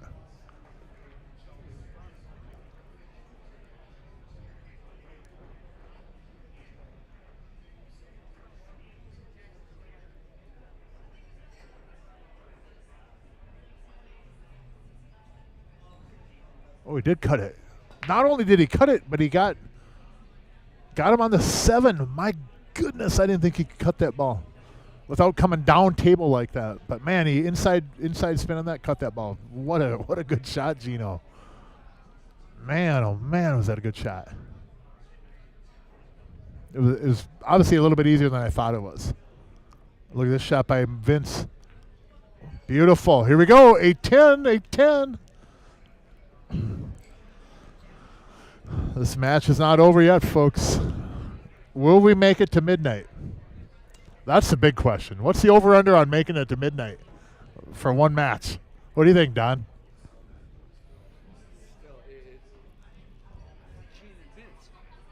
Could be 3 more games.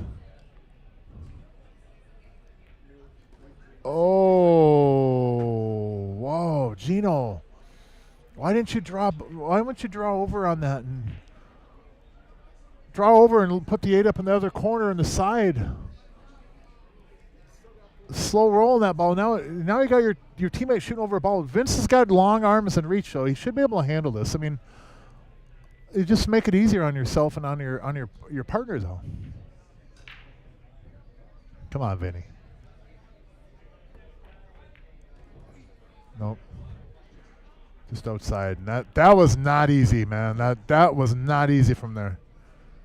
It was not easy. I'm not sure why Gene went snap draw that and just either play it in the left side or upper left corner. Ryan. Oh, Ryan. Ryan, I'm gonna leave that one just simmer on its own, man.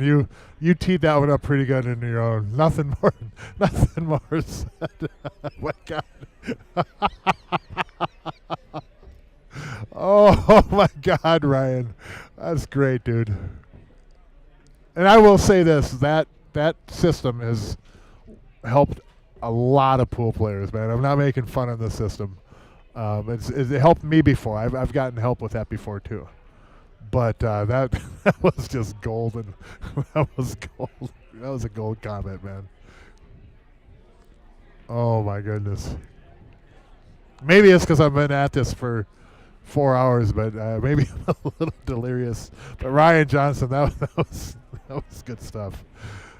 Oh, I will say this though. After this match, that was began 4 scores and 7 years ago. But this at the beginning of this match, I would say that See what Dave does here. Good safety. Yeah, it's a good idea. Oh, boy! Did he give him a look at that? He can jump it. He can massage it. See, there he goes again.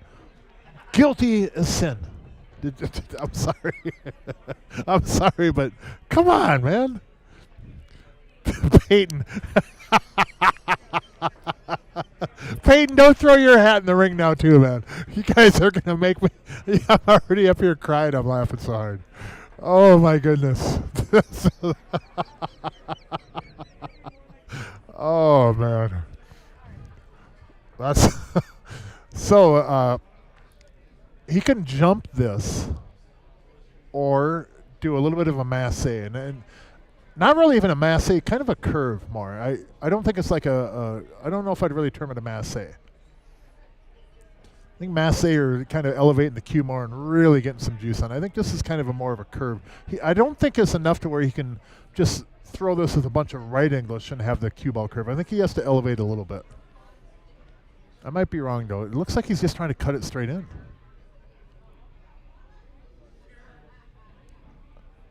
Yeah, he did. Wow, what a shot. Man, what a shot. Holy cow.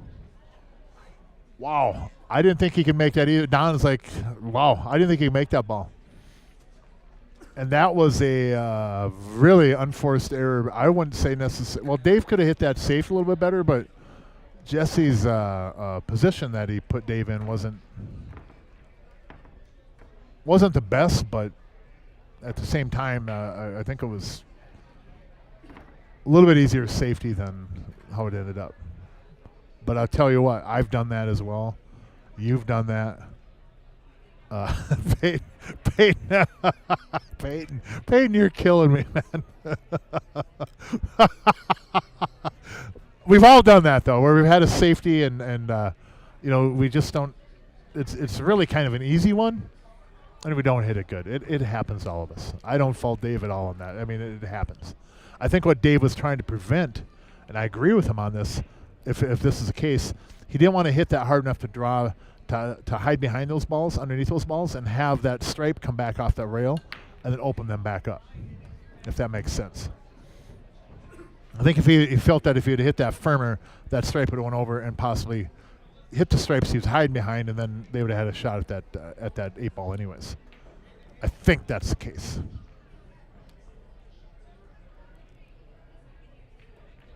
Yeah, I would agree with that too. Breaking Bad, I think he did have that shot available too, just a long stop shot. And even if he didn't hit it firm, if he would have slow rolled that ball, and let's say he misses it or just jars it, then Vince and Gene probably have to bank the 8. It makes it a little bit difficult, maybe, but or just kind of stroke that straight in ball in. And I agree with I agree with Dave playing it safe there, but not the obviously not the result. But I could see playing that safety, but I also see shooting a straight in shot too. It's just 6 and 1.5 a dozen the other. Oh, that's a tough miss too. But look at this. Look at these balls over there. Look at that, 14, 10, 15. If that 7 wasn't there, yeah, that wouldn't go anyways. But yeah, I don't disagree with playing a safety there, but you got to hit a little bit better than that. I mean, obviously, doesn't take a leap of doesn't take me going out on thin ice to say that, but at the same time, Jesse, put him uncharacteristically put him in that position too, which I think Jesse would agree that he could have hit that better, put him on a ball better, but.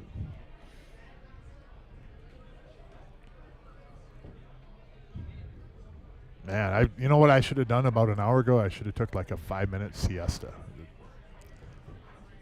I have like a 15-minute intermission and commentator rest. So solids is not very difficult. They look like it, but 6 ball gets you on the 4. 4 helps you move the 1. The 3 obviously will help you move the 7. And really, if this cue ball was up more, I wouldn't even mind taking the 3 right now. Which I think he's going to do. Yeah, he's going to take the 3 right now. Or is he calling the 15? I don't know what he's calling. I don't want to ask over there either.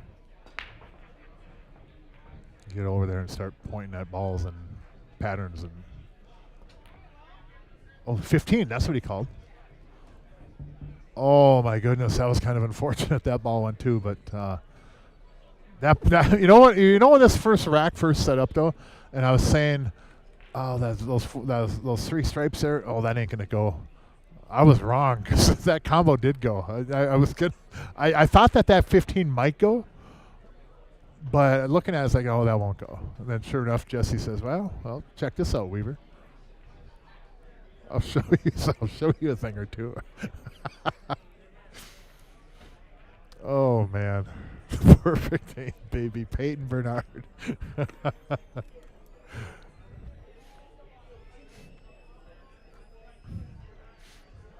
I still don't know though. And then the last game, Gino and Vince were pretty fortunate to get out of there. We all seen it, but I would love to know why Gene hit that ball like he did to get Vince on the 8.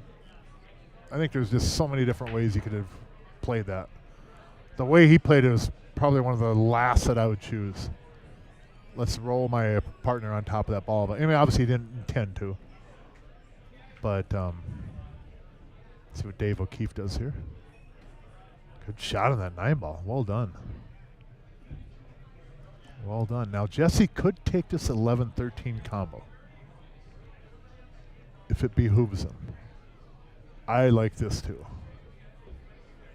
Take the 12, get up in that area there, take the 13, and then now when he shoots this 13 ball, come into the rail and gently move the 11. I want to get on the 11 and then go to the 10. I don't want to go from 10 to the 11. If I have to, getting back to the 8 ball might be a little bit of an issue.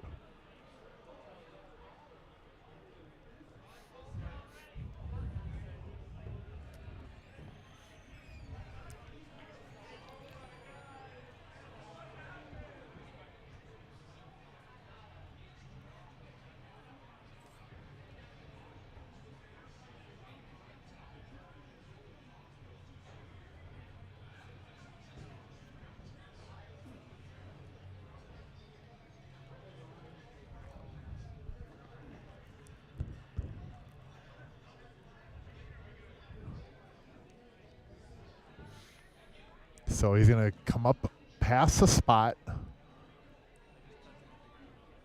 and try to get on the 13 ball.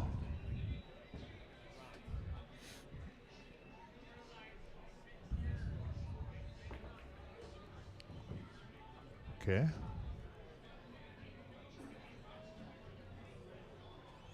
Okay.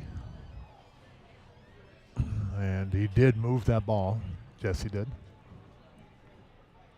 And not surprising at all, he mentioned it to Vince and Gene. I mean, Jesse's one of the more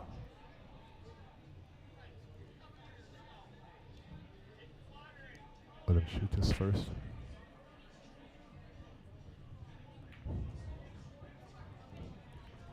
I feel Jesse's one of the more stand-up players to be able to call for foul on himself or let his opponents know that something happened.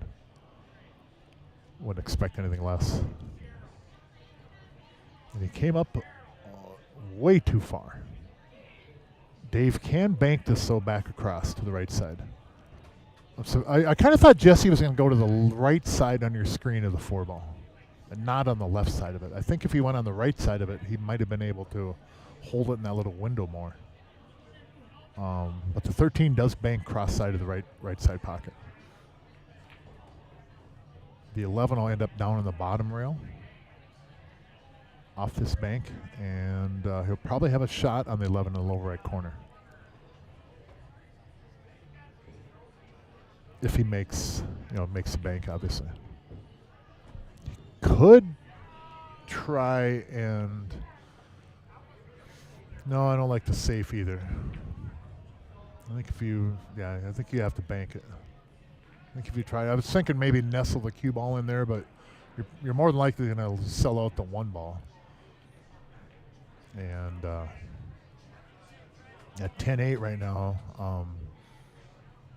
I don't want to let Vince and Gene back to the table because they get to 10-9, and I think this match is going to go the other direction still. Dave makes this though, and that changes everything. Nope, good try on that, man. Good try. That wasn't easy.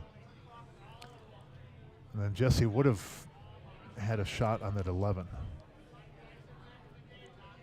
I think he could have made it from there.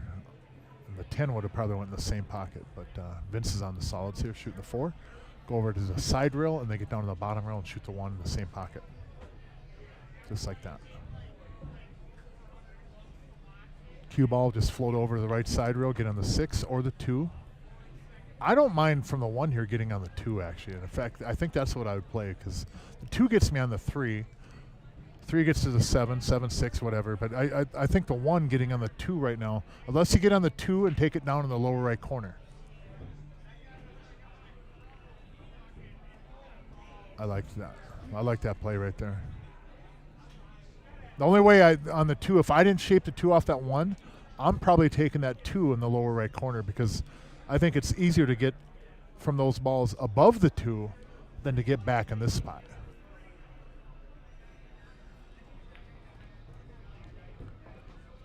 So 2 ball to the 3.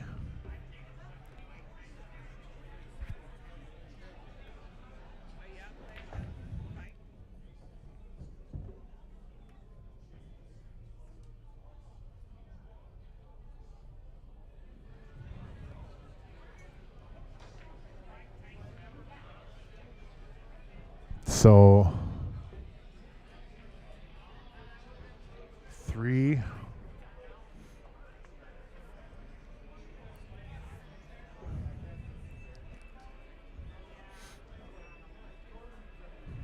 And I don't know if the 6 goes in the side. Yeah, I think it does. But so 7 to the 6. And then 6 back up to the 8. We should be at a 9-10 match. And this could go 5 hours on this match. That's a really good spot right there. That, not only a good spot, but look at that angle to get back in the 8 ball. Just simple drawback. Don't miscue. And there you go.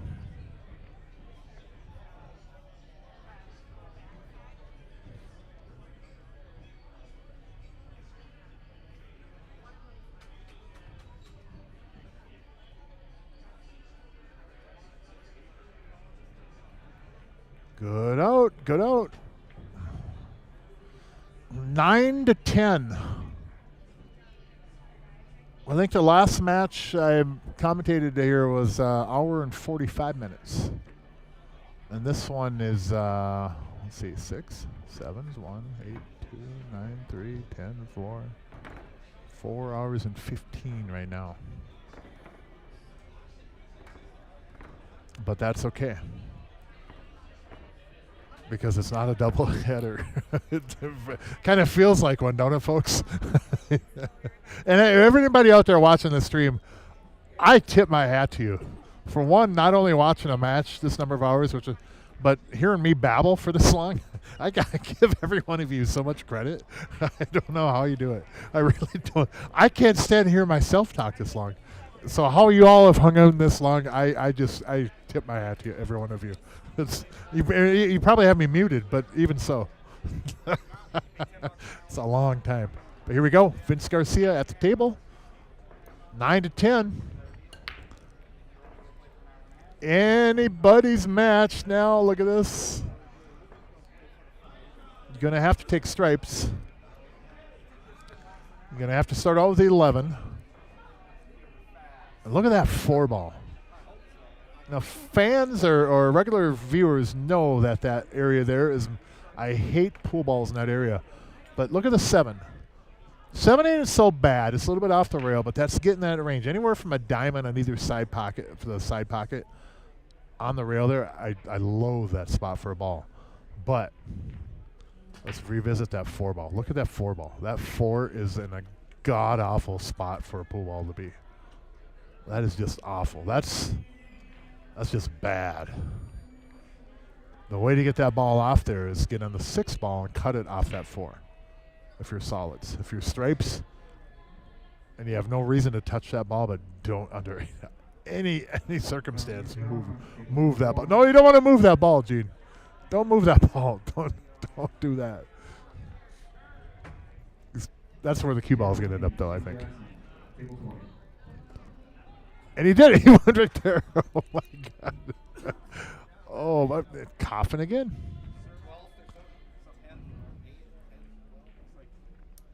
I might, if next, I might even insist that we put a mask on him from now on. I'll be the one to say it. I said what I said. We might laugh at the dual cartridge respirator mask, but if he's going to cough and not ever cover his mouth, I say that we mandate that he wears that mask. Because that's... ugh.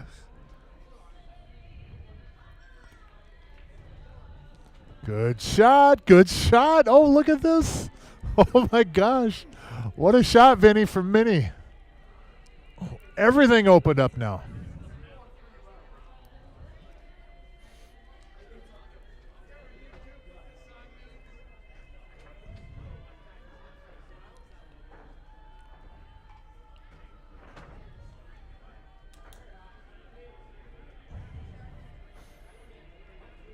I thought when I started this match with a 97% charge on my phone that I was safe.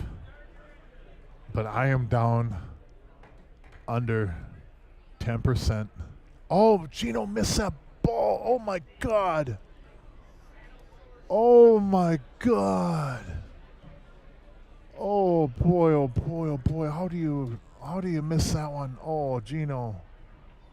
Gino. Look at where they're at now. If they're on stripes right now, oh, my goodness. Yeah, Jesse's looking at the problem that I was pointing out. Now, the problem is that if he shoots the 6, there goes the ball that he'd use to move that 4 ball.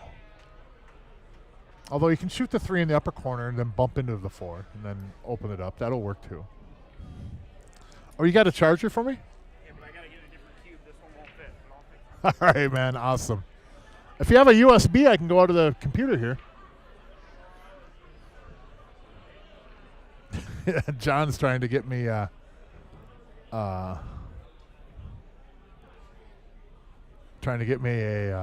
charger for my phone. I think I'm at 7% now. So I just won't be able to monitor the chat is all. So I don't know if that breaks anybody's heart or not, but John Condor, though, is coming to my rescue with a charger for my phone. And Jesse, I think he's going to pull off the 6 into the 4 ball. I think he's going to try to move that forward. A lot of scratch in this ball, though. Thanks, John. I appreciate it, man. Awesome. Thank you. Nope, he didn't try to move that ball. But oh man, that got an unfortunate rub too. So I am back on the chat. I am plugged in. My phone is, anyways. If I could plug myself in and get some juice in me, that'd be great. I am running on fumes right now.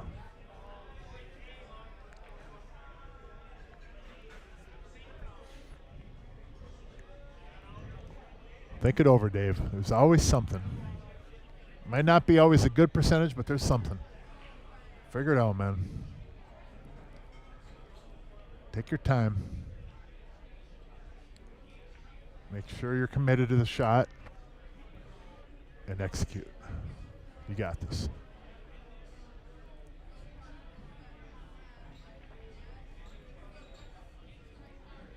Man, how many people can overcut that ball? Holy cow.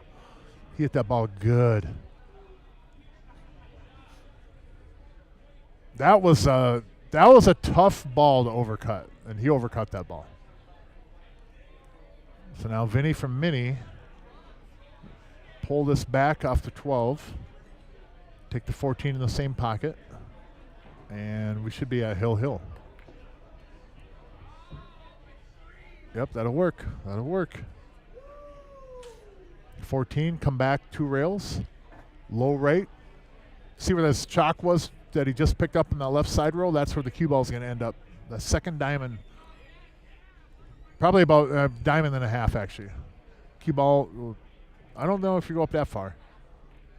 It's going to draw back with low right, probably hit about the second diamond with the cue ball. Right there, second diamond.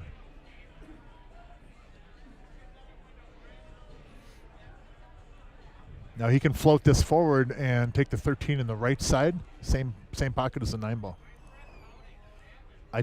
Or he could try to hold this. I don't like holding it though, because if you try to hold it and get a steep cut, then you're committed to the steep cut. Whereas if you float this, you have the 13 in the side. If you go too far, you can always take it down in the corner.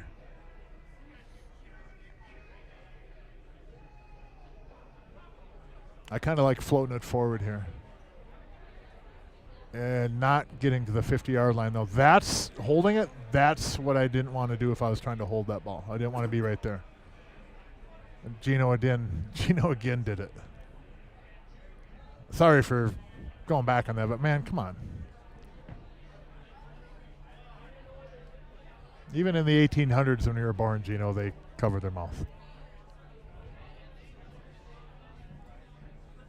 I love you, bro. Gino, I got nothing but love for you, but you got to cover up when you cough, man. You can't go around complaining about people vaping and other things if you're going to go around coughing with your mouth open all the time. That's just my thoughts and not the thoughts of the establishment or anything like that. That's just me. But he banks this. They're on the 8. That was not one of Vince's best shots, though. And unfortunately, it was at a time of the match when probably couldn't afford to do that. That's why I wouldn't. And I don't know if Vince was actually trying to hold that cue ball there, but you had such a margin for error to get up above that ball that you just can't end up there. I would expect someone to end up there if they're trying to hold the ball and cut the 13 in the upper corner. I expect the cue ball to be right where it was. But he obviously didn't try to go too far. Otherwise, be on the ball and they'd have been racking by now. And I don't think Gino can back cut this in the side either. So if cue ball went a little bit further, he actually would be able to. And I think he could actually bank this in the side even, but that 3 ball there makes it pretty tight.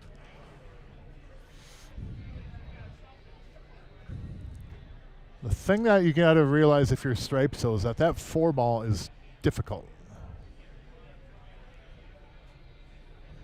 So you don't want to give them ball in hand. They'll use the 1 ball. And if you miss this bank, you're probably going to give them a shot on the 1 to move the 4 anyways.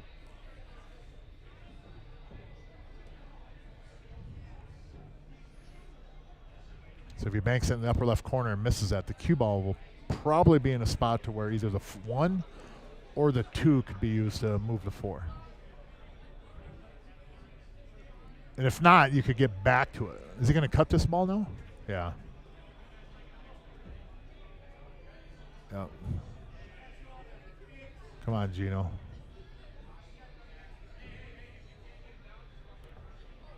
Oh, good try. Good try. But didn't go. So now, if I'm solids, my objective here is to be able to move that 4 ball somehow, some way.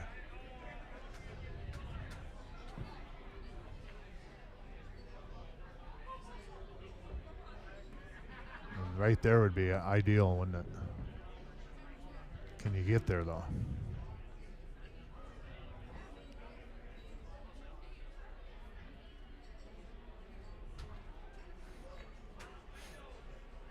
Yep. Shoot to 5, get the cue ball up there, take the 2. That gets you down in the bottom row where you can use a 1 ball to shoot into the 4. 4 moves, you roll forward, you get in the 3. You shoot to 7-4, whichever way you want. And after 4.5 hours, everybody gets to go home. Well, some of us. John doesn't get to go home yet. Sorry, bud. At least you get to move around. I guess I could have moved around. I did move around the one time, but I got back late and I wasn't. They missed a shot. Who do you think's gonna win first? Mike Tyson or one of these two teams? That's the big question right now. Yeah, it's a coin toss, ain't it? I ask you, everybody in the YouTube chat, who's gonna win first at this point? Mike Tyson, Jake Paul, or one of these two teams?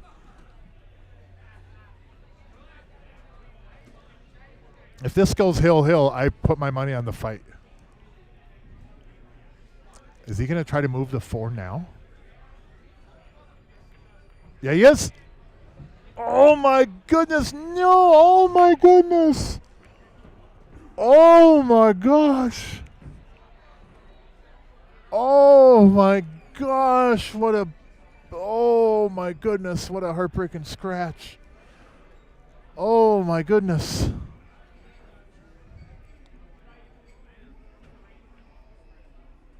Yeah, Peyton, that's likely going to happen too, ain't it? And I honestly feel that that fight might end before this match. Which hours ago, like, feels like yesterday, but hours ago, if anybody would have put that proposition bet up that the Tyson Paul fight would end before this match, I think you would have. You wouldn't have had anyone take that bet. Or you could have even done this. That match, the boxing match will start before this match ends. I still think you would have won. Because Tyson's walking down the, what do they call that? Is that a tarmac or what is that? Boy, look at Iron Mike. I don't know if everybody's watching this, but it's on Netflix Live. And Mike Tyson is almost at the ring. He's got a great shirt on. LF Go. I love it. I love that shirt. LF Go. LF asterisk Go. I love it. You know what that means, too. But here we go. Hill. Regardless, I can tell everybody this out there watching this stream, thank you for tuning in. And we appreciate it. Thank you for hitting the subscribe button. Thank you for being loyal viewers of the stream, and thank you for all the sponsors up here on the screen that you see for everything you've done for pool and for all the help you do with the streams as well. You guys and gals at these companies are awesome. Every one of you, we thank you. We'll even thank this guy walking by the counter now, Mr. Brent Dehan. It's easy to thank you, though. You're one of the best, man. Happy anniversary, by the way, belated. What was that, just a few days ago?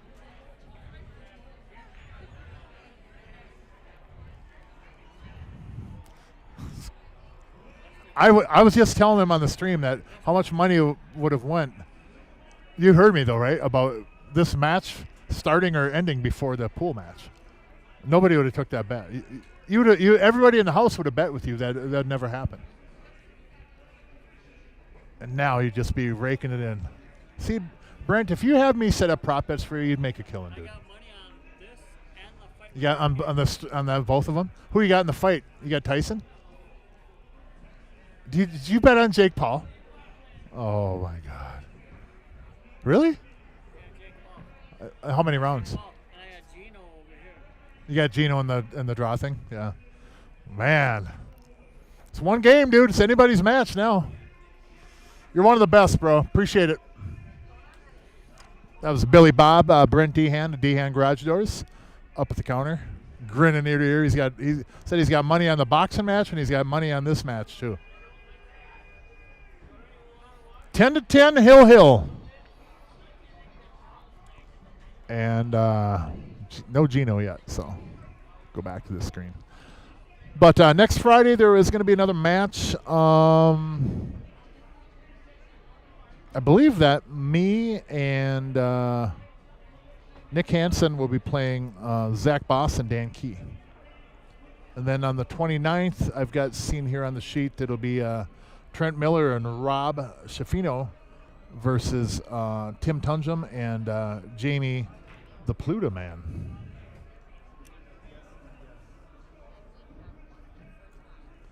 So I think those are the next two, and I'm not sure on the remainder of the matches when Jerry has those, when he has those booked for. Keep an eye on Facebook, either Jerry Johnson on Facebook or CRs Sportsbar or MN Pool Players, and you'll see these matches get.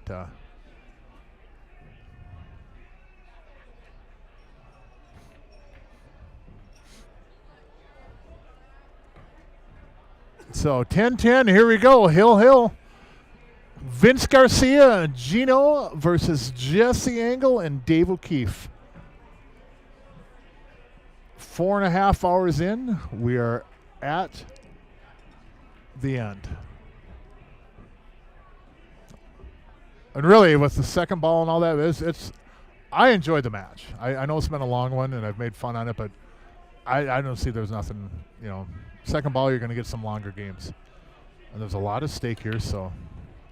Oh, no. Oh, boy. Scratching the break is not a good way to start, especially the 7-15 combo, I believe, goes. But with ball in hand, he could easily break those out if he needs to, or he's going to have to. But, oh, boy. I am tired, folks. I apologize. I don't know how those guys do it on those pro events where they're in the booth for 20-some hours in a day. Although they do take some lunch breaks and dinner breaks, and they get relieved by people.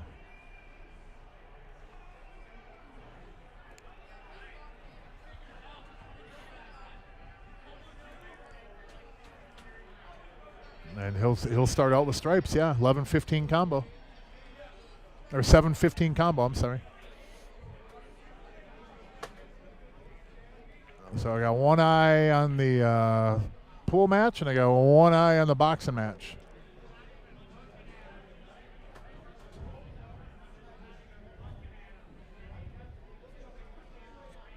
Tyson still looks like a bad man. Although if you're going to pay me $20 million, I'll let him knock me out. Well, he can knock me out once a year if he wants to. As long as those checks keep clearing for 20 mil, just keep one punching me, Tyson. It's all good. Might mess up my pool game, but if I get paid $20 million for a fight, I can lose all the pool matches I want, right? But Dave and Jesse have a really good opportunity to wrap this up here finally. I say finally because they were close to the hill for quite a while.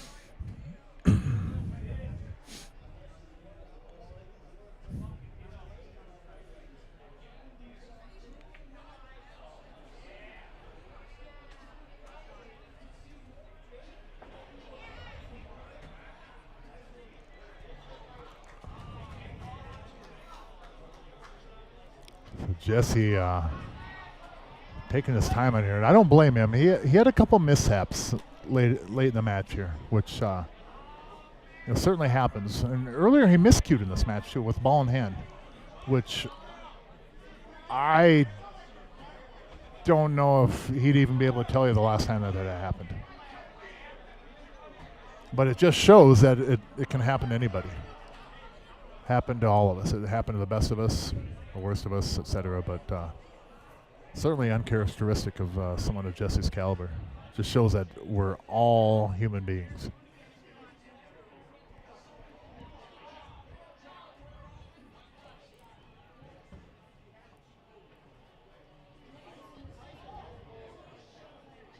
So I like going 14, 13, 9, then getting on the right side of the table, and then taking the 10 in the upper left corner, and I go 2 rails with the cue ball and take the 8 in the lower right corner. That might not be the best pattern, but it's probably the one that I would shoot, which Jesse's going a different route, so my route was more than likely wrong.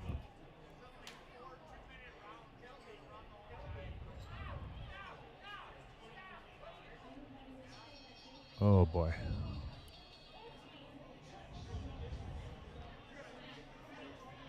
Well, they're 1 round in on the fight, and 2 balls down in this game. I like that he's taking his time on this. He's very methodical. And cannot blame him. Uh-oh. Oh my goodness. Oh my goodness. Did he get hooked or can Dave make this?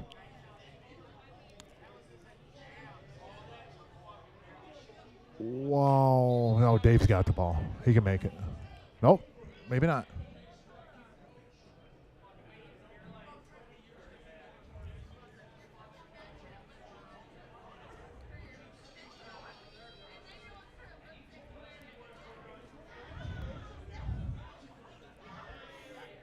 Looks like he's elevating to just curve the ball just a little bit. Nope, couldn't make it. Oh my goodness. Oh boy, oh boy, oh boy, oh boy, oh boy. Here we go. Here we go. Wow.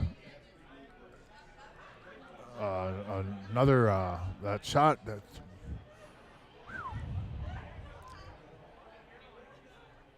getting tied up on that 5 ball. Man, oh man. I'd never seen that coming.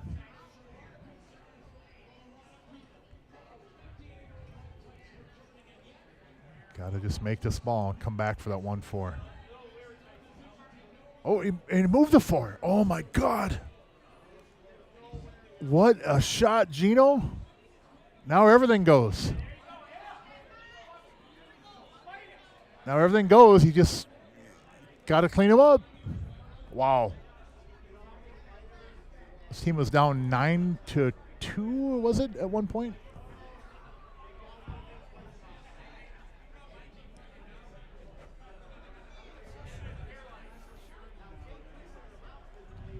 Man, oh man.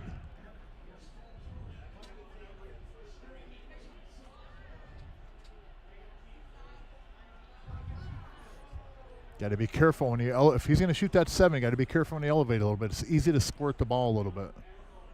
That means when you're shooting on your line, you're pushing down the ball, you're going to move the cue ball a little bit left or right, depending on which angle you squirt it, and you got to compensate on your aim sometimes on that. Usually cheat it to the tighter part of the pocket so you have the rest of the pocket to play to. It doesn't have to elevate much though, but the thing is I think I'm going to draw back and try to get in the 5 off this ball. I don't know if I'm going to hold it for the 4. But Gino shot it better than I would, that's for sure. So now the only thing they've got to really work on here is getting it down to that 1 ball. If that 4 goes in the right side pocket, which it does, it's not an easy shot, but if you hit that 1, how about grazing the edge of the 9, go 2 rails right where the chalk is on the lower left. Oh, he's going to take the 5 instead. And then take the 4 in the right side, then the 5, then the 8 goes in the corner. I think the 1, playing the cue ball off the 9, gets you on the 4, but I don't know if I like that shot. There's a lot on the line. I don't know if you shoot that ball. It's there though. And if you go too far and get above the 4, then you have the 5, then you're right on the 4.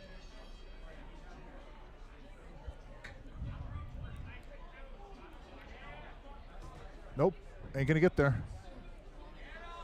Apprehensive a little bit there.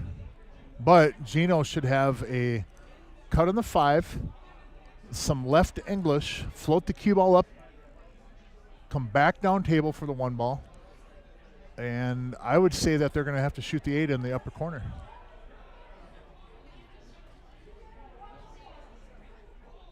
And I think the 8 will end up going up in the upper corner if they get on the 1.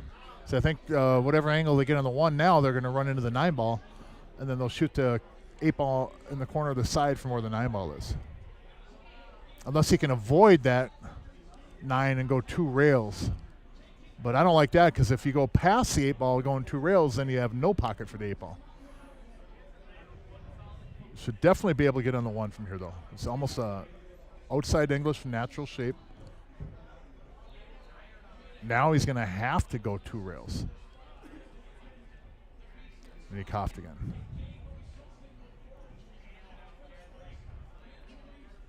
Boy, oh boy. It's a dead bank. It's a dead 1 rail bank. Nobody shoots that though, and I don't blame them, but it's like a dead bank. 8 in the side. To cut this though. Cue ball can get away from him off this 9 ball. He's got to be really careful. If you avoid it, you got to be careful you don't go too far. Oh, he got over there. He got over there. He could have hit that firmer, and instead of holding it, he could have went 2 rails and got straight into the 8 ball. Well, Gino, it all comes down to this.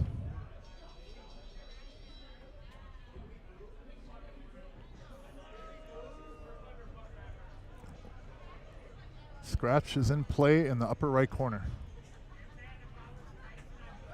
Oh, he got it. Wow. What a shot and what a match. Man, oh man, that was that was a marathon. Fun though. 11-10. Vince and Gene over Jesse and Dave. Thank you everybody for tuning in. Thank you for hanging in there. And before you log out, hit that subscribe button. We appreciate it. Hit the thumbs up, thumbs down. Mark Weaver in the booth for CRs Sportsbar saying good night. And be safe out there. We're going to go and we'll turn the stream off. And then it'll be back on shortly for the duration of the completion of the Friday night tournament. So thank you, everybody. Mark in the booth. Thanks, JK, for sitting in a little earlier for a little bit. And everybody out there, man, enjoy your rest of the weekend and be well. And enjoy that Tyson fight, too. Laters.